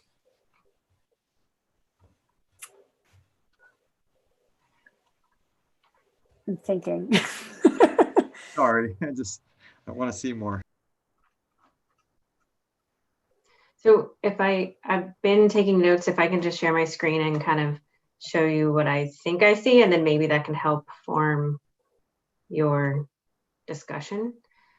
I feel like I'm seeing that some additional documentation as it relates to the affordable housing comments from the neighbors is desired, that you're giving direction to increase the privacy as much as possible, keep as many trees as possible. And by doing that, you're keeping as many trees, adding as many trees, and looking at the height design and balconies, particularly on the rear. You wanted to look at the plaza, adding benches and possibly a water feature, making it as big as possible, analyzing the number of units and whether or not it can be accommodated in 3 stories rather than 4. And then the renderings and site sections that Commissioner Lavange had mentioned, and then working through the creek issue. And I'll just note that we can work through a condition of approval, but that entire issue will not be resolved before the next meeting. There's site work that and planning that needs to happen on the city side, and that's won't be feasible. And then possible adjustments to the conditions, including the creek adjustments, the hours of construction, and then the lot merge. Is that a fair summary of what you all discussed? And does that help make your determination as to whether or not you can forward a recommendation this evening, or if you would like to see it again? This is helpful. Thank you for putting this together. One question I have on the creek issue is I started to get concerned that if with the conflict between the easement and the existing trees, that in a perfect world, we would want the creek easement to push in towards the building, or, you know, rather than an arc, be sort of more organically shaped. Is that possible? And what would that take to work out? Or is that something that can be figured out before the project went to council? Oh, another thing we haven't talked about is the timeline for the project, if there's any. Yeah, so I think the biggest thing that we want to make sure happens as part of this project is that we have the easement, which gives us the access and possibility of creating that pathway in the future. I don't know if it's possible to go around the trees. I would hope so, and certainly in the areas where it's wider. But yeah, I don't know that that's something that we can hold this applicant up for, because it's sort of our plan and our trail that we're seeking, and it wouldn't be part of their it shouldn't be a limitation on their project. Does that make sense? The only thing that we absolutely need is that easement. The only thing we absolutely need to make the pathway possible is a trail easement. Correct. Okay. And I think we, like you, see this as a long-term investment in the community, and that it's not going to be necessarily at occupancy that this trail gets built, because it it would be a path to nowhere. And so there are there's some downsides to those. And so, but it is a long-term thing. And so as the city evolves over time, having these easements in place allows for those features to be put in place generations to come. And that is what the community has done with respect to trails and open space and things. So we're now doing that with downtown Creeks, and it may be some time before we see that, but that's what we're doing. So everything that we currently see there in terms of vegetation will die at some point, hopefully quite a long time from now. So all of the vegetation south of the creek channel should remain, and the trees to the north, which are on the subject property, to remain. I think guidance can be provided not to remove those in favor of a trail, but ultimately, that would be up to the council to make that decision. Okay, thank you. So I think something to bear in mind is, with the additional information that you would like to see, is that something you feel strongly that you would like to see that and evaluate it before making your recommendation? Or do you think that would be beneficial for the city to see that before making a final decision on it? And could that entity be the council? And would that information, it should inform your decision, but would it possibly alter that decision? So, well, I'll say that honestly, if I personally have an issue with the feeling of kicking the can on things. There may be a reason to, maybe that's a terrible saying, but there may be a reason that that's appropriate on some projects. But I think that, the council relies on the planning commission to deal with planning commission matters, just like the planning commission, currently relies on the design review commission as a separate entity to deal with design matters. And the composition of our commission, I'm the only design professional, and I think that well, actually Karen is a planner too. I think that there's a comfort, I think that we would feel uncomfortable as a commission having to, well, that's not true. We've served as a DRC, when the DRC didn't have enough people. But I guess what I'm saying is that, I don't know, I foresee that the council may not want to have to decide on a number of design issues, that their preference may be that we resolve those prior to forwarding to them. Commissioner Mason? I actually think just the opposite. We all have the same concern, which is the rear. So let's say we come back with Commissioner Labange's option is they do a view from the back and we don't like it. Well, then what? We don't have the opportunity of saying, here, make this change and make that change and come back to us, because we'll run out of meetings. But the city council, does have that option. We do have a former planning commissioner member on the city council.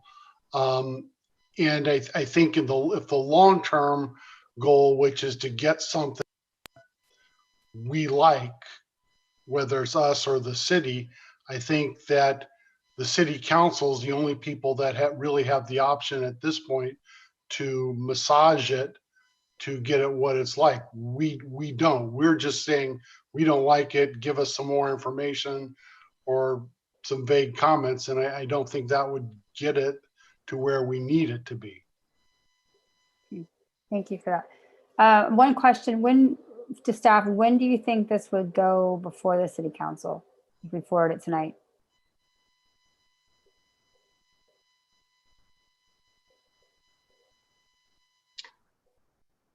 If they were to make design modifications, likely November 9th. Okay. Commissioner Maggio, did you want to make a motion? Yes, I agree with Commissioner Mason. We're going to get Commissioner Labange's renderings back and we're not going to like them. But I think they're really important to have. I like that suggestion to send it to council so that they do have 2 meetings and they could make appropriate changes. And I understand your concern about the Planning Commission's role, but we have a special circumstance here where our hands are tied legally, where we can't do a lot of the things that we used to be able to do. And more information is good, but I think we need to give the council 2 meetings. Commissioner Mason's right. We get it back. We don't like it. Then what do? We send it to council and we've given them no options. So. I concur. I think I was thinking out loud and now I'm thinking too, we see council sees appeals all the time. So, yeah, I agree. We need to pass it to the decision makers. And I think that it's 11:30. So we did a very thorough hearing. We asked a lot of questions. I think we were able to focus in on what may help this project get to the next level. So I am ready to entertain a motion if someone would like to craft one. Mike has also served on the Planning Commission with me and chaired. So you've got Mike and Stephen. And possibly I didn't Commissioner mean to Farzan. minimize their capabilities either. I just wanted to make sure that we're doing what they rely on us to do. Okay, sorry, Commissioner Mason, go ahead. And also potentially Commissioner Farzan or City Council Member Farzan. Okay, who would like to make a motion?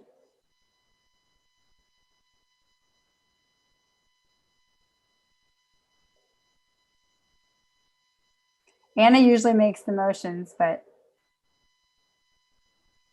I can make it. Feel comfortable. So just to be clear, though, I guess I will ask Sarah if you can help me out, Sarah, with what an appropriate motion would be, acknowledging that we have comments and that we would like the next meeting to be with City Council. So do we need to actually say that we are, we recommend approval for this application with the comments noted above and refer to City Council? Is that basically? Okay.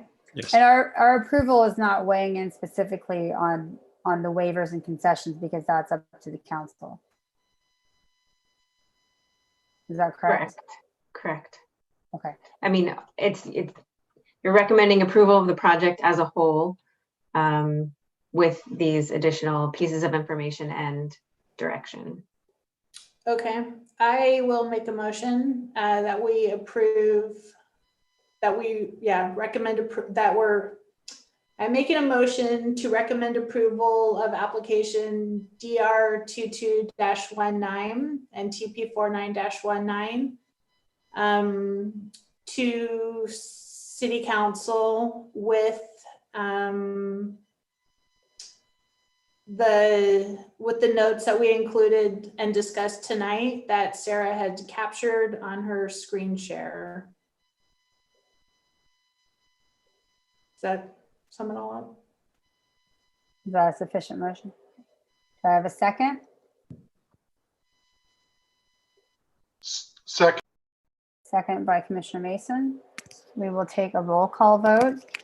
Vice Chair Farzan. Aye. Commissioner Labange. Nay. Commissioner Maggio. Nay. Commissioner Mason. Aye. Commissioner Radnich. Aye. And Chair Sturm. Aye. So the vote carried with 4 ayes and 2 nays. Is that right? Correct. Okay. And then I just wanted to make one more plug to the applicant since they're still listening. And Greg sort of touched on this, that we have another example. Well, we have several examples of the public right-of-way being improved piece by piece as parcels are redeveloped. If you haven't heard about our Edmund Aqueduct Trail, that's another sort of visionary project that's also being completed piece by piece. And it works really well. And I know there are some concerns with privacy with the ground floor units and having the trail there. And we have my response to that is that we have a broader Lafayette trail map where trails actually come through the yards of single family, homeowners.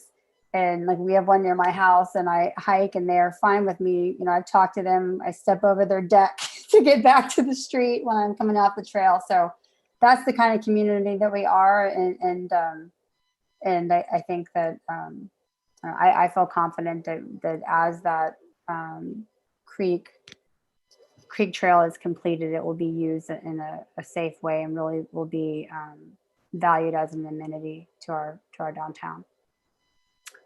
Okay, thanks for hearing me out on that. And so that closes item 7A. It's now 11:36 p.m. A question to staff about, since we're getting close to midnight, question to staff about our next item, whether that needs to be heard tonight.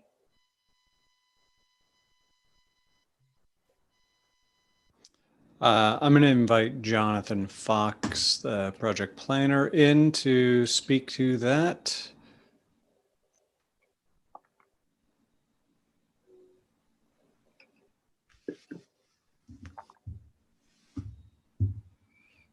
He keeps moving.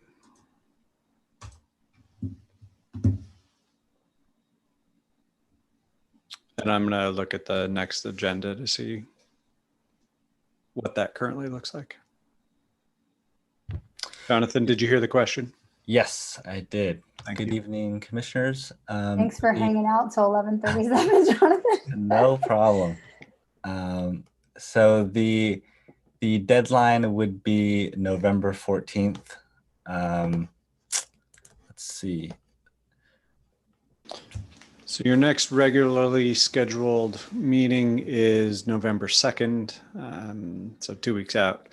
You have a minor subdivision. Jonathan Fox is the planner on that. This is Acalanes Road. For November 2nd, that would be Wilkinson Lane. Okay, he's estimated an hour on that. A tentative lot line revision for an hour. That seems like a lot for a lot line revision. And a tentative for the project Miramar Capital. So this is the 198 units at Corporate Terrace. So I'm going to suggest that not go on the 2nd, but that we convene a special meeting on that as a joint meeting with the Design Review Commission and Planning Commission, and just dedicate one evening to that. So, so with that change, you would have the capacity to continue the wireless with regrets to the November 2nd meeting, meet the deadline, and make a decision on it. Okay. Could I have a head nod if that's your preference? Shake your head yes. See 3. Are you shaking your head, or is the fan creating an optical illusion? I can go in either direction. I can stay on if we want to do it or move on. Whatever the consensus is, I'm happy to do it. I'm not going to sleep after this. I'm going back to work. So okay. Commissioner Radnich? And Oh, go ahead, Greg. Well, give that is your one opportunity to hear the item before the deadline. So, Well, and this is an item that we've seen before, right? Isn't this No. the one at the BART No, not BART this. station? This is a different tower. Oh, okay. it might behoove you at least to hear the presentation and be able to see it, and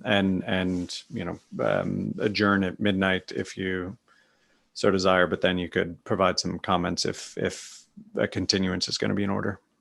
Okay. Do we want to take a 5-minute break or just keep going? 5-minute break? Okay.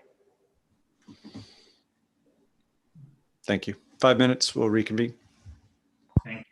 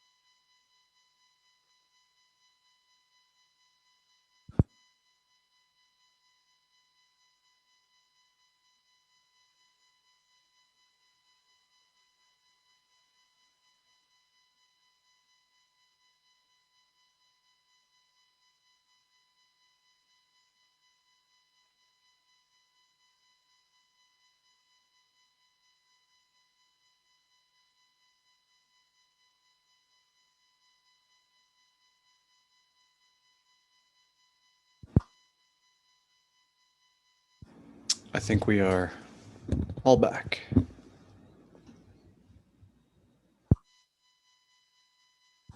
You're muted, Chair.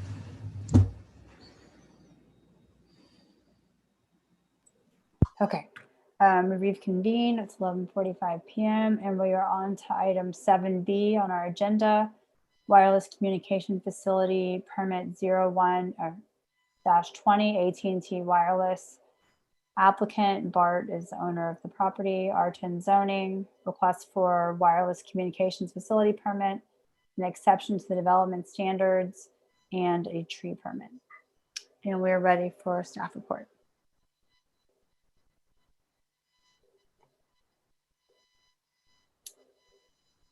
All right. Thank you, commissioners, for staying on late tonight.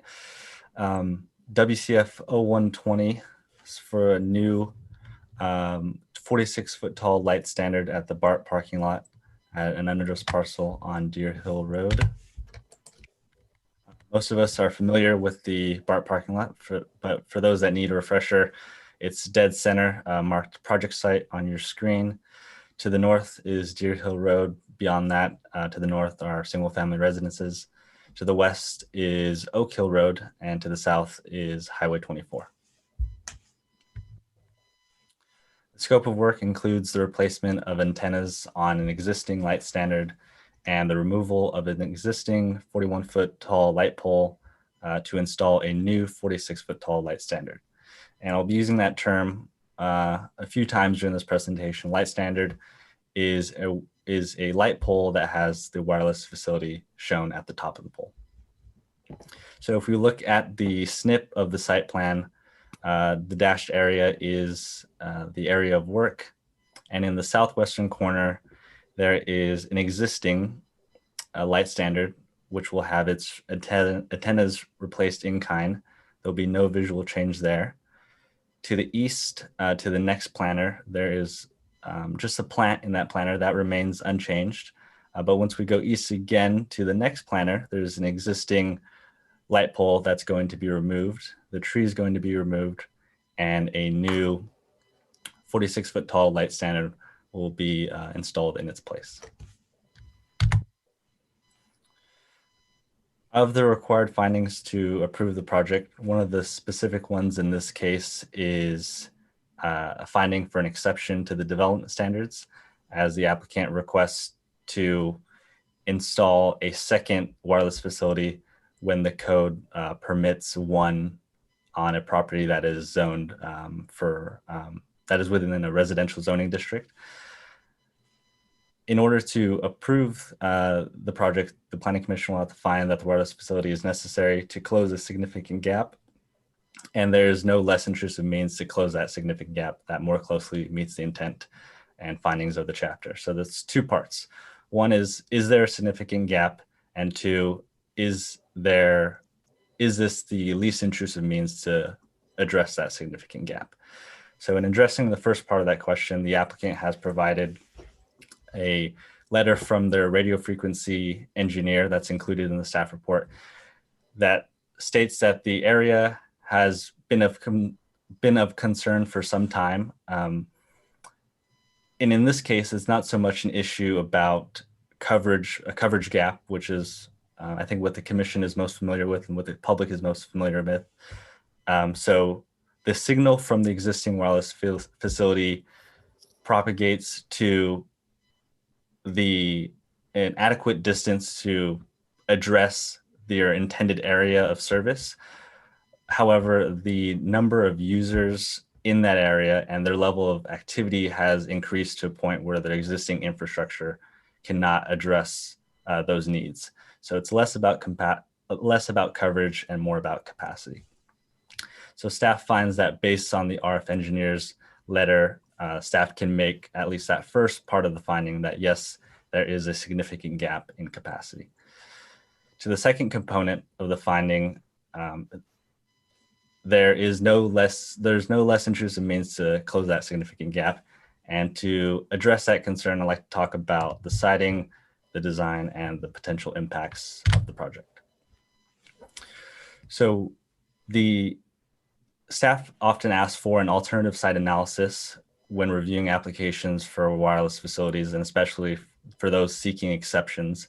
The alternative site analysis provided by the applicant demonstrates that the proposed site is the least impactful compared to all the alternative sites that have been considered. We asked the applicant to prepare one. The applicant did not prepare one. However, staff finds that the required findings can be made without that alternative site analysis, and we'll go into that right now. So the first component in unpacking that second part of the finding about least intrusive means is the basis for that finding. So the code requires an exception to the development standards if a residentially zoned parcel has more than one facility. And in this case, the BART parking lot is zoned single family, R10. However, in practice, it is not. It is a non-residential use. It's been used by the BART parking lot for quite some time. There's no residences on the property, and the closest ones are across the street, across from Deer Hill. The second component is that there is an existing facility already on the property, and this new facility is proposed to be in close proximity to that existing one. The municipal code speaks to encouraging the clustering of facilities when it states that the city may waive the requirement for an exception if the two facilities are located immediately adjacent to each other. And again, there's an existing facility there, and this new facility is going to be sited close to that one, leaving just the one planter in the middle because that planter does not have an existing pole to replace. The next item I wanted to touch on is the design of the facility. And as you can see from figure 3, the new pole is designed to match the design height bulk of the existing facility that is there already, and is going to even match the existing utility pole that is in that specific location. So the existing pole is going to be replaced.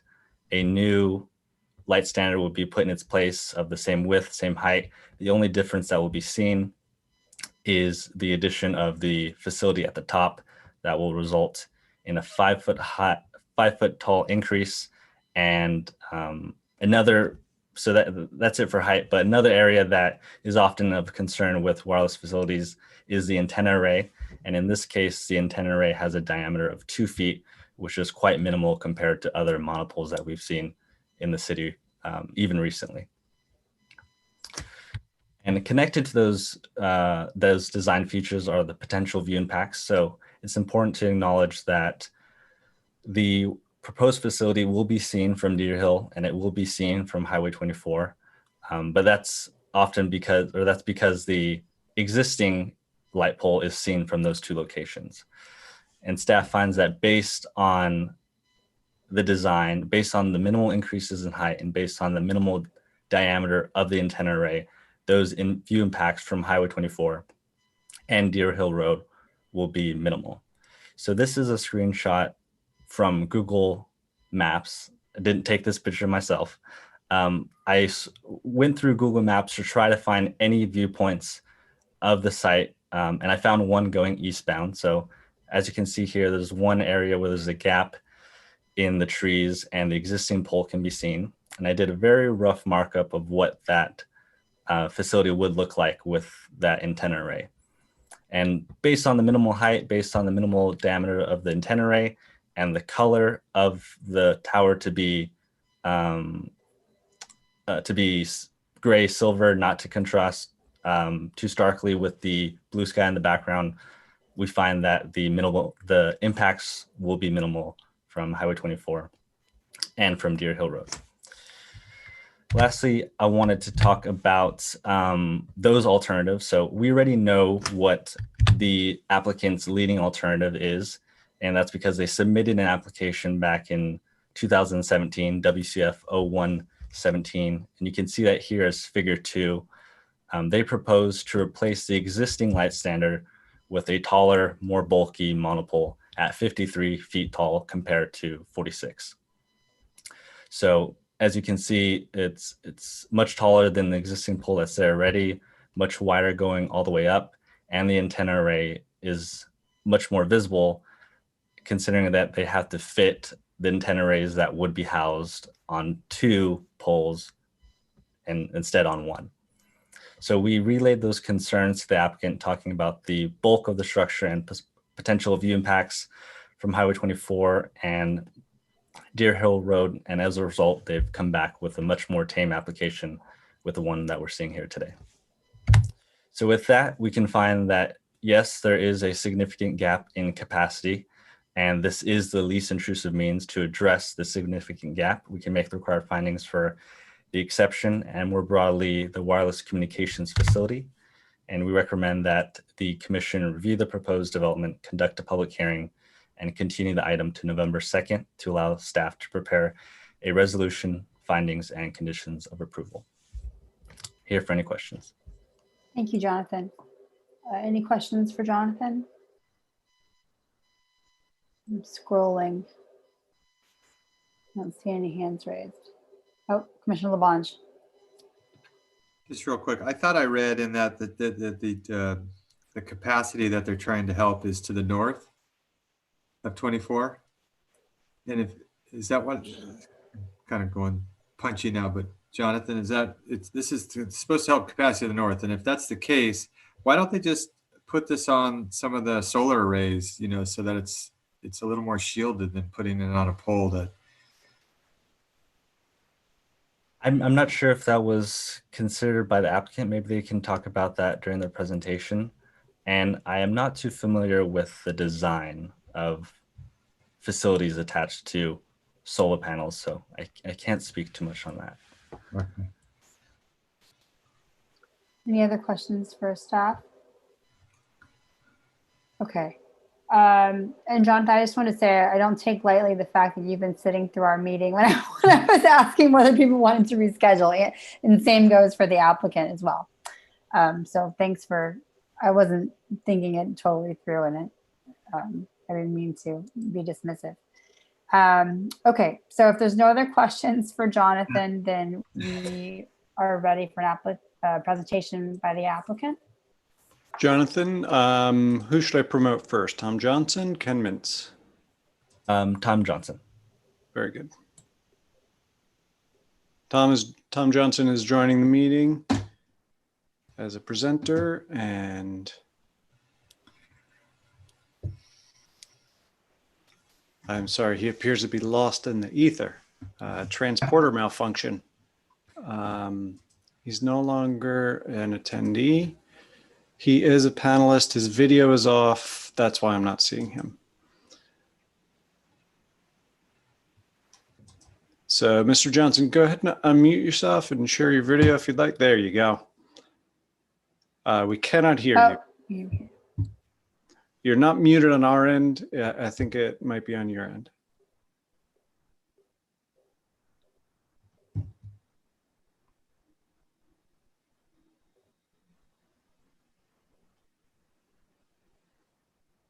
No, sorry.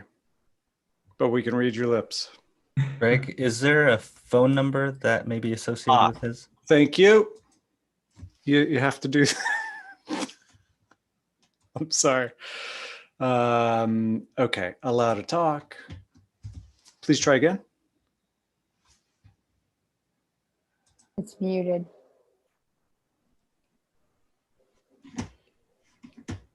Your number is still muted. Ask to unmute. Can you, if you are calling in from a phone, can you hit *9 on it? Oh, *9 is raise hand. Oh wait, is it unmuted? Looks. Okay, good. Can you hear me now? Yes. Yes. Very good. Good evening. Thanks for taking the time out to listen to this presentation tonight. My name is Tom Johnson, representing AT&T on this project. As Jonathan has noted, this has been a design in the works for many years. AT&T has been trying to tackle the challenges with coverage and capacity that this site has plaguing the system for a long time. As you know, the 2017 application was withdrawn, and we've come back to the table with something that we feel kind of mirrors with what we can accommodate at this stage from design and where things are going technologically as well. The design implementation is to, as Jonathan stated, remove an existing light pole, add 3 new antennas to mirror the same concept and design that's already out there for AT&T in this parking lot. When we looked at, obviously some of the design implementations and the comment about utilizing the solar arrays and trying to figure out a solution there, that's obviously a very problematic system when you try to attach to some existing infrastructure like a solar panel system where you're attaching to just a pole in the ground, but then you're going to also at the same time block any of the sun pattern that's going to create the solar that you're after. On top of that, when you look at what the height is of those solar panels out there, roughly 25 feet at top end, when our antennas on these light poles are 46 feet, we would need to add an additional 20 feet plus on top of that just to get to the same propagation level that we're currently projecting from the existing infrastructure. I don't want to keep this meeting too long. I know everyone is definitely taxed at their time limits, but if there's some specific questions outside of anything that's been discussed by either Jonathan or discussing some of the solar design options, I'd be more than happy to continue the dialogue. Any questions for the applicant? Jonathan, do we have any public comment on this item? Did not have any written public comment. Or attendees? Attendees, if you would like to speak on this item, please raise your hand. I look like Ken Mintz is part of the applicant going team, to join. But I believe he's part of the applicant team, but they still have time. Okay. Okay. So there looks to be no other candidates for public comment. Okay. Well, seems that we don't have any questions for you. Is there anything else that you'd like to say?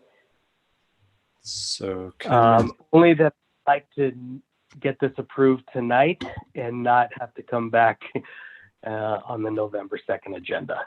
Great. And again, I apologize for suggesting that we could bump it. I wasn't thinking that through. I just was looking at the clock. Okay, Mr. Mintz, is there anything you wanted to add? Yeah, just real quick. My name is Ken Mintz. I'm the External Affairs Manager for AT&T here in Contra Costa County. I've worked on a number of wireless projects here in Lafayette. The only point I want to make, and I appreciate you sticking with it this evening, at least for quick comments.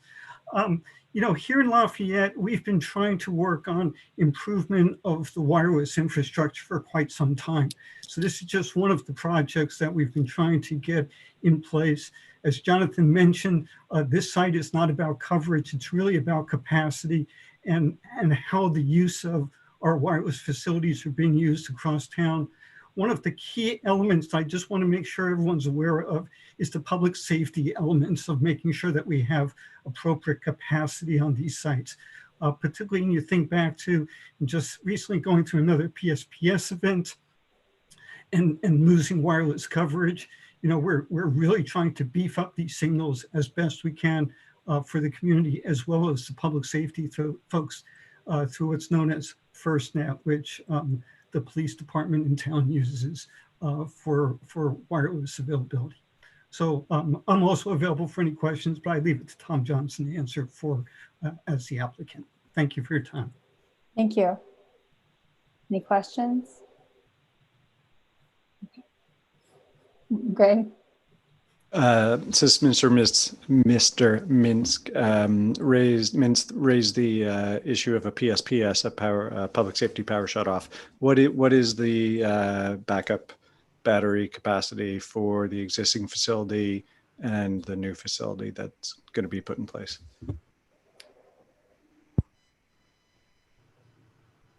Ken, do you want to answer that? Do you want me to answer that? Go ahead, Tom. Why don't you start? Sure. So the typical battery design on a cell site right now is an 8-hour backup support. That will not change. There's no plan to add a backup generator to this site as it stands right now. That's not a party to this project. But as of right now, your average lifespan for battery backup is roughly 8 hours. Thank you. I guess the one thing I would add is that a number of our macro sites, and you could have seen this through the PSPS events as well as the wildfire issues we've had recently. The company's done an excellent job of being able to move in generators on the large macro sites very quickly and working in conjunction with PG&E and knowing exactly where we need that equipment. And through this last couple of weeks, we were very, very positive response in terms of being able to keep systems up, which is something I know is a big concern here in Lafayette. And do you consider this a macro site? This is a macro, yes. Thank you. All right. Thank you very much for the presentation and answering questions. Still no public comment. Correct. No public comment. Okay. So I'll bring it back to the commission. And Jonathan, are we able to approve this tonight or only recommend approval and then bring it back with your the resolution you'll draft on the 2nd? Yeah, we don't have a resolution prepared tonight, so it'd be a continuance to November 2nd if the commission wishes. Okay. Yeah, we would recommend that continuance, but closing the public hearing before the continuance. Sure. Okay. So I will. Oh wait, you mean close public comment right now? Close the public hearing on it. It wouldn't preclude public comment at the next meeting, but so. Okay. Either way, we would bring it back on the consent calendar, and if you so desire to pull it off and speak to it, but we would put it on consent. So that we would recommend the motion be close the public hearing, continue to November 2nd, bringing back a approval resolution on consent. Got it. Okay. Would anyone like to make a motion? Or are there any comments? There were no questions, so I was assuming there were no comments, but does anyone have anything they'd like to say? I'll say that I'm glad that the project's low visibility and fits well within the existing infrastructure of the BART parking lot, and I appreciate the applicant's explanation of sort of the conflicts that would be involved in trying to combine the antenna with some of the other components of the infrastructure, like the solar panels. But that was a good outside the box idea from Commissioner LeBond. Okay, would anyone like to make a motion?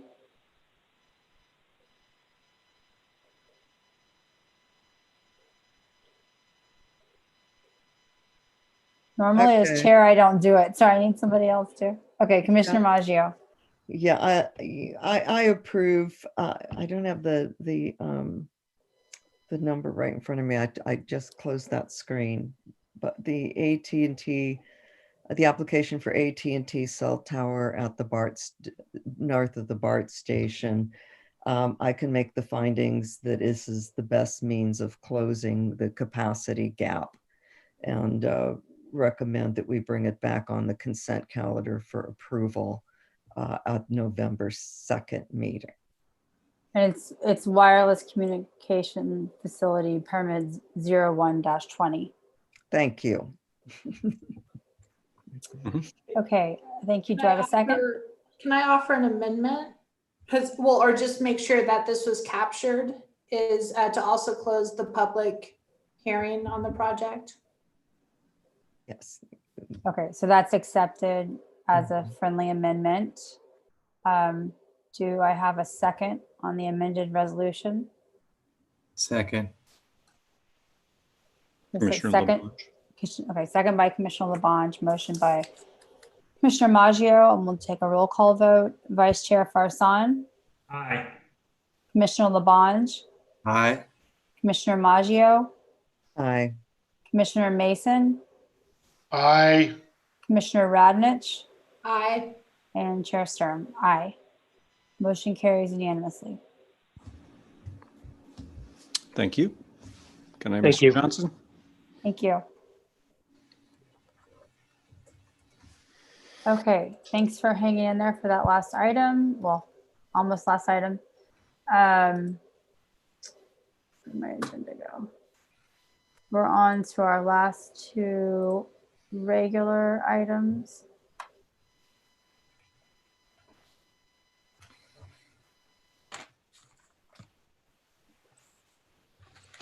Okay. Item 8, ARC volunteer, other business ARC volunteer for October 30th.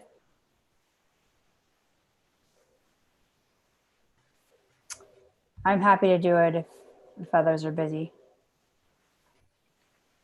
or don't have it. I'm just looking at my calendar. Sorry. Give me 1 second. I just did last time. Okay. I could do the 30th. Okay. Commissioner Labange volunteers. Thank I you. can be backup if necessary. Okay. Item 9, commissioners' reports.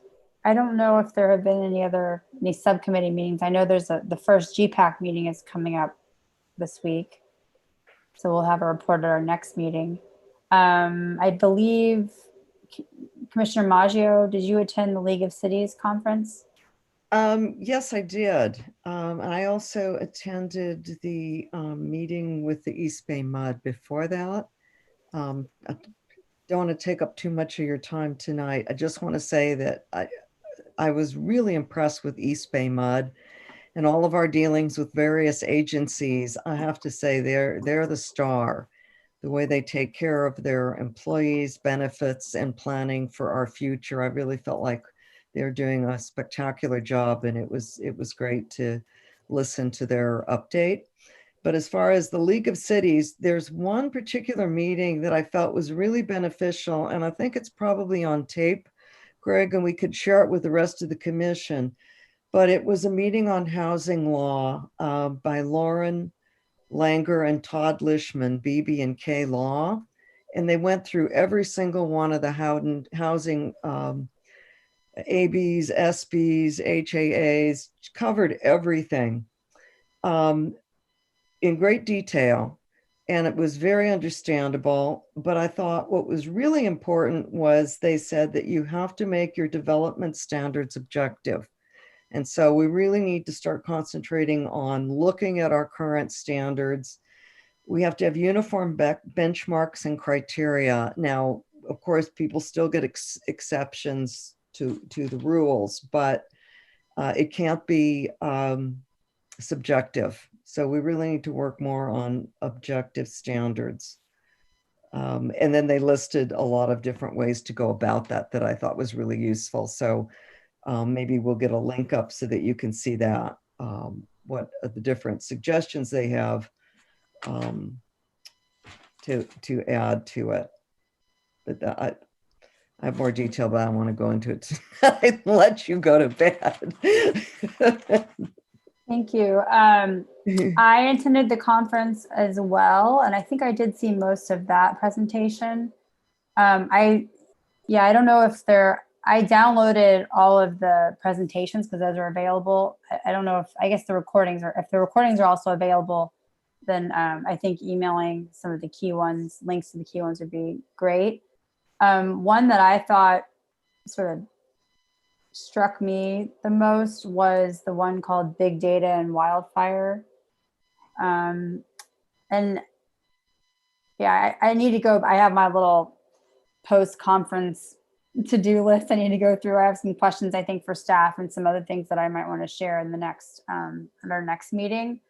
But one of the main speakers on that presentation is the fire chief in Moraga. Moraga, the Moraga Arinda Fire Protection District. And he was outstanding. And what they were talking about was really interesting. My main question was whether we're utilizing the system that they were talking about, because even though we've had some detailed presentation related to the terraces and then the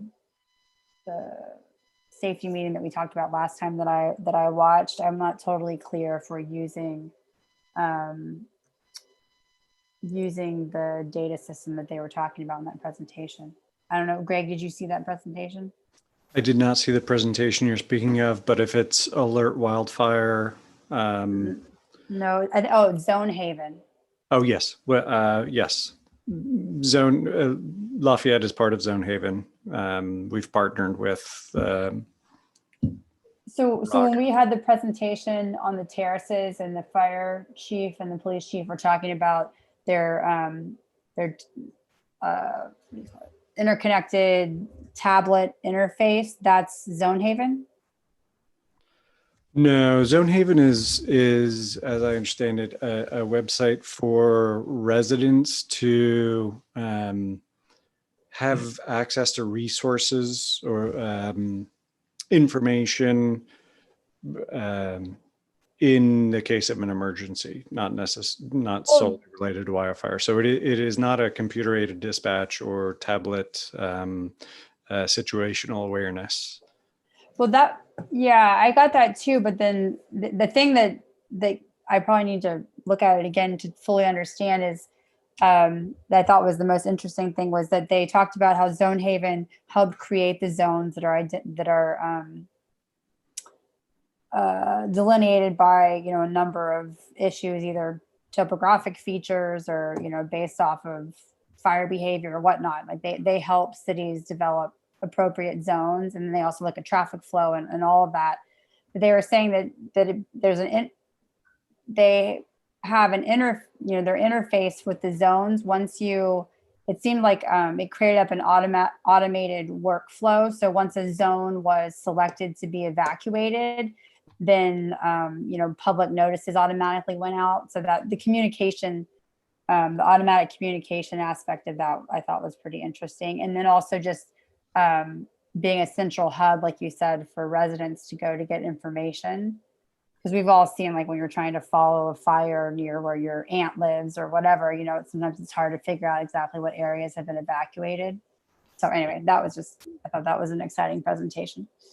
But yeah, so we'll make sure to share things that could be useful to the larger commission with the rest of you guys via email. And then I guess I had one other sort of question actually under commissioner reports. I was going to participate in the evacuation drill that happened a couple weeks ago. I mean, I guess I could have anyway, but I don't know, we were busy. But the main issue was that both my husband and I didn't receive any alerts, even though we are definitely signed up for the community warning system per the instructions that I've seen in multiple places. So I just had a question, and I saw this isn't really a planning commission item, but sometimes we cover these kind of items during this section of our meeting. I saw on some Facebook groups for the community that a number of other people had also not received alerts.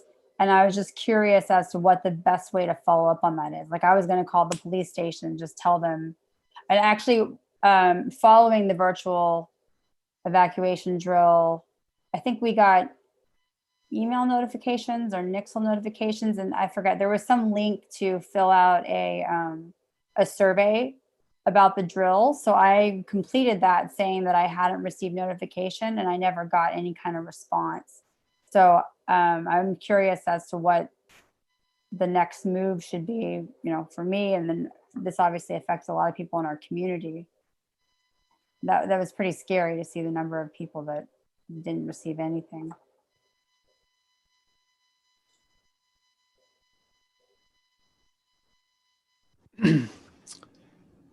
I'm trying to pull up the website right now. I would encourage you to shoot an email to Duncan Seibert, who's the chair of the Emergency Preparedness Commission. And he's on our website. And you could copy the chief of police as well, but that would be helpful to give them that feedback. And I'll mention it as well. Okay, thank you. I think I got all your alerts because every device I had went off multiple times. You're in good The shape. survey Then. worked too. So yeah, I mean, Did everybody. you put your needs- bags in your car and drive to your? No. You gotta follow I gotta know through. where to go.